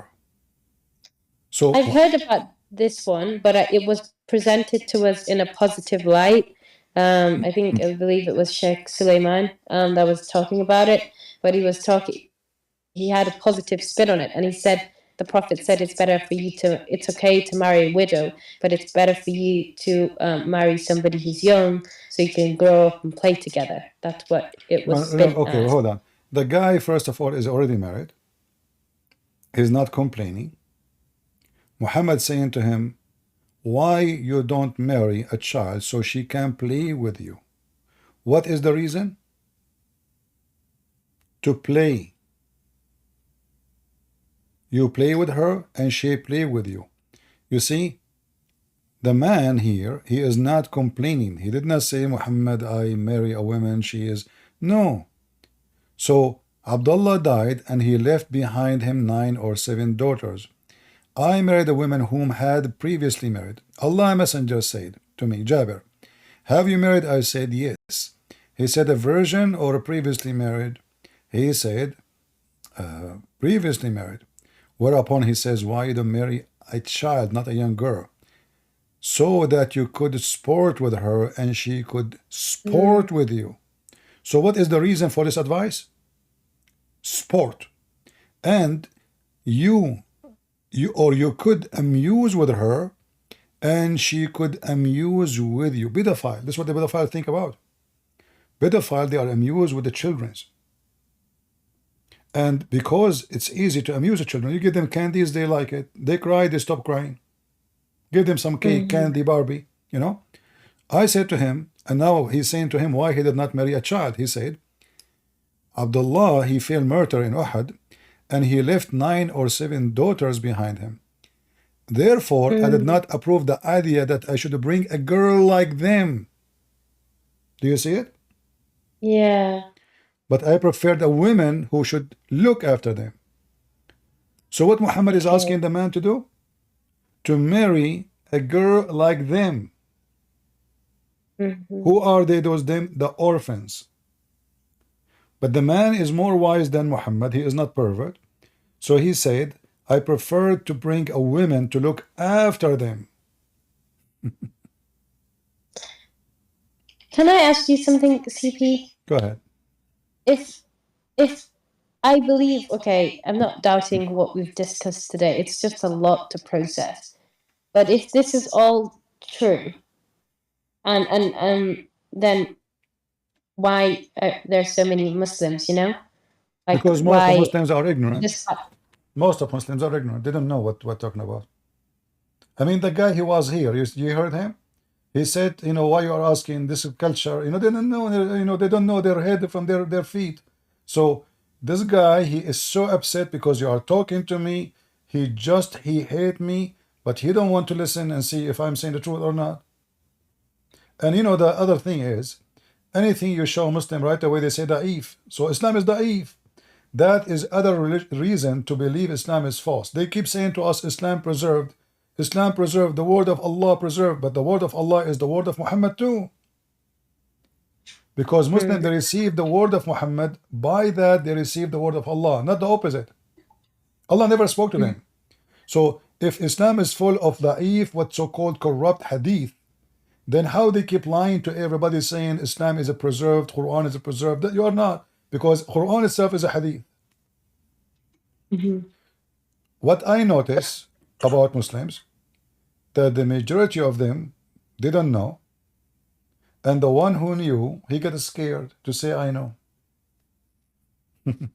Who dare? Who dare to say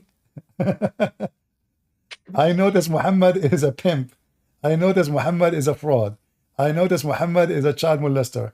You yourself, you can't say what you are saying because you don't live in Saudi Arabia, or you live in Iraq. If you live in Iraq, you will be dead in 2 minutes. Yeah, maybe. Yeah, I know. Yeah. And Islam is peace. Remember, Islam is a peaceful religion.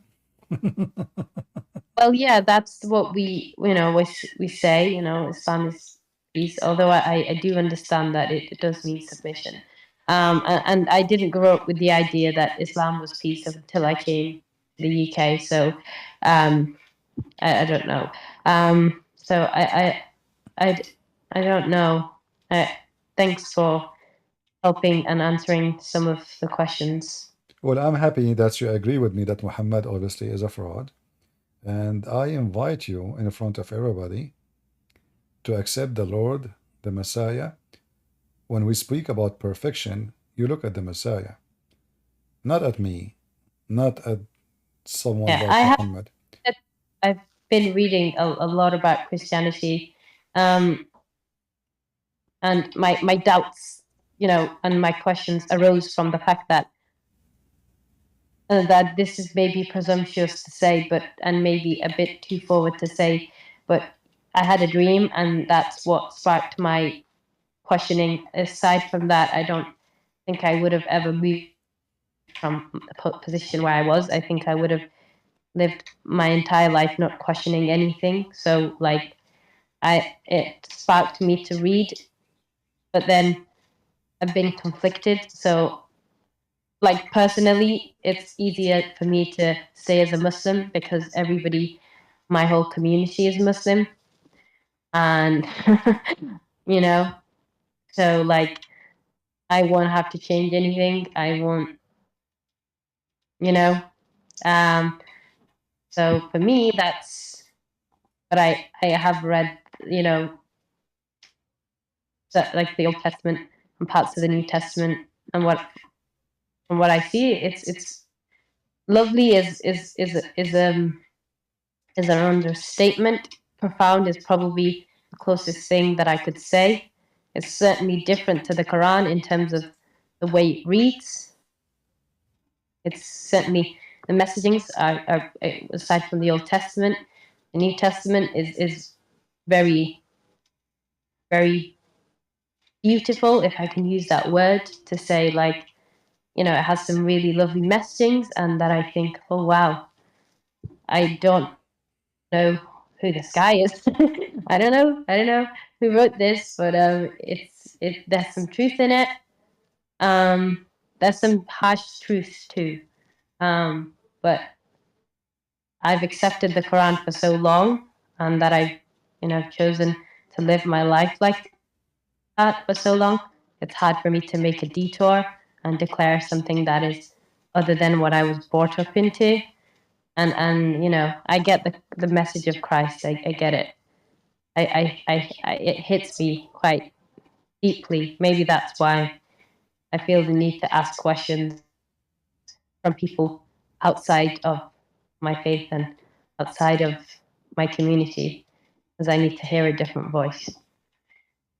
Well, Amina, you heard the voice of Jesus then, if you saw a dream, not my voice. So no, wouldn't you answer Christ if he called you in a dream?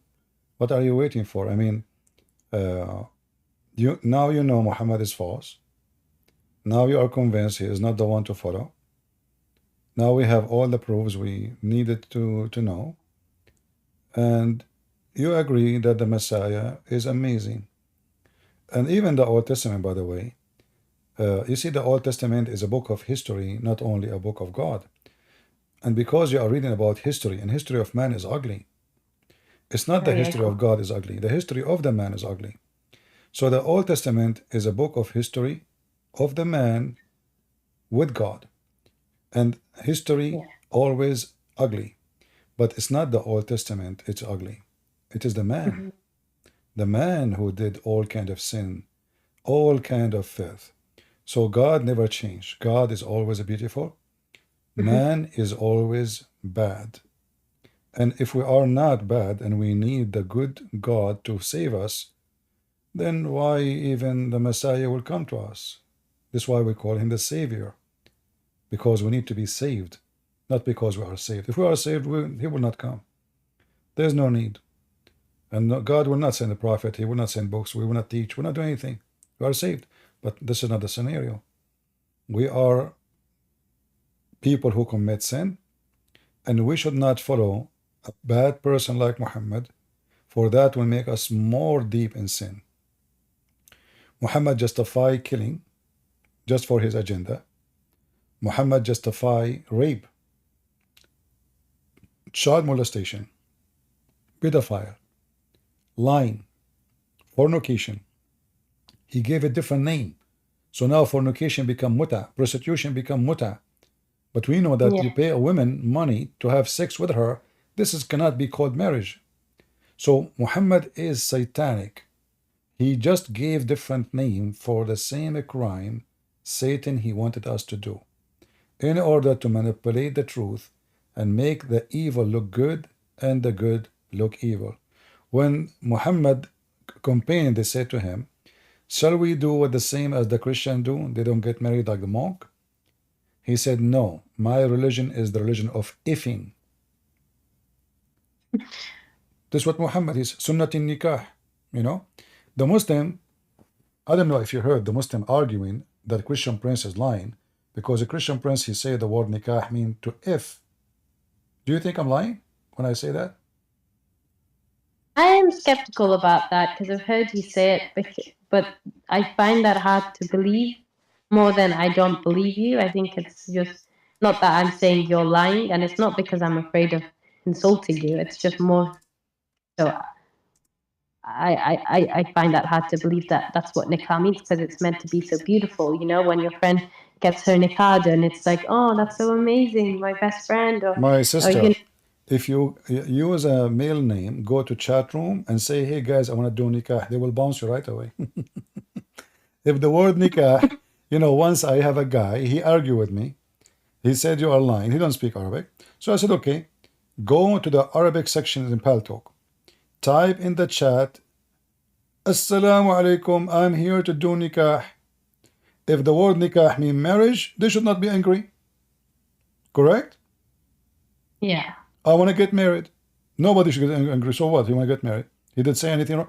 Right away they start saying the F word to him. They bounce him. He came to me, he says, you are right. I don't know that. This is the word. Let me show you. Your prophet, he said, when your wife, let us see here.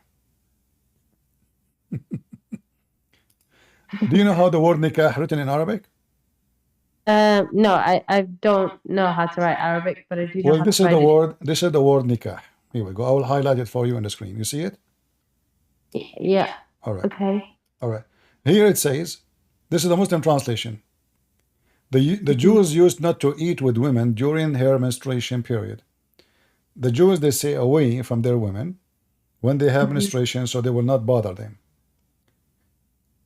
He said, do everything with them except nikah. What the translation for nikah here? Sexual intercourse. Exactly. So how nikah is getting married, and here it is sexual intercourse.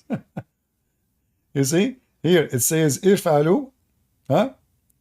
Yeah. If you read here. Could it have like a dual meaning? Like one word could mean different things? It could, but nikah always mean physical intercourse, not marriage. The word marriage, you see, nikah, as all Arabic words have many meaning, but always have one meaning. It is two things getting inside each other. So they say, tanakahatul ashjar, but the trees doing nikah. But does that mean they are doing sex? No. The branches of the trees, like there's two trees next to each other, and the wind is shaking them, so there's nikah. A branch from this tree is going through other branches in that tree. That is nikah. So yes, the word nikah have many meaning, but the word nikah, when you use it for a female, it is about having intercourse. This is why Muhammad says, do everything except nikah. So if nikah mean this, okay, so if nikah, it's possible, let us say for the sake of argument, nikah used as two meaning, marriage and intercourse. But in Arabic, we have the word marriage. Why want to use nikah? As long we know it means intercourse, why I want to use, imagine I go to a man, I say to him, I want to do nikah to your daughter. Nobody will use it. They say, oh, أريد أن أتزوج, I want to marry. Nobody used the word nikah because nikah is a filthy word. Right. That's quite interesting. As an example, when there's a verse in the Quran, if a Muslim woman, her husband divorced her 3 times, yeah, what she should do? Yeah, she needs to, get married to another person. I've seen it happen. All right. So imagine now, we have a woman, she got divorced, and now this woman, she can't get back to her husband unless she do nikah to the husband. He's husband, but what she need to do? Nikah. So look what the Quran says. If he divorce her, she will not be lawful for him until she do tankah zawjan, until she do nikah to the new husband, not marry his husband now, his husband, Like if the word nikah mean marriage, so we do not need to say the word zawj. Zawj mean husband. So tankah is the verb of saying doing it, intercourse, to a new husband. To prove this, as usual, we don't say things without proof. If you go in the hadith right now, you can do that yourself. You can go to sahih-sunnah.com and type the word in English, greener. Greener. It's about a woman, her husband did beat her. Oh, yeah. Why he did beat her? This woman, she was divorced by her husband. She said to herself, okay, the Prophet, he said, I cannot go back to my husband unless I marry a new husband. So she did marry a new husband, but she didn't want to sleep with him. So the man, he did beat her.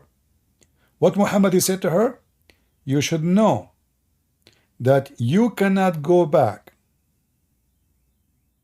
to your previous husband unless you do nikah until he tastes your orgasm. You see the translation, it is, it's not lawful for you. Then you know that it's not unlawful for you to remarry Rifa unless you, Abdul Rahman, had sexual intercourse with you. What is the word here? Nikah. حتى تنكح زوجا غيره, until she do boom with a new husband. So this woman, she thought she will marry the guy, she will make him hate her, he will, he get upset, he divorce her, but he's not doing that. He's beating her, and he want to force her to bed. She came to Muhammad asking him to be lawful. Look, he did beat me. He made my skin greener. Aisha, she said.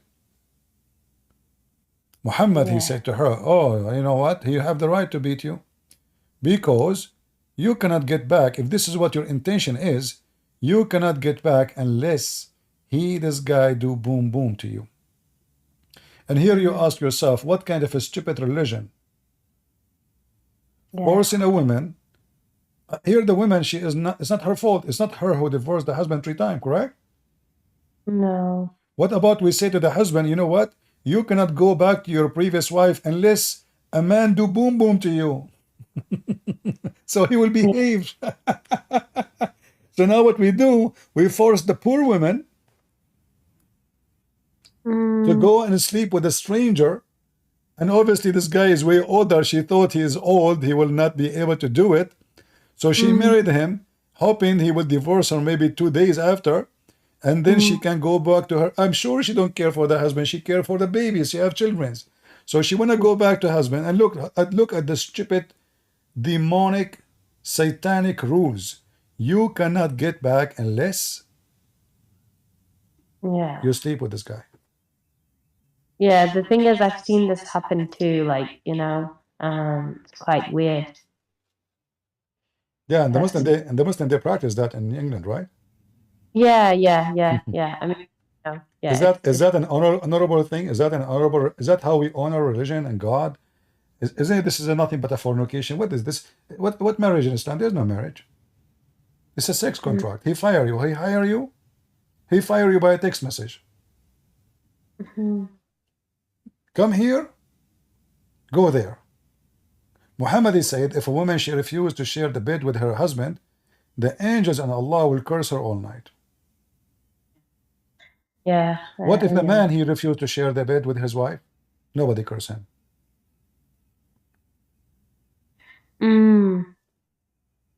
Yeah. As an example, if you go in the Quran, the chapter 4 speaking about beating women, chapter 4 verse number 34. And the word there is the reason to beat them is nushul. So what is the reason to beat them? Nushudahun. What is nushudahun? If you feel they are not too much obedience, they are not toys, sex toys. You say to her, make a tea. She don't go right away to the kitchen to do it. But look, the hypocrite Muhammad. If the man he did this, do you see my screen? Yeah, I do. It is exactly the same word. Muhammad, he did nushuz with his wife, Sauda.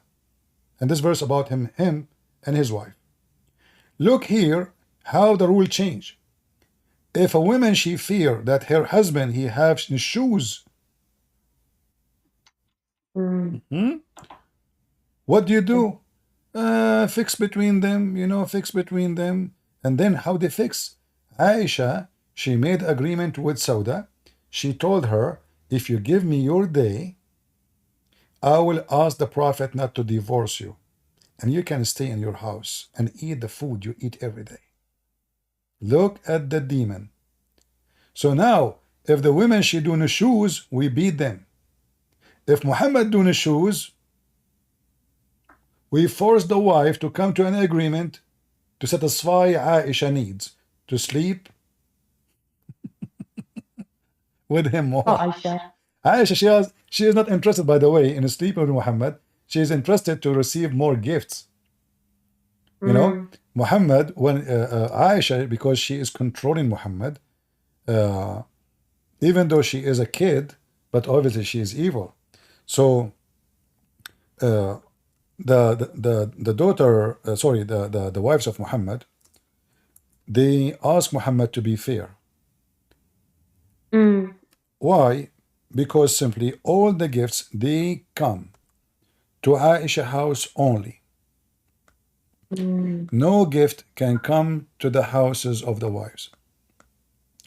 So the wives of Muhammad, they ask Muhammad to be fair. Be fair and let us all receive gifts. Aisha, she forbade any family, any Arab person, any Muslim to give gifts unless Muhammad is in her house. This is why she is asking for a day of Sauda exchange, and she said,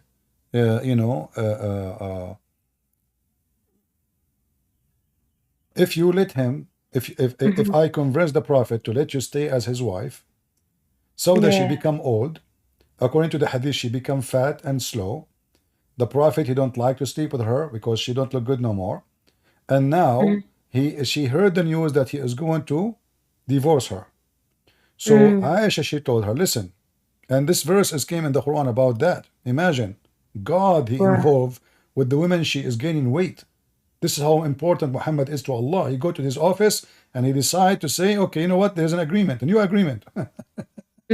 About what? About Muhammad. You can, by the way, you can open any Islamic interpretation and you will see this is about Sauda, the wife of Muhammad, who becomes so old.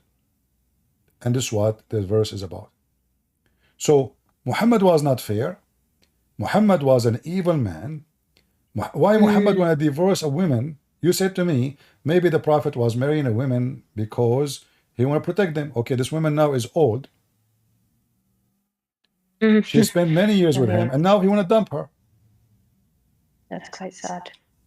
And Aisha, she convinced her, listen, if you want, instead of him divorcing you, I can tell the Prophet that you decide to give me your day, and I will convince him to keep you. And that's what happened. So imagine what kind of a prophet he is. Yeah, it's definitely destroyed some of my worldviews about. I mean, like I said, I've watched some of your videos over time, and there's some truth. There's a lot of truth, I should say. But yeah, this conversation has I guess confirmed some of my doubts that I've had, and answered some of the questions that I've had. And it's saddening to see, because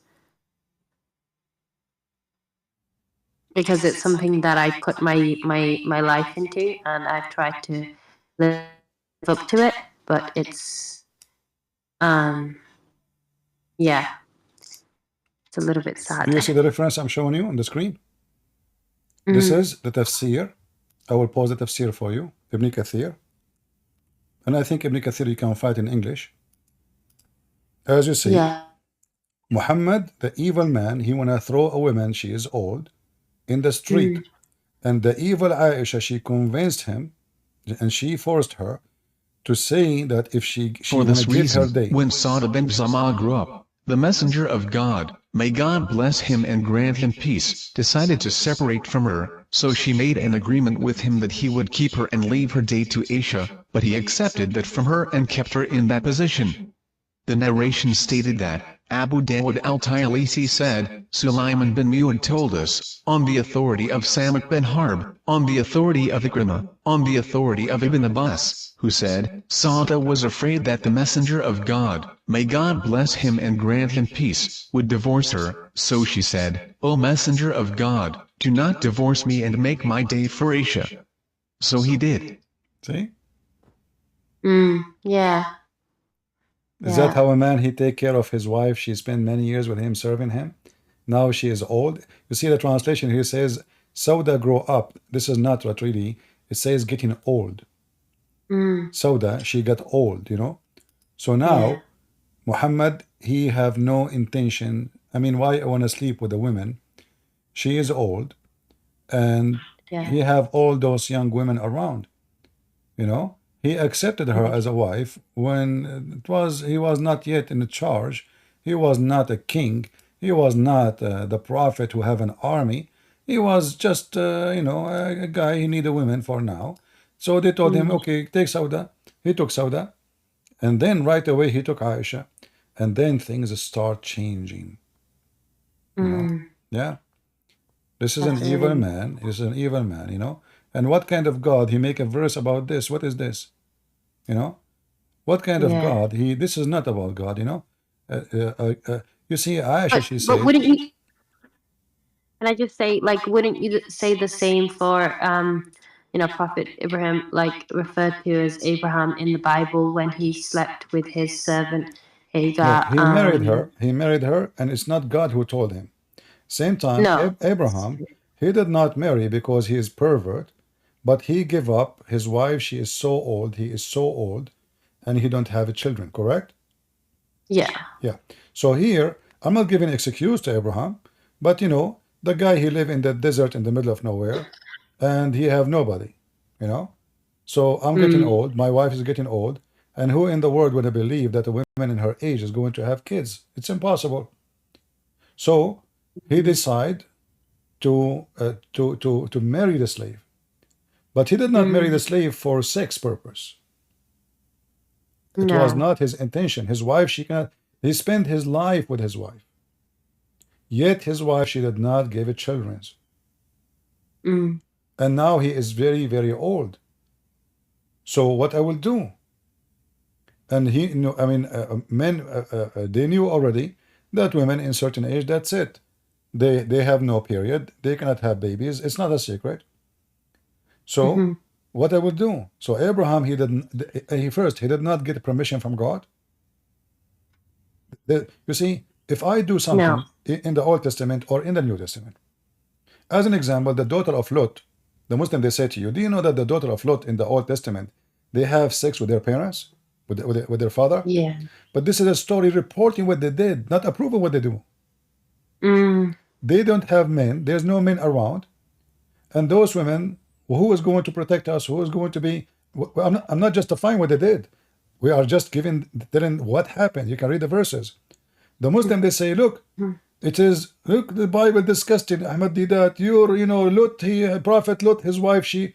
But if you go in the Quran, just to show you the hypocrisy, we showed you first that you can have sex with your daughter if she is a daughter from adultery, correct? Yeah. Okay, but if you go in the Quran, we will find that according to the Quran, the wives of Lot and the wife of Noah, she was a whore. What? She was sleeping around. Yeah. They cheated in their husbands. I thought they got destroyed because she looked back. Well, they can say whatever they want, but the Quran is saying something so clear. The word khan, if I look back, this is not cheating. It says here, they betray. In Arabic, khan is not only betray, we know what betray is like in a wife, she's a cheating. Yeah. So we have Lot and Noah and their wives, they cheat on them. They betray their husbands. Yeah, I see. The Muslim, they say between two brackets, husbands, they cheat their husband by rejecting their doctrine. And here you find the story is very funny. If Noah, wife, she refused the doctrine of Noah, where Muhammad he got this story from, and where the story of Lot, his wife, she betrayed him, there's no source. This is what it says. That's all. There's no details. There's nothing. They just betray them.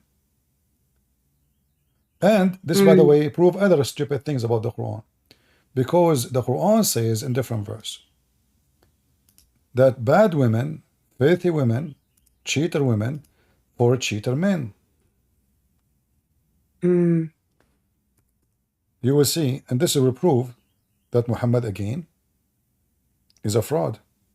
If I say that bad women will marry bad men and bad men will marry bad women, so how the wives of the two prophets, because those two prophets in Islam, right? Here the story, the Quran confirmed destiny. Allah, he made destiny that bad women, look at the first translation by the statement. Women became a statement. A translation of who? Yari Khan? Let's change it.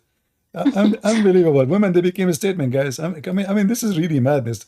This is why if you don't know Arabic, they can fool you. Look, I just changed the translator. Who is this guy now?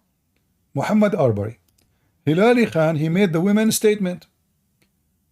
Wow. This guy corrupt women for corrupt men for corrupt women, good women for good men, and good men for good women. And this is the destiny of Allah. Okay, so the destiny of Allah is bad women will marry bad women. Okay, let's go to the other verse in the Quran. So how Lut is a prophet and Noah is a prophet and their wives are bad? They're good. They're good men. Okay. Yeah, and who is in the world gonna believe that corrupt women they marry only corrupt men? How many good men their wives are bad? And on the opposite, how many good women their husband is a cheater like Muhammad? So this is a false statement. Again, Muhammad he failed. Yeah. So Sister Amina, do you accept the Messiah as your savior? From what I've read, comparing the two kind of texts, the Quran and like Muhammad and Jesus, if I was given the chance to freely explore it and to believe in it, live it, I would say I'd like to go with Christ, because I read the Quran. I've read it and listened to it, but it's never touched my heart. Maybe because it's incoherent in some ways, but reading the Bible in the short span of time that I've got to read it has touched my heart and made me cry so many times, and I don't know why. So I think there's some truth to it, and maybe I would like to explore. I'd like to explore what Christ has and what he's about. But I'm afraid that I'm going to find that somewhere down the line it's just as false. Sorry, and I'm scared of that. I'm scared that I'm going to find out, just as I've found out and doubted, that I'm going to find out somewhere down the line that it's false, and I don't know what to do with that, So I'd like to take my time, because I don't know. I'm scared that it's going to be false. All I'm, right. I'm scared So that I'm going to get the I'm happy for you that you know Islam is false and now you are afraid Christianity might be the same. But I say to you,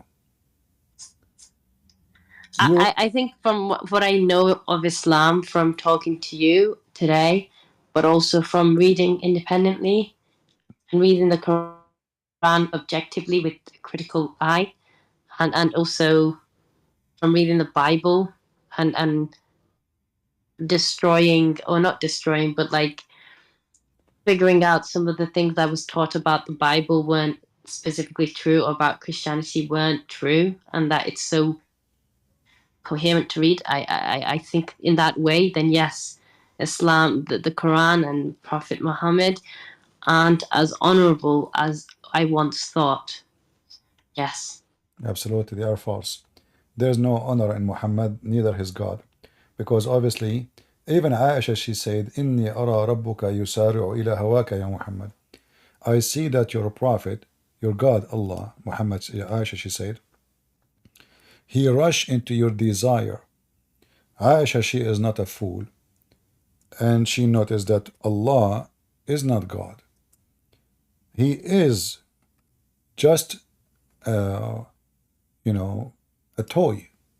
Muhammad he used to justify his desires, including money desire, sexual desire, and all kind of filthy stuff. Muhammad, he is living. When Aisha, she said, and she noticed that your God, he rush into your desire. If Aisha, she is the most close person to Muhammad, who knows Muhammad more than Aisha then? The Muslim, they say nobody knows the Prophet as Aisha. Inni ara rabbuka yusari'u ila hawaka ya Muhammad. Here you see the word hawak is not just desire. Hawa is lust. So it seems to me that your Lord, what he do? He jump to satisfy your sexual need. Women, they are offering themselves to the messenger. Why? Because Muhammad in the Quran, he made a verse. Any believing woman, she offer herself to the Prophet so he can if her. Aisha now, she noticed that the God, he make verses for the penis of Muhammad. Specific verses. And this is telling you that Aisha, she was not, at least in this point now, she is out of Islam. She noticed.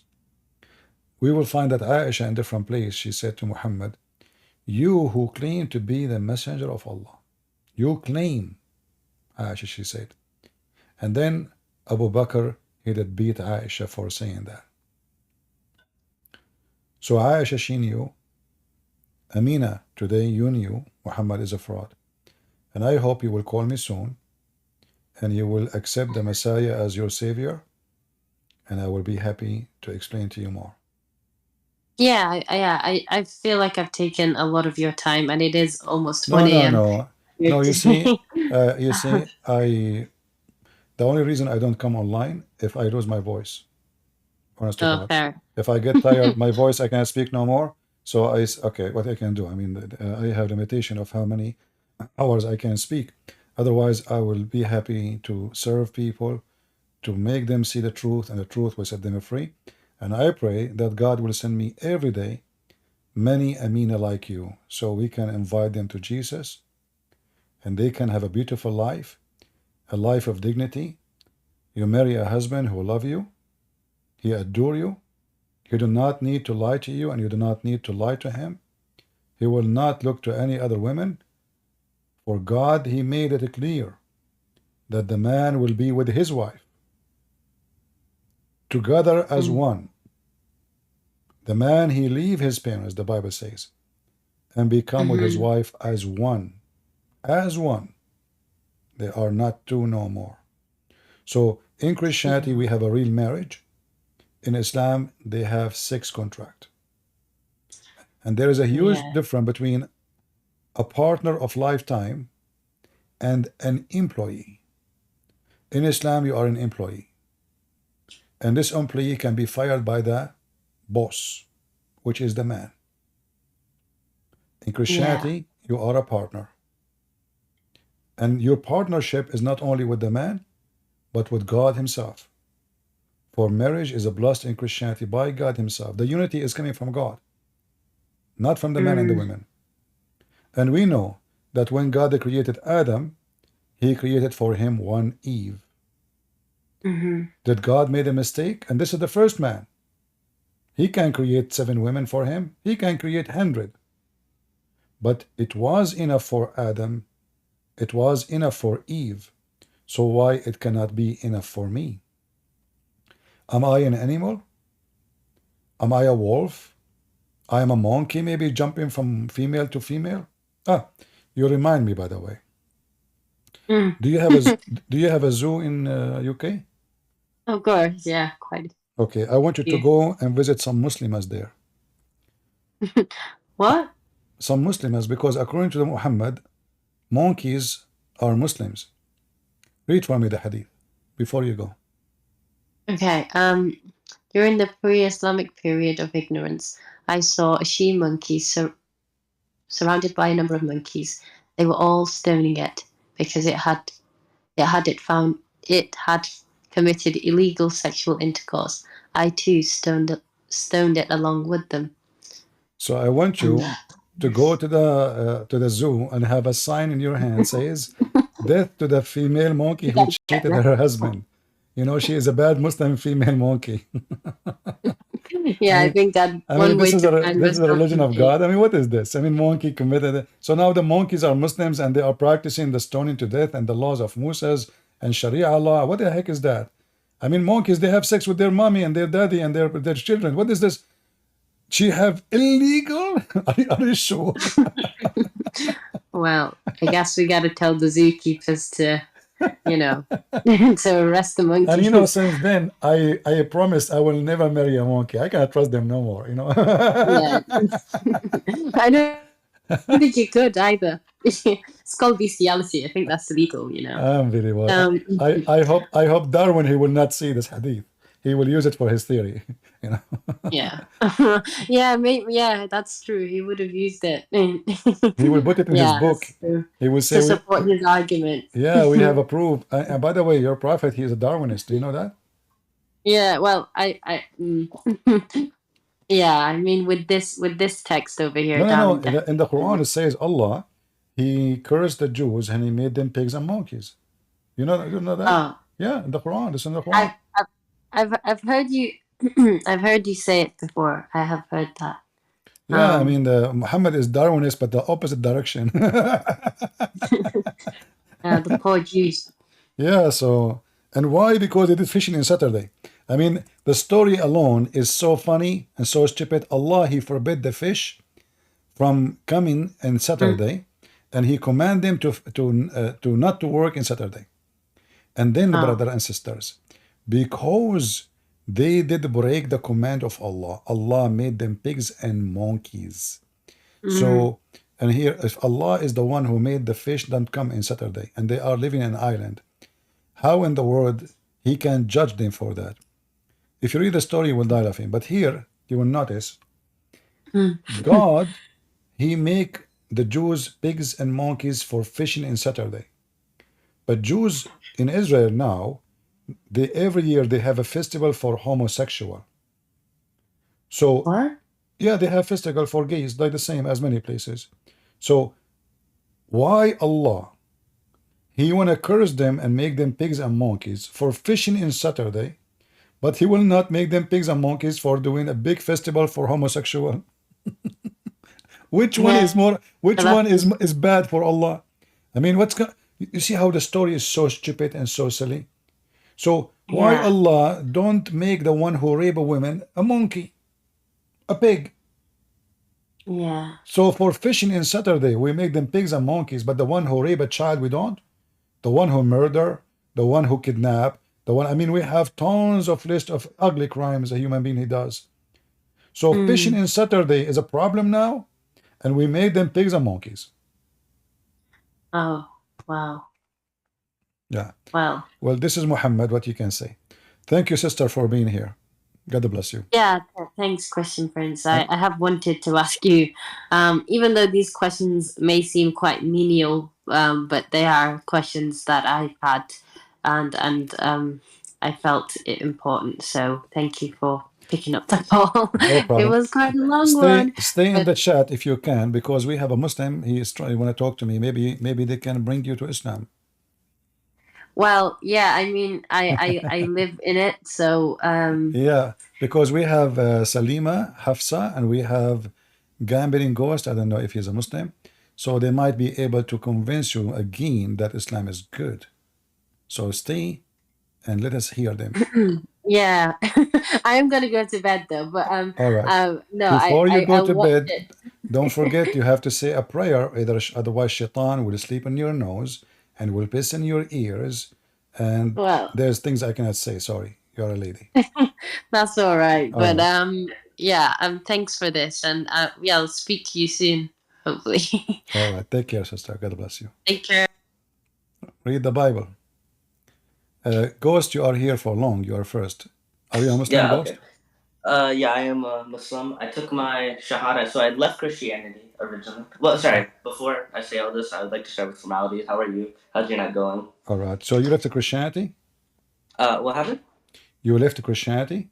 I did leave Christianity. However, I do have to admit I didn't study Christianity that much before leaving it, and I became an atheist for a little bit. And the reason why I do believe in God is because of miracles of Muhammad, may peace be upon him. Before, like, I would like to No, but preface this I with want to saying, ask you. You said you left Christianity, but you did not study Christianity. So what do you know about Christianity? I just know mostly. Well, now later in my life, I studied, not really studied, but just mostly looked into the Trinity. I'm currently trying to read the Bible. It's a very long book. The church fathers. But I'm nowhere I can call myself very proficient in Christianity. So you are not a Christian then. You are not a Christian. You are like you know nothing about Christianity. Is that what you're saying to me? Well, I'm not going to claim I knew everything about Christianity, but I would identify myself as a Christian at the time. I went to church. I prayed. Okay. So. All right. So as long you are coming from a Christian background, as you said to me, did Jesus call himself the Son of God? He did, yeah. All right. So why you think he called himself Son of God? I think it's supposed to be figuratively. I also think that he also called himself the Son of Man. So if I want to pick and choose, but is then Jesus the son of Man is about him in the flesh? We know that Jesus in the Bible is not the son of any man, correct? Yeah, because he came from God, from the so he is miraculous not. conception. So he is not talking about him being the son of anyone. This is why the Messiah, he said to the Jews, what you say about David, about the Messiah, they said he is the son of David. So Jesus says to them, well, if he is a son of David, how David called him God? So the Bible confirmed that Jesus is God. Now I want to go with you. You said you converted to Islam. Why? I converted to Islam because of the miracles. First of all, of the Quran. Like all of these are very boring talking points. I'm sure you've heard them a million times. But no, I'm willing to listen. What is the miracles in the Quran? Mostly just first of all, the Quran. No one has been able to write anything like it. I think that's the biggest one. Who said? Who Who said nobody can write the Quran? The Quran, is that what you're? What do you mean? Who said that? I mean, okay, I heard that an ant, she wrote a book. It's called the Quran. The what? Ant, an ant. An ant. Yes. Okay. So nobody can write a book like the Quran, but the ant, she is making Quran. How that can happen? This is like a straw man argument. Like I don't really know what you want me to say to that, because if you have the claim that no one could write anything like because it, in the okay, then you Quran, have my friend, proof, it's right? you who made the claim. No, I'm saying I'm going off of your example. No, I'm just no, saying you that said no, nobody can if write. It's you who said nobody can write like this Quran. Do you know Arabic? I do not know Arabic, but I'm in So the how you process of know learning. if I say now something, how you know I cannot make Quran or not? Same time, look at this. This is the chapter of the ants. I said to you the ant is making chapter. Even the chapter have her name. Look, the chapter have her name. You know, this is a very well-known ant. She's a prophet ant, peace be upon her. So the ant, she said, who is the one is talking? The ant. But I thought nobody can make Quran. Till when they came to the valley of the ants, one of the ants she said, O ants, enter your dwelling, lest Suleiman, Solomon, and his ghost crush you. Okay. Can the ant make Quran? Or Allah is quoting the ant Quran? The ant's being quoted, yeah. So, I mean, Allah So Himself is, if the ant she said that means the Quran is not made by Allah. The Quran quoting what Suleiman said, what the ant she said. Suleiman, he smiled, he was amused, and then he spoke to her, and then Suleiman, he saw the bird, and where is the bird is not there. So the holy story, the holy chapter, Allah is quoting somebody else. So how nobody can make Quran if those are not Allah? The bird is talking. Look, the bird, the hoop hoop is talking. So he said, where is the hoop hoop? I will slaughter him, I will make him barbecue. And then the hudhud, he came and he said to him, okay, hold on. You know, I was away because I was looking for, you know, and I found the women ruling over them. So I thought nobody can make Quran, but all of this is not Allah talking. All of this. Who's making Quran? A bird, a chicken. So how nobody can make Quran? This is a fairy tale book. This is the book for kids. okay, yeah, you know, like personally, like that's not really what I wanted to more speak about in this. I wanted to, because I what's it called? I want to know the truth, right? If the Islam is false, that's what I want to know, right? And so mostly I want to focus on the Bible, because that's like something I have a lot of questions about, right? No, Personally, and if you can answer them, then hold on. Before we go to the Bible, now you are a Muslim. So I am a Muslim. okay, I am so the now, Muslim. so if you believe, do you believe it is a story? What happened? Do you believe this story happened? Sure. Why you believe that there is an ant she spoke to Suleiman? Look, like I can go into this boring argument of, oh, okay, because of this, and this, we have eyewitnesses of Muhammad slaying the moon. We have No. this What? Indian No, king. no. We I'm have not. all What this. boring? What boring, my But friend? What witnesses? can I I'm finish, asking please? you. I'm asking you. Finish, please? What the Can I finish, point? please? What the point of this conversation? The ant, she said to the other ants. First of all, ants don't talk. They communicate by vibration and chemical. The Quranic claim that the ant she made a speech. So Suleiman, he was amused with her speech. Do you know what Solomon's miracle is, though? You're This saying that is okay, not a miracle. What not Suleiman taking into miracle? account Okay, Solomon, what Suleiman miracle? Tell me. Suleiman, he heard the ant talking. brother. If we're gonna speak, can we not cut each other off? Because it's kind of hard to have a My conversation. friend, we are talking. No problem. Don't worry. You are not cutting me off. I'm not cutting you off. We are having a conversation. So the miracle of Suleiman, is it a miracle that Suleiman, he heard the speech of the ant? No, the miracle is that he could communicate with animals and birds. Okay, Oh, not birds, great. sorry, specific, but Allah, he he could taught. communicate with Okay, animals. okay. Allah, he taught him which language? I honestly do not know. I apologize. No, it says Allah, he taught him the language of the birds. Do you agree? Okay, yeah. All right.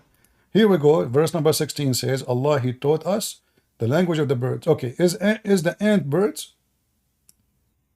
No, but can that not be in reference to animals in general? No. First of all, ants are not animals. They are insects. Secondly, they are not birds. Same time, if Allah, he taught him the language of the birds, can't Allah, he says, and the language of the insect? He can, right?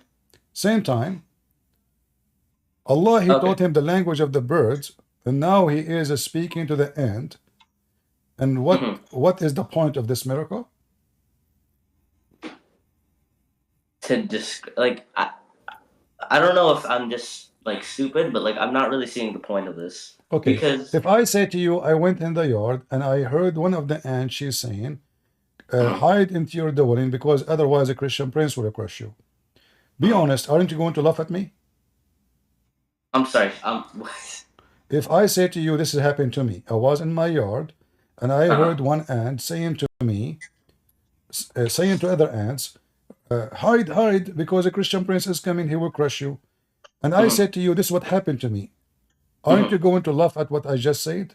And you believe I'm just making, okay. So how this is accepted for you? Because you don't. The thing is, you wouldn't have credibility in saying a statement like that. Okay, who is the one? Who is the one have the credibility to say this statement? Was Muhammad exist in the time of My Sulaiman? friend, can I please finish? My friend, can I please finish when I say a statement? Because Mhm. okay, thank you. So what I'm saying is, the way that I'm looking at it is, okay, how do we know something is from God? Okay, let's look at the messenger. Who is the messenger? Without looking at whatever else he said and all these weird, obscure things, which I admit are arguably odd, you look at, okay, did he have miracles? Does he have recorded miracles? Does he have miracles from people who are away from him? All right. And that's what I do he have miracles? Do Muhammad have miracles? Yeah. Show me the miracle in the Quran. In the Quran, probably more in the Hadith, but So are you saying the Quran said no miracle from Muhammad? I'm not saying that, but No, it's not you. The Quran said there's no miracle from Muhammad. the miracle is the like I don't really know what you want me to say because this is like a proof. Why would My friend, hold on. It's you who mentioned the miracle of Muhammad. How come the Quran saying that those people they keep saying how come Muhammad don't have a miracle? Read with me the screen. Can you read? I cannot read now. Can you translate in English, please? All right. Chapter 6, verse number 37. They say, why no sign has been sent to him from his Lord? Say, surely Allah able to send sign, but most of them do not know. Okay, what is the miracle? Let us continue.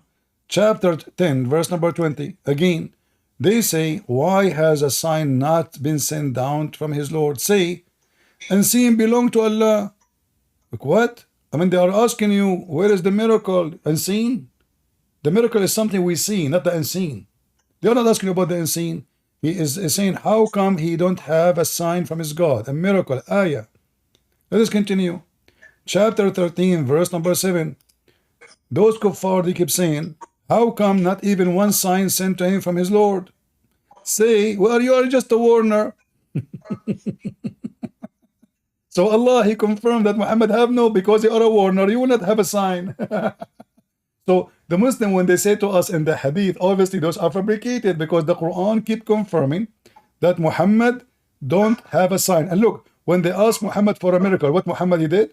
He said, well, Allah, you know, he is said to me, I'm just a warner, and Allah is the one who knows what inside the women, male or female. Is that the miracle? Well, I can find what inside the women for $5. Male or female. So what this is a miracle from God. Only Allah knows. Wait, so I have a question. Like, just to clarify this point, right? Like, just like going back to your other point. So if something is quoted, like let's say a holy scripture, it quotes something else, right? Then that means it can't be from God, correct? Quoting what? No. Like if, no, this is not what I'm saying. But you Muslims, you keep saying, who can make Quran like this Quran? So if the Quran is quoting fairy tale stories, then Allah is not making the Quran. He is just quoting what people say. So they are the one who made the Quran. Okay, so if like, the Quran quote a Christian prince, he said this. How you can claim that what I said is Quran? No, okay, I agree with you. But my thing is, so if something was to claim that it was the inspired word of God, right? And it was, sorry, I'm jumping a little bit here, but if something was to claim that it was the inspired word of God, correct? And it quoted someone who wasn't the from this inspired word of God, would that make that book incorrect? No, I can quote what Muhammad said to prove a point. It's okay. This is not about what I'm saying. You see, we're talking about the Quran. Every word is a word of God, according to Muslims. It turned to be false. Same time, you're a prophet. Like you mentioned to me miracle. When I asked you what is the miracle, you said to me in the hadith. Well, why the miracle of Jesus in the Quran, the miracle of Moses in the Quran, the miracle of all prophets in the Quran, but there's no miracle of Muhammad in the Quran? Why? Why in the Hadith? I'll concede on this point because I know I'll concede on this point. But what I'm trying to ask, or what I'm trying to ask, is if something is the inspired, like I want like a direct answer. If something is either like inspired word of God, or it claims to be that, or it claims to be the word of God, and it quotes from something outside of that established word of God or inspired word of God, does that make that book incorrect? Yes And or I no? answered you, this is not what I'm talking about. This is not what make God, he speak to people in their language, and he speak to them in what they understand. So as an example, if Jesus says the master seed, because people they have and they use the master seed. So doesn't mean that Jesus is the one who created that sentence, a master seed. So the people use it, people they speak about how small it is. So Jesus used it. So does that mean I can quote now a wise man who is even a pagan? Because I'm speaking to pagans. So I'm trying to make them understand what I'm speaking their language, no problem with this. But we don't claim in Christianity that the Bible, God, he sent letters and words, and then everything is coming from him. No, the Bible says, this man he said, that man he said, this woman she said. So what they said is what they said, is not what God said. So the Bible is so clear about that. But you Muslims, you claim that nobody can make Quran, and then we find that the whole Quran is nothing but a fairy tales quotation from legends. As an example, the story of Suleiman speaking to the ant. You can go right now to Google and search for the Legend of the Jews. Legend of the Jews. You can download the book for free because it's an old book. So you can find the story of Suleiman speaking to the ant. This is a story, fairy tale stories. Muhammad, he copied it from the Jews. I ask you now, you are saying if you want to examine the word of God, what is your education? What is your education? Education? What do you mean? I mean, you go to school, you finish university. Yeah, I go to school. Just going into university now. Do you take any course in science? Biology. Yeah. Oh, wonderful, biology. Okay, let's go to biology. How the baby is made in the Quran? From a clinging clot. Clinging clot? Yeah. Where it says the word the clinging? It doesn't say clinging clot. What it says?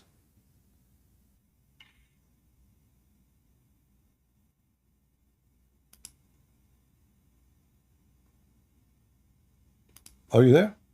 I'm here. Yeah, what is what the Quran saying? The Quran saying clinging clot? Yeah. Okay. Is that what the baby is created from according to your knowledge? Clinging clot? No, it's created from the zygote and then, first the egg. Then if we read, you will find that your prophet, he said that Allah, he made the nutfa into a dead blood. This is the clot you are talking about, alaqa. And the dead blood grow and become a lump of a flesh. And then we made out a little lump of a flesh into bones. And then we closed the bones with the flesh. And then we brought it forth with other creation. Is that what science teach? That this is how the baby is made? No, no.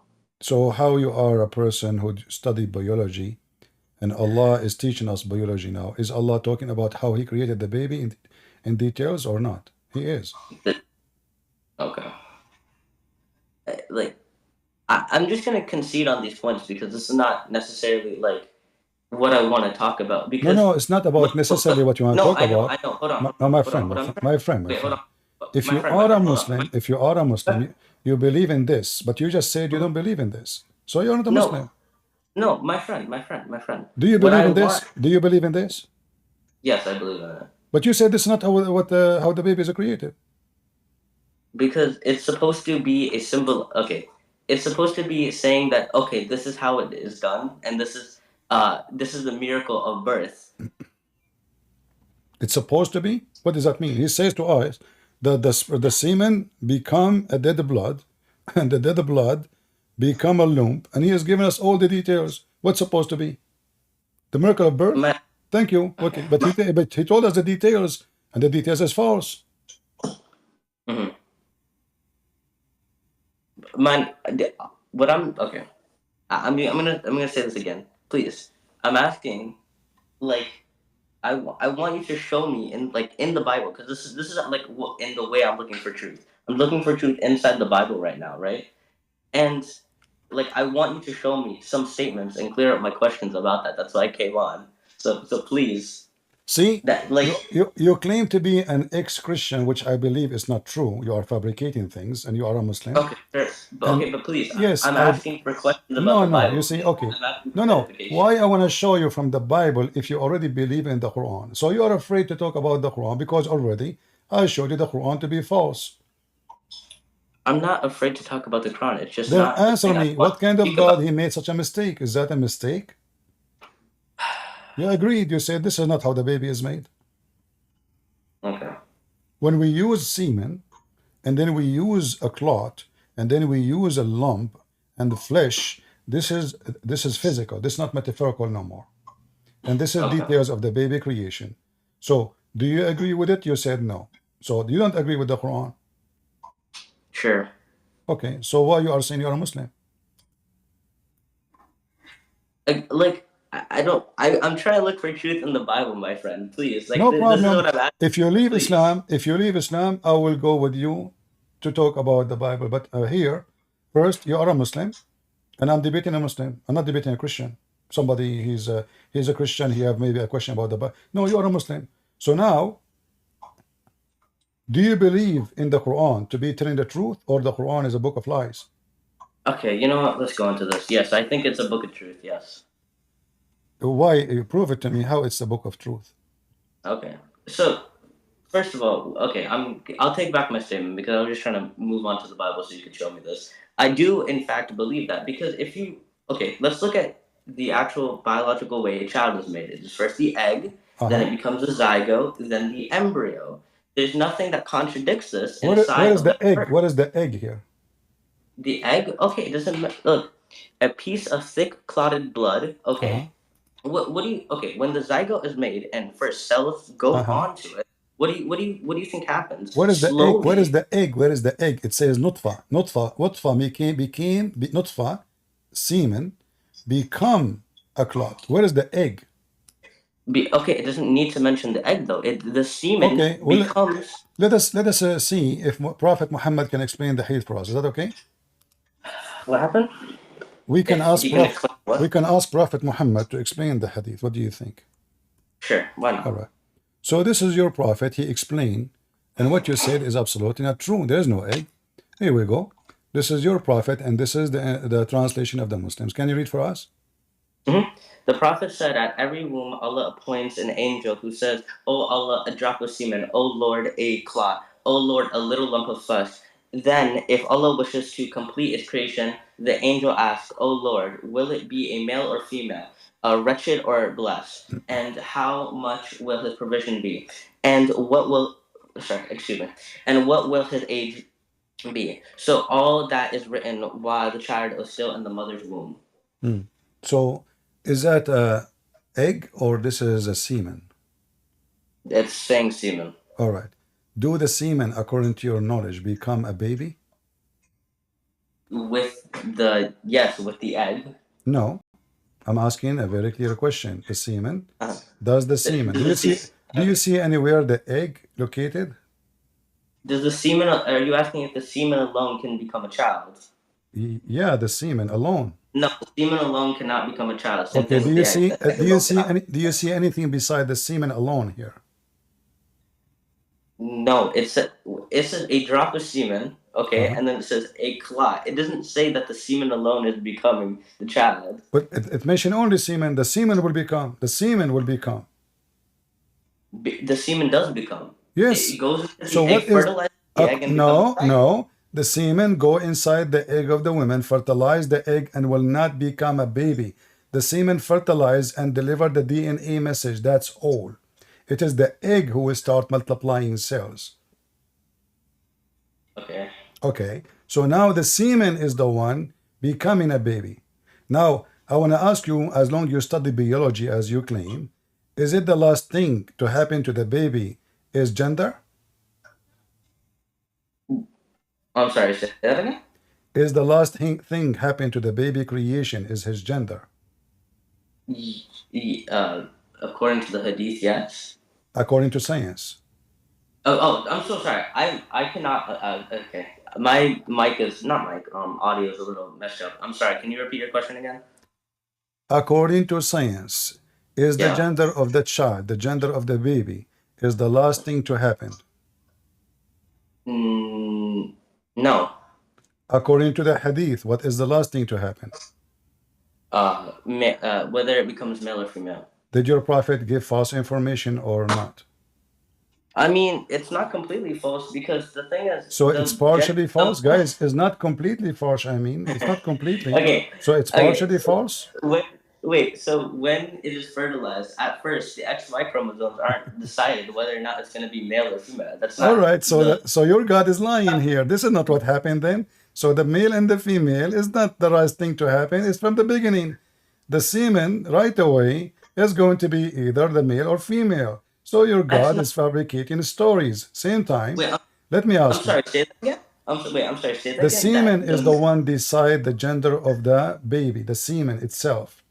Not straight away though. No, it's straight away. The semen is the one who decide because semen are the one who they are either male or female. So when the fertility happened already, the gender is already decided. So your God, he fabricate answers about science. Let me ask you, Mr. Biology, how long? My friend. How long? We can find it right now in Google. How long the semen can live? I don't know that off the top of my head. I'm gonna be. But you said you study biology. Yeah, I never said I was good at it. You study biology in your elementary school? Yeah, sure. Okay. Okay, Well, but the thing is, if you search right now, there's no way you study biology. You are making things up. Obviously, you do not know anything about biology. I'm not a doctor. I wasn't a nurse. I don't have any background to claim to be a doctor or professor in biology. But this is a common knowledge. You do not need to be genius to know it. Yet you are giving me false information. A semen can live up to 5 days according to science. Do you agree? Okay. Sure, yeah. All right, sure, yeah. So why your prophet saying 40 days? Show me. All those references in front of me are authentic and they are sahih. Read.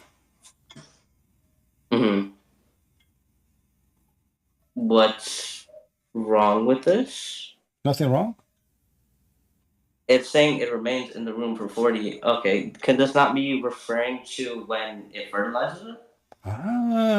So according to your science, biology, what the name of your school, Taliban? According to your school. That Taliban is crazy. Well, obviously you are giving false information. Everything you are saying to me is a lie, my friend. So you are saying to me maybe fertility. So the semen will go to the womb? To the womb? And then in the womb will stay 35 days and night?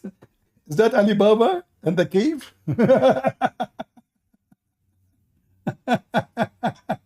Biology, huh? I like your biology. You know what? I decide to hire you a professor in the University of Columbia in the Department of Fartology.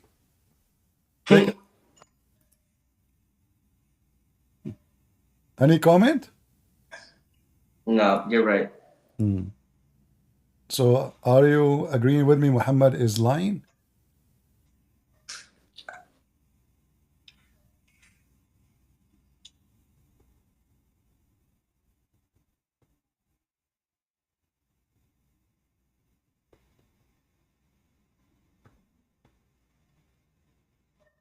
Can you show me another example where he lies? Because I do admit that this is a little bit.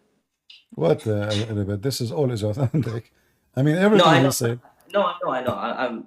I'm saying like I. Okay. Have to look at Okay. Where hail is coming from? Hail. Hail is coming from where?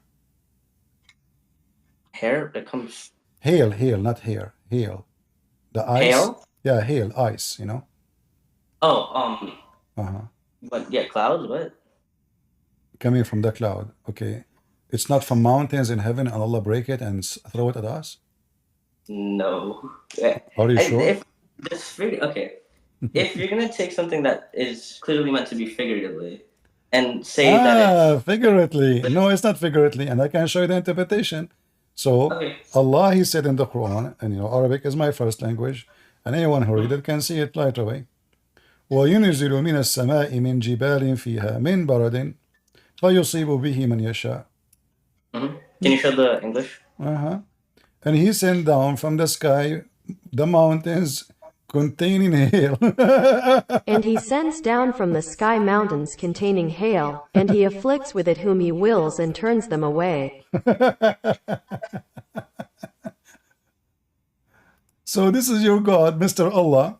He claimed that there is mountains of hail. He break hail and He sent it to us, and He hit you. He hit you with it. So this did the intellect science of Allah hit you?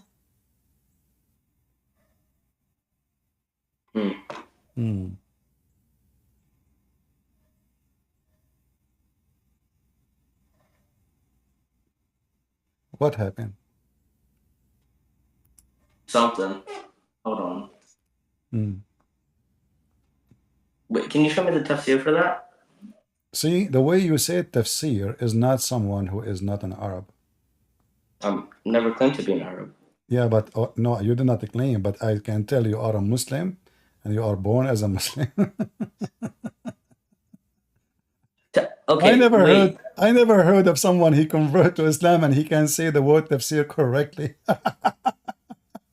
I really appreciate you complimenting my Arabic, but it's very no, easy. I mean, come on, you know, come on, you know, it's okay, it's okay. You're talking to CP, it's okay. So if we go to the tafsir, chapter 24, verse number 43, we will see the following.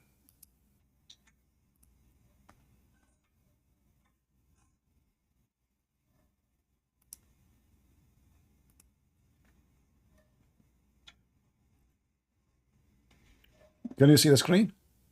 Yes, I can. So He sent down from heaven mountain where there's hail. He sent down hail from mountains in heaven. You see it? And this is the most highest authority of Islam, Ibn Abbas, the cousin of your prophet. Wait, so but how Allah He knew this, that there's mountains of hail, and He break it and He sent it down on us. Unbelievable. Can this not mean though that He's taking, like, I mean, before it goes into the clouds is pretty much what He's saying? Just But I thought the hail is coming from the cloud. What do you mean before it goes to the cloud? So are you saying to me there's hail go in the cloud? No, you're right. Oh boy. I like your religion. Yeah. I laugh at it is every day.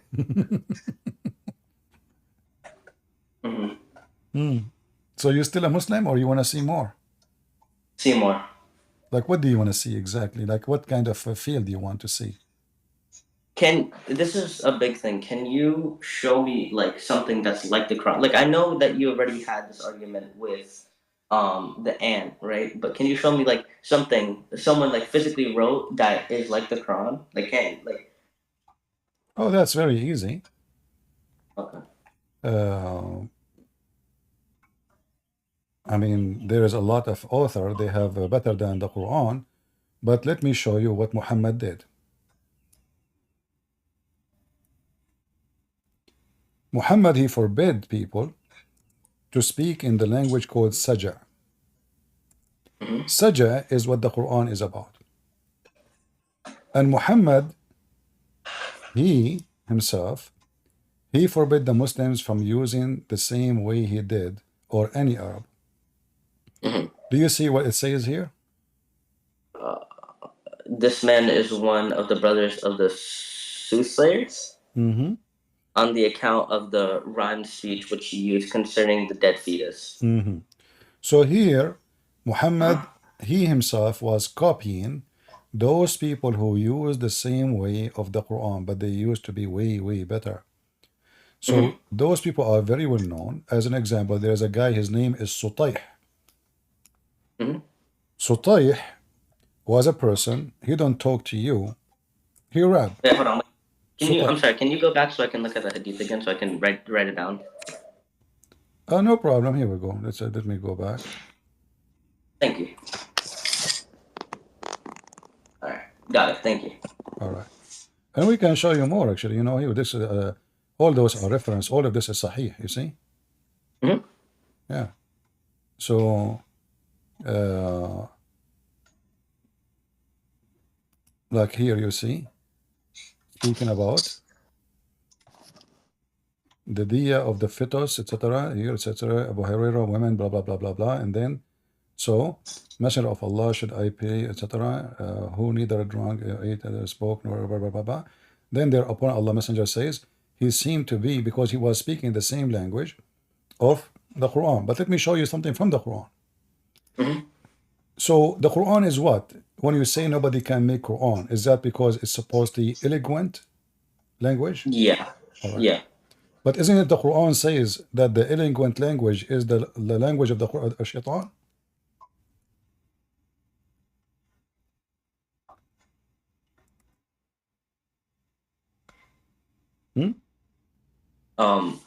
Wait, can you show me the verse? Chapter 6, verse 112. I'm sorry. Where does this say of eloquent speech in this? The word zukhruf here, it says, you know, they don't adorn, you see? One, they adorn the speech. You see adorn? Okay. So this is adorned speech, beautiful speech. Who is the one making it? Shaitans. The devils and the jinns. All right. So the Quran, according to you, adorned speech. Shaitan make adorned speech. So how that prove that this is from God?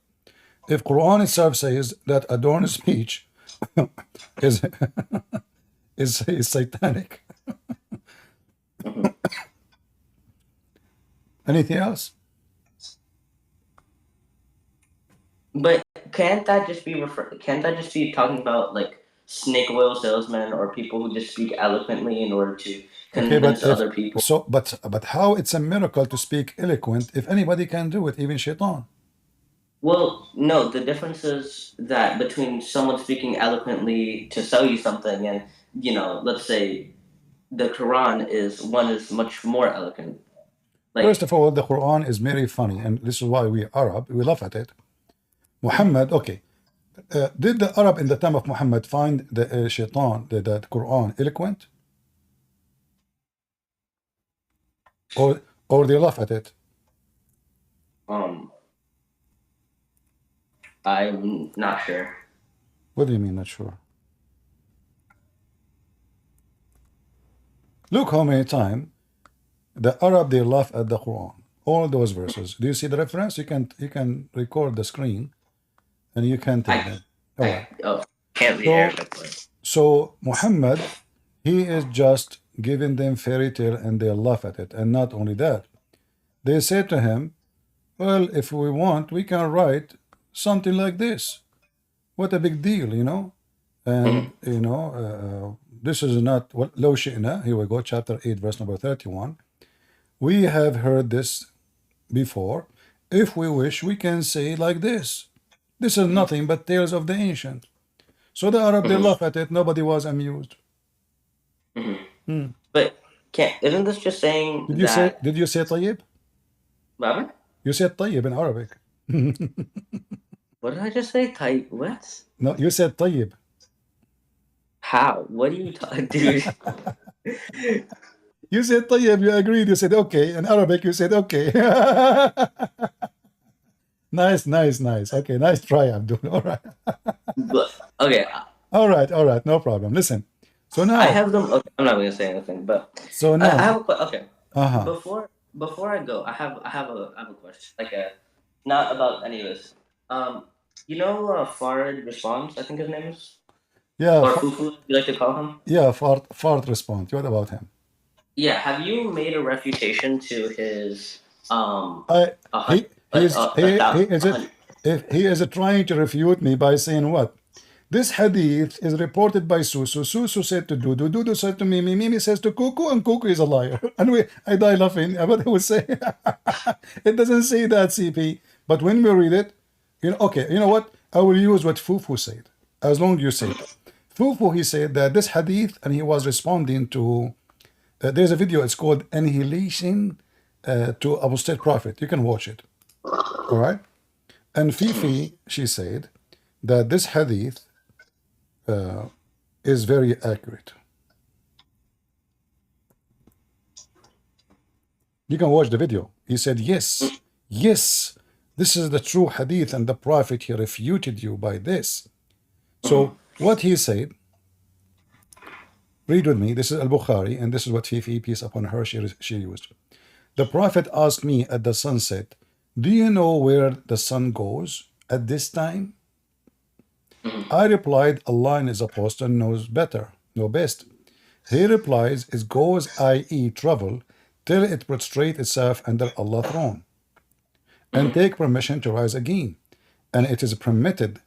Then at the time will come, it will be about to prostrate itself, but its prostration will not be accepted. And then it will be asked permission to go on the course, but it will not be permitted. But that will be ordered to return whence it came, and will rise from the west. And this is the interpretation of Allah's statement, and the sun runs to its fixed course. So now, if you agree with this hadith, you can watch the video. Do you agree that the sun goes every day from the east to the west? Yeah. Yeah, really? The sun goes every day? You study biology? What? The sun goes every day from the east to the west? Oh, hold on. I'm sorry. I'm processing a lot, so I'm just okay. Okay, so the process slowly, no problem. So do you believe the sun goes every day from the east to the west, and this is what is how the sun set?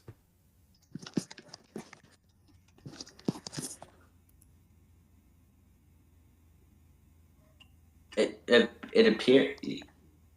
I don't know if I'm being stupid right now, but it appears it rises in the east and sets in the west. Do you see where it says it appears? Muhammad is explaining to him how the sun runs into a course. Did he say the word appear, or you are adding something is not there? He says it does. Okay, so why you are saying appear? Why you are adding words? Do you know where the sun goes?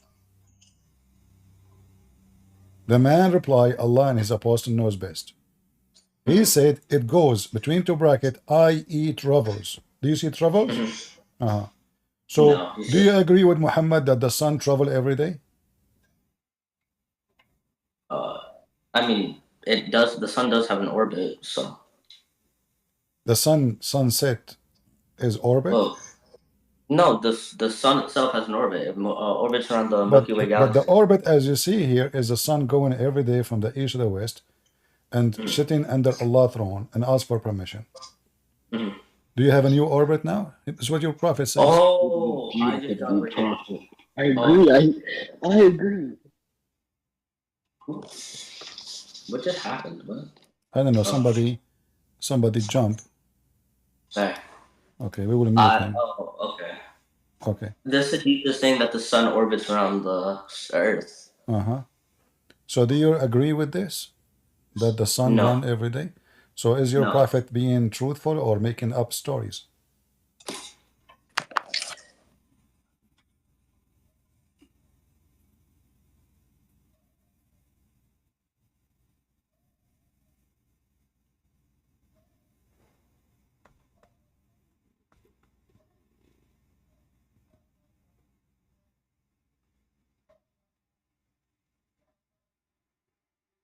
What happened?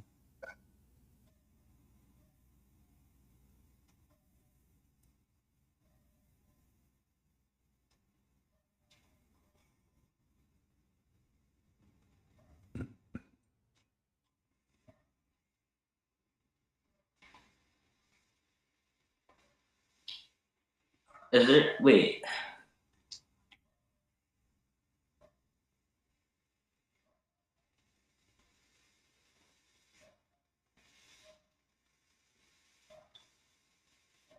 Oh.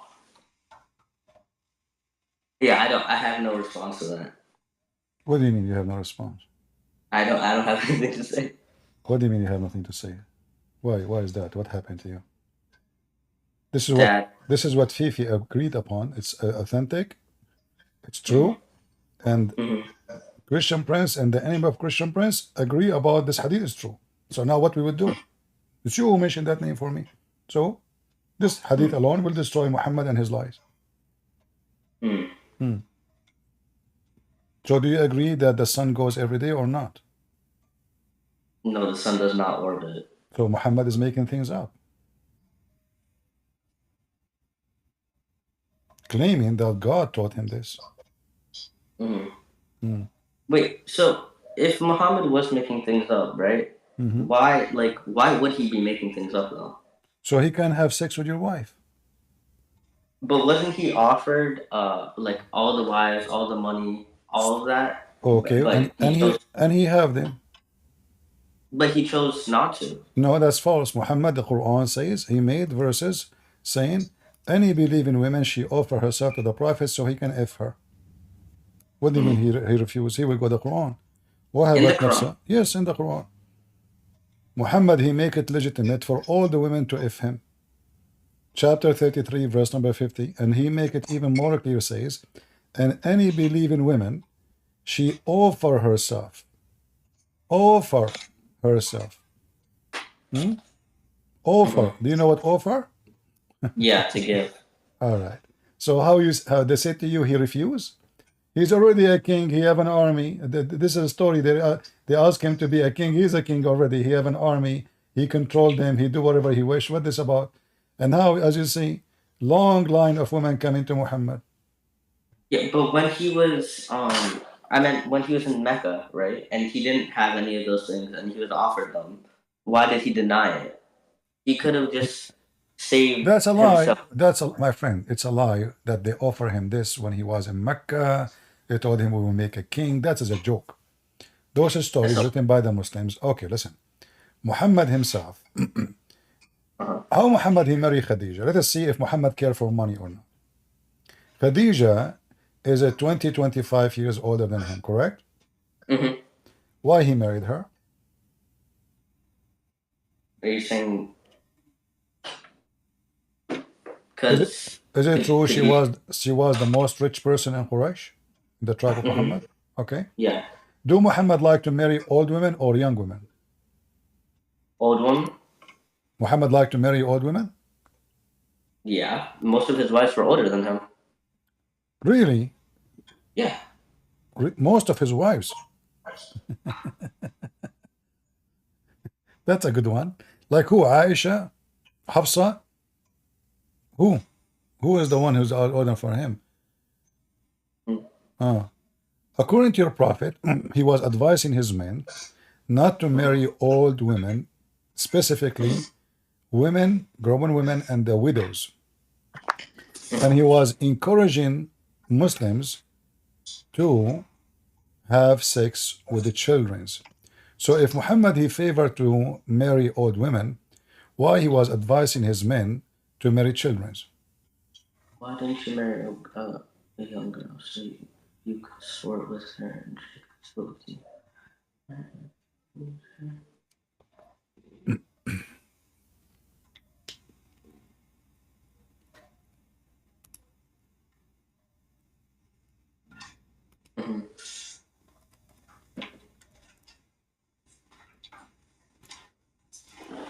Wait, but did he do that himself though? He did Aisha, sure. But besides Aisha? Well, we do not know the age of the rest, but all of them, they are young. You know, he have women, he even kidnapped them from their husbands. In the hadith, that's what they say? I can show you tons of hadith about that, but let's focus here. Did your prophet advise the man why you marry a growing woman previously married instead of marrying a child? Did he say that? Huh? So obviously Muhammad he don't like to marry a widow, so why he marry Khadija? If I advise you not to marry a widow, marry a child so she can amuse you, that means this is what I like. So why Muhammad marry Khadija? Because she is rich. Mm. But so if all this was false, right? Then what do I accept then? Well, at first you have to accept that it's false, then we can talk about what else. Do you accept Muhammad is a false prophet? I need more time on that. Okay, take your time and come back to me then. Okay. All right.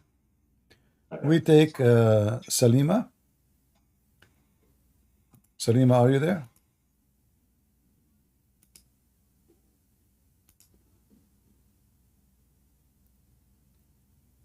Salima Hafsa, are you there?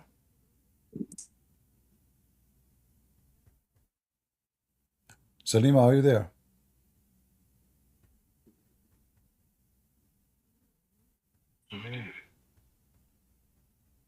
Hello?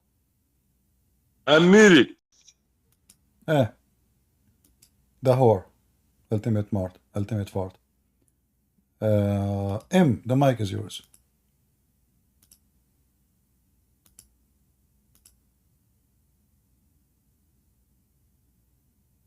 M, are you there? You hear me? I hear you. Go ahead. You said that Muhammad believed you have to be white to be a prophet. Did you say that? Muhammad, he need to be white to be a prophet? I heard you say that Muhammad said you had to be white to be a prophet. Well, Muhammad, he said you have to be good looking and you have to have a nice voice. Correct? So you don't have to be white. You don't. Yeah. You don't have to be white, correct? But isn't it good looking in Islam is the white one? No, it's not, because Muhammad said you have to be good looking, right? All right. Let us see if this is true or not. Listen. Okay, hold on. One by one. So, according to your religion, is the black, if there is anyone is a good person in Islam, he was a black person, a prophet? It's not only white and black. There's different colors. So No, we see we're talking about prophet. When we say yes, I know. a prophet of God, he have to be good looking and he have to have a nice voice. Okay. So according to Islam, what is the color of shaitan? You said it's black. I'm not sure, but if you said it's black, it gets black. I'm not saying sure or not. You are the Muslim. I'm not sure on that, but that's beside my point. No, it's our point. It's our point because we want to see the color present what in Islam. The white color present the bad ones. I understand and that. the good color present. Okay, so do you agree with me that Islam teach that white color present good people and black color present bad people? I wouldn't say that exactly, but I understand your point of pure being white and unpure being like darkness. Focus with me. Okay, we will go on because, my friend, we have to go step by step so we can reach the point where we can be with a clear evidence, me and you, and we have time. Okay. So, in Islam, being bad, is it being black, and being good is being white or not? To a certain extent, yes, but not 100%. What do you mean? Explain to me. Because let me explain. By black and darkness is the same, right? Kind of the same. No. I'm talking about a human being. We're not talking about darkness. Oh, you're talking a human being? I'm talking about a human being. Yes, a human being. Okay. Okay, then no. I would say no, because no human being is actually black. All right. You won't find a black human being. So I would say no for that, unless you have something else. Okay. Did your prophet anywhere, according to your knowledge, he said that black people will go to hell because they are black? I think you're talking about the one that they said when their faces turn dark and black, those people go to the hell. No, I'm talking now. No, I'm not talking about this. We go there later. You know that one, right? We are talking about, did your religion teach anywhere that black people are created to go to hell? By black, do you mean dark skin or actually black skin? Black skin and white is a white. Come on, man. I mean, we know what white and black. Now we want to give a definition for who is white, who is black. Okay, but if the black you're talking about means darker skin, like brown, dark skin, yes, I guess no, it doesn't teach that you go to hell for that.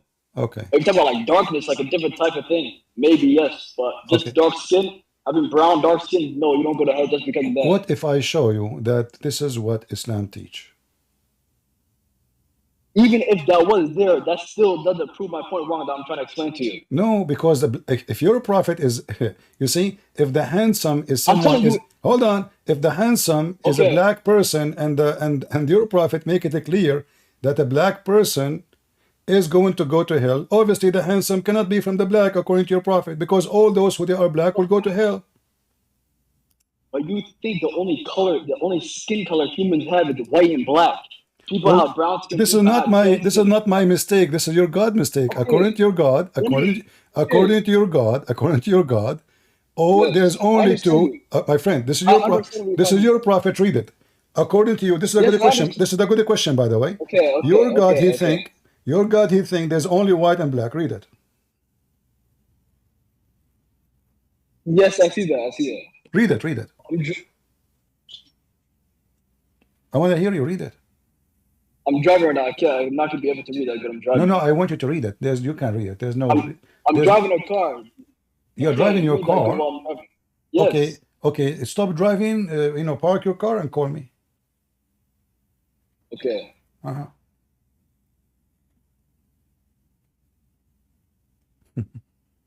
He's parking his car. He's driving his car. No wonder we have incidents everywhere. So now we understand who is the handsome in Islam. A prophet, he have to have good looking and a nice voice. Muhammad said. According to Muhammad, all those who they are born black, they are going to go to hell. Is it possible then that the handsome man is one of those who will go to hell? Are you getting my point, guys? Are you getting how we prove it easy? Do you see how easy it is? All the offspring from the left shoulder are going to go to hell. So obviously, and all the one who is born from the right shoulder, they are white and they will go to heaven. So where the prophet should be, do we need to be genius then? Obviously, Islam teach prophets are white. Righteous people are white according to Muhammad.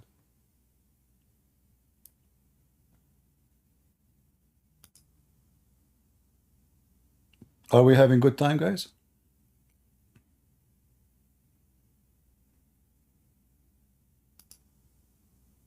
Okay, maybe he's back. All right.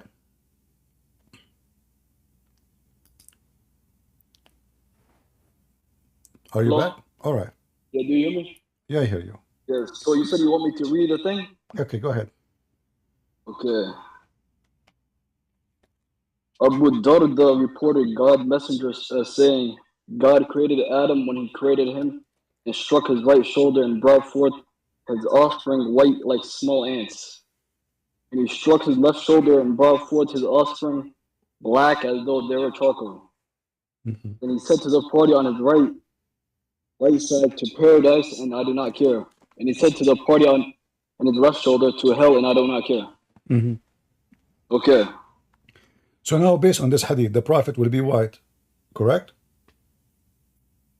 It depends. Is this hadith talking about after life or currently? What prophet? What afterlife? This is the children of Adam from the beginning. What afterlife? What's wrong with you? We are talking about Adam.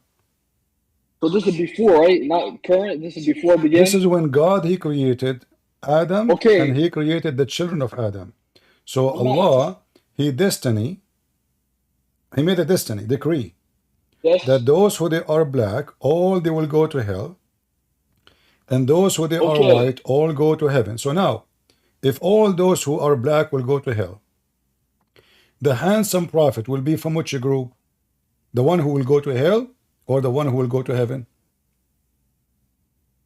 Well, that doesn't mean by this thing. I guess you're right, but that's not my point. Even if this is right, that's still not my point. No, it is my point because we have to know who is the righteous and who is the good ones who qualify to be a prophet. Okay, okay. By this hadith, it seems like he's not exactly talking about your skin color because it's not only white and black. It's about skin Yes, color. it- My friend even describe even how dark you are. So he described the white as like white ants, and the black are the same as charcoal. And you are saying it doesn't Okay. say. So it describes Let me- exactly what color we are talking about. So now there's me two ex- colors. There's two colors only in Islam. And this is a good question you asked me. What about the Asian? Your God, he forget about them. So Not even the Asian. Not even the Asian. The black people too. Not every. No, no black people are as black as charcoal. Some people are brown. Most black people are brown. So this thing is not talking about skin color, obviously. But the majority of black people are not as black as my friend, you can say whatever you want. According to your prophet, there's only two colors, white and black. You can say brown, you can say chocolate, you can fool yourself. But your prophet, he make it clear. God did not create third colors, fourth colors, according to Muhammad. There's only two colors. White, you cannot say someone is an Indian is white, correct? No, they're brown. Okay, so that means he mean everybody who is not white is not white. Anyone is white is white. As simple as that. That's the reason. That's the reason why I'm saying it's not about skin color. It Because is about everybody's skin saying that color. he was It black. is about skin color. This is about the Okay, well, creation. This is the offspring of Adam. Okay, okay. Even if it's about skin color, it cannot be the skin color of right now, where like the earth is left around the dunya right now. I had to be either before My when it friend, started or after. offspring of Adam, they were in heaven or in earth? Adam's kids. Uh-huh. The God struck Adam while he was on earth or heaven. I'm not sure on this. Offspring, focus with me. The offspring of Adam are created offspring? when Adam was in heaven or when he was on earth. I'm not sure about the earth. So what? Adam, he have children when he was in heaven? I don't think so, but clearly this is not talking about skin, and it's not even if this was true. Even if I gave So do this you to you, agree? that's still Okay, do you agree with this? Do you agree that white people are good and bad people are bad? I'm not agreeing nor disagreeing. So what? Is that okay? So why you are here with Okay, me? I don't know. Guys, this philosopher, he gave me an answer which Christian Prince he cannot refute. He does. He don't say agree or disagree. Thank you. Take care. Take a hike. Take a hike. No. Don't waste my time. Disagree or agree. No, I am here to talk to honest people who they speak like men, adult, mature, not a bunch of kids. I cannot disagree or agree. So why you are calling me? The righteous people in Islam are the white ones. And your prophet, he made fun of the black people all over the hadith. When Muhammad he hired Bilal, the slave, Muhammad died and Bilal is still a slave. Imagine. He made him a commander of a bunch of white kids. The white kids complain. Muhammad he said to them, making fun of the look of Bilal, saying, you obey your commander even if he is a raisin head. He didn't even say even if he's black. This is how your prophet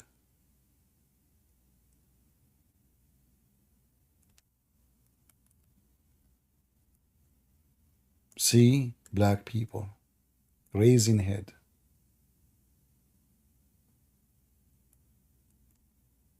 He didn't say, so what if he's black?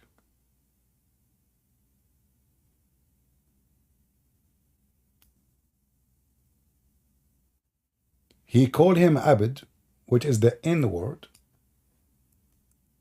Ethiopian, raising head.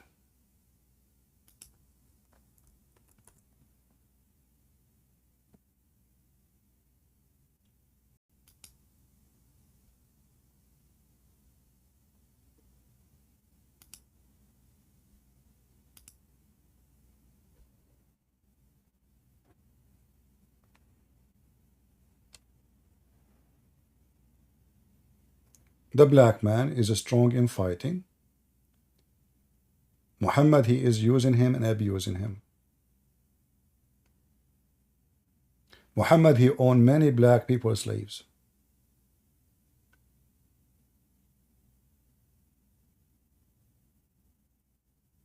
And don't call me to say to me, I cannot say I agree or disagree. So you are not here to be honest.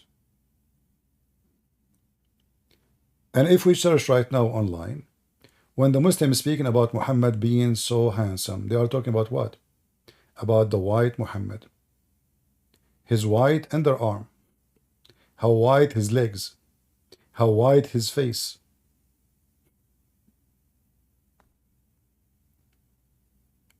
If the Muslims and Islam is not religion of racist, in fact, there's a hadith says, the one who say the prophet is black, kill him. Just kill him. Why?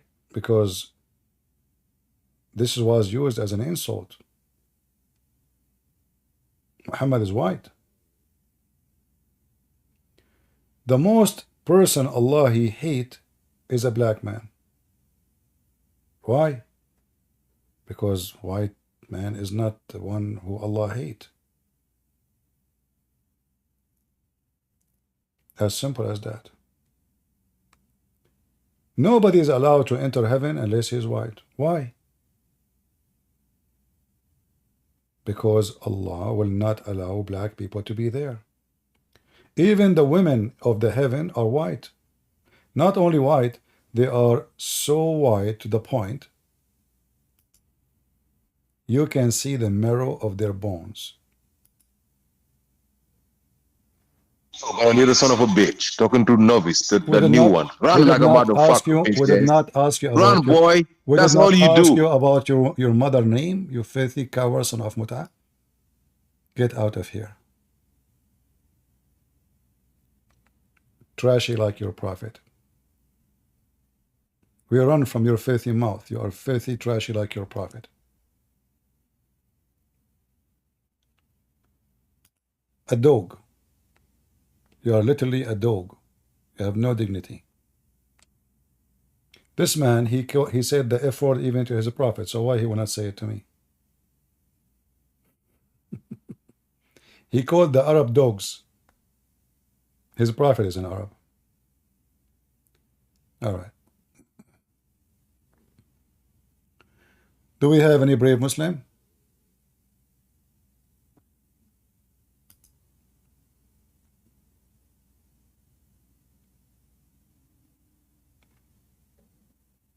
You know, the funny is, they use the F word, etc., and they are supposedly the religious ones.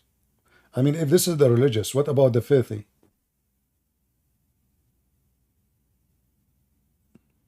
If this is the religious. Yes. So do you want to give me your opinion, or you will tell me I don't care? Are you gonna let me explain it then? There's no need for explanation. Either you are with or against. I don't know fully all the context and everything, so I can't give you a yes what or no. Context? Here we go. This is the whole context. Allah Messenger, he said that is the whole context. What we can do? Okay. If I say yes, could you let me explain what my point is? No, I want you to tell me. What do you think? Do you agree that the black people will go to hell? I'm asking you if I agree that hadith is true. Will you let me explain my? This is not about you agree the hadith is true or not. I did not ask you that. Because no, if I say true, yes, it's true. You like it or not? It's true. Hadith. It's true. But this the question. The question is: listen carefully to the questions. Do you agree that the black people will go to hell? Yes or no? If I answer, would you let me explain what my main point? No problem. But do you agree black people should go to hell and white people will go to heaven? Go ahead. I agree that the hadith that says charcoal Adam. I believe that's true. Yes. This is another question. Do you agree? I want you to say, I agree that the black people will go to heaven. Say it. So to hell, sorry. If you study that hadith and that's what it's talking about, and that's true, yes, I agree with you. So no, I don't know for don't sure. say if it is this. Okay, do you have a proof it's not? I don't. That's what I'm saying. I don't know because I don't have proof, so I don't know it. And I can't say well, yes. I have the and proof. It's no. in front of you. It does it say offspring? Yes, if what you're saying is true, yes. Okay, so what Black people go to hell. what offspring mean? Is that a mountain? Is it a tree? Is it an apple or a human being? It's human beings. Okay, does it say black? It says black as chocolate, yes. And no Okay, human does it has say chocolate skin. the other one is white? Yes, it does. All right, so now why are you saying I don't know if it is black will go to hell, white will go to heaven? So do you agree? Do you agree that all black will go to hell and all white will go to heaven? All the people who have chocolate skin, yes, will go to hell, but it's not us because we don't have chocolate skin. Why somebody is a black and he is so dark in color will go to hell? I don't know. I didn't study that. That's what I'm saying. If what you're saying is true, yes, I agree. I can't say. I can't explain it to you because I didn't study. do you support sending black people to hell just because of their color? I believe that's talking about people did bad in here, then their skin turned black as chocolate, then they went to hell. If that's true, yes, I agree. Sure. People will turn. No, they are just born. This is Adam. They are just born. They did not. They are small, cute ants, babies. So they are just born, white and black. The white will go to heaven. The black will go to hell. Yes, you're the one who studied everything. If that's what it means, that's what it says. Yes, I believe it. So are you a person? Are you black or white? I have dark skin. I don't have chocolate skin. I don't have black skin. So do you support? So do you support people who have chocolate skin to go to hell?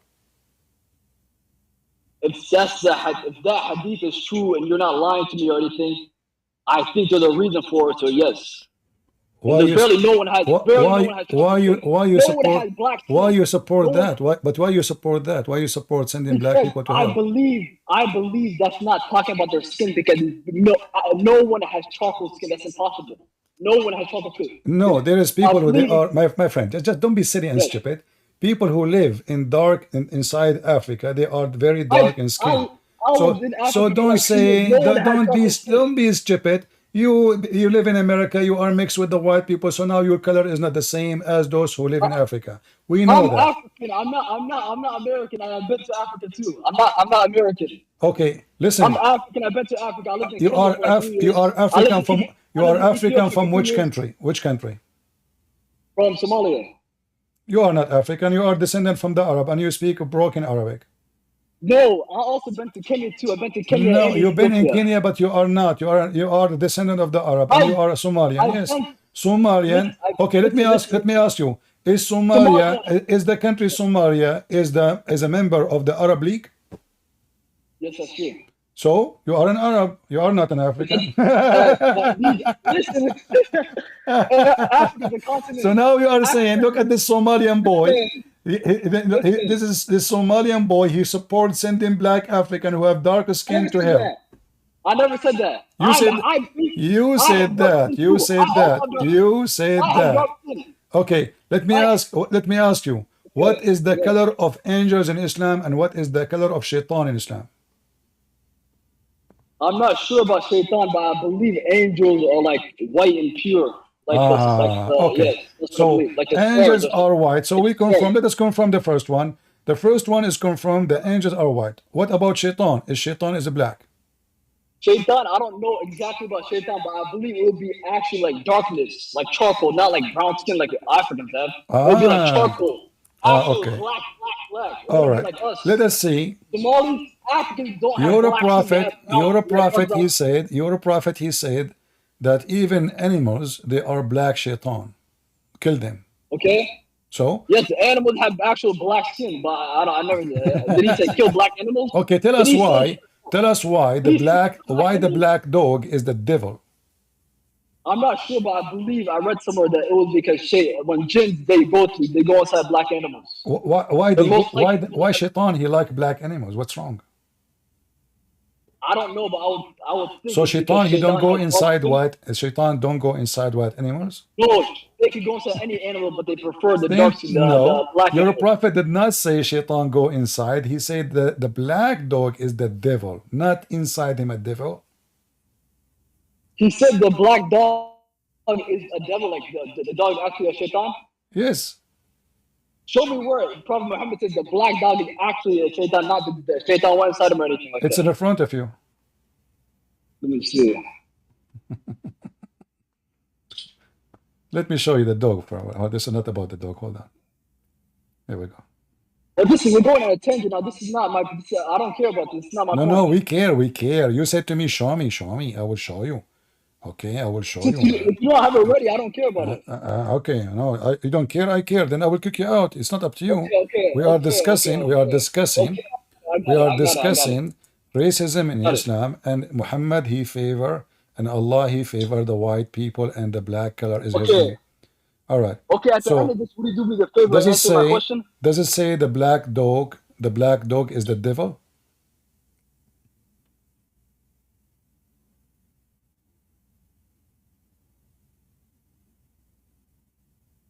Yes, it does say that, but doesn't mean that. Why the black dog is the devil? Go ahead, I'm listening.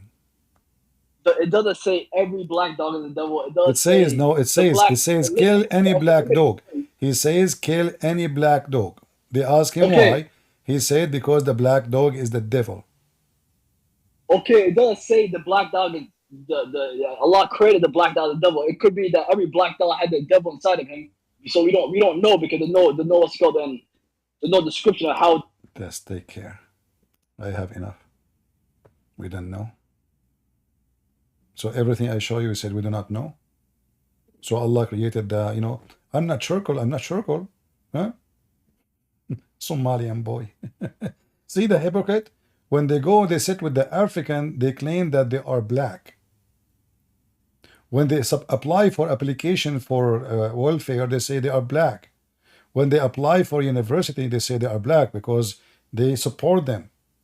But when you talk to them, Somalian, they say we are not black. Ilhan Omar, when you speak to her, she says she's a black. But she is not. Obama, he claimed he's a black, but his mother is blonde. You have nothing to do with the black, hypocrite liar. They use it only to gain.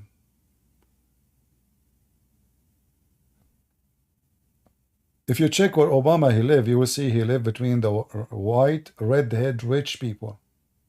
They will never go and live between the poor black. Not even between the rich black. They will not send their kids to a black university, people. No. They will not. No, don't say, my Somalian boy, I have enough of you. Everything I say to you, I say, I don't know, I don't care, I know, blah, blah, blah, blah. I'm not here to speak to kids. Your religion is a religion of racism and filth. Anyway, how many hours we are here? Many hours. And you guys failed to bring me audience. We have only 1,200. Do you know why? Because all of you sit, you just listen, enjoy your time, nobody posts links, nobody share in Twitter, Facebook, etc. If we have 1,200 and everyone he bring another one person, we will be double. But nobody care. And the poor Christian prince, he speak for 10 hours losing his voice. Anyway, we praise the Lord for victory, proving Islam to be stupid and false. And as you see, Muslims are doomed by following Muhammad. Anyone believe that black people are created to go to hell? Obviously, he himself, he just came from hell, and he is Satan. Your color have nothing to do with how good, how bad you are. The Lord, he said, from their fruits you shall know them. The Bible says it clearly. There's no Greek, there's no Hebrew, there's no free, there's no slave. For all is one in Jesus' name.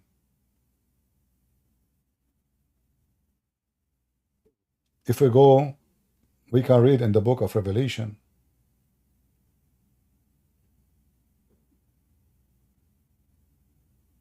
And we will see that every nation and every tribe and every people and every language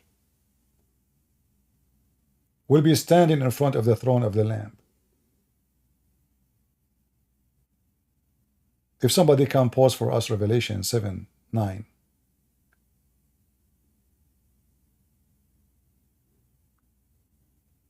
all colors, all ethnic, all languages, African, Asian, Middle Eastern, Arab, white, doesn't matter, Indian, all nations, the Bible says.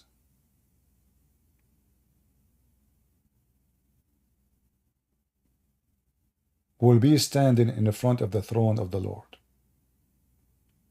And they are holding in their hand a branches of palm tree.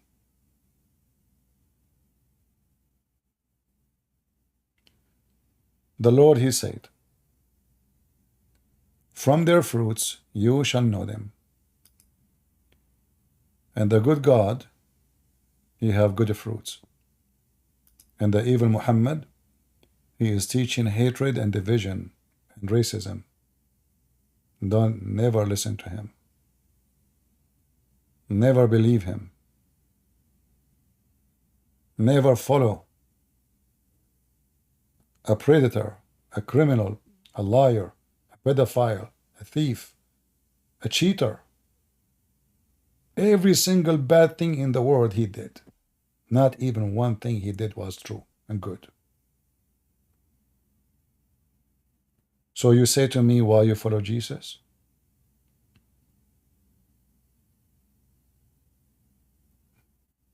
My Lord in heaven, your Lord under my feet. My Lord will be the judge in the judgment day. Your Lord will be cast in hellfire. My Lord is the healer. He said, I came for the sick. Your Lord came to make us sick. This is my Lord, and that is yours. God bless you. May the Lord give you wisdom and knowledge and faith and support in your life. God is good, so is Jesus. And see you soon again. Take care.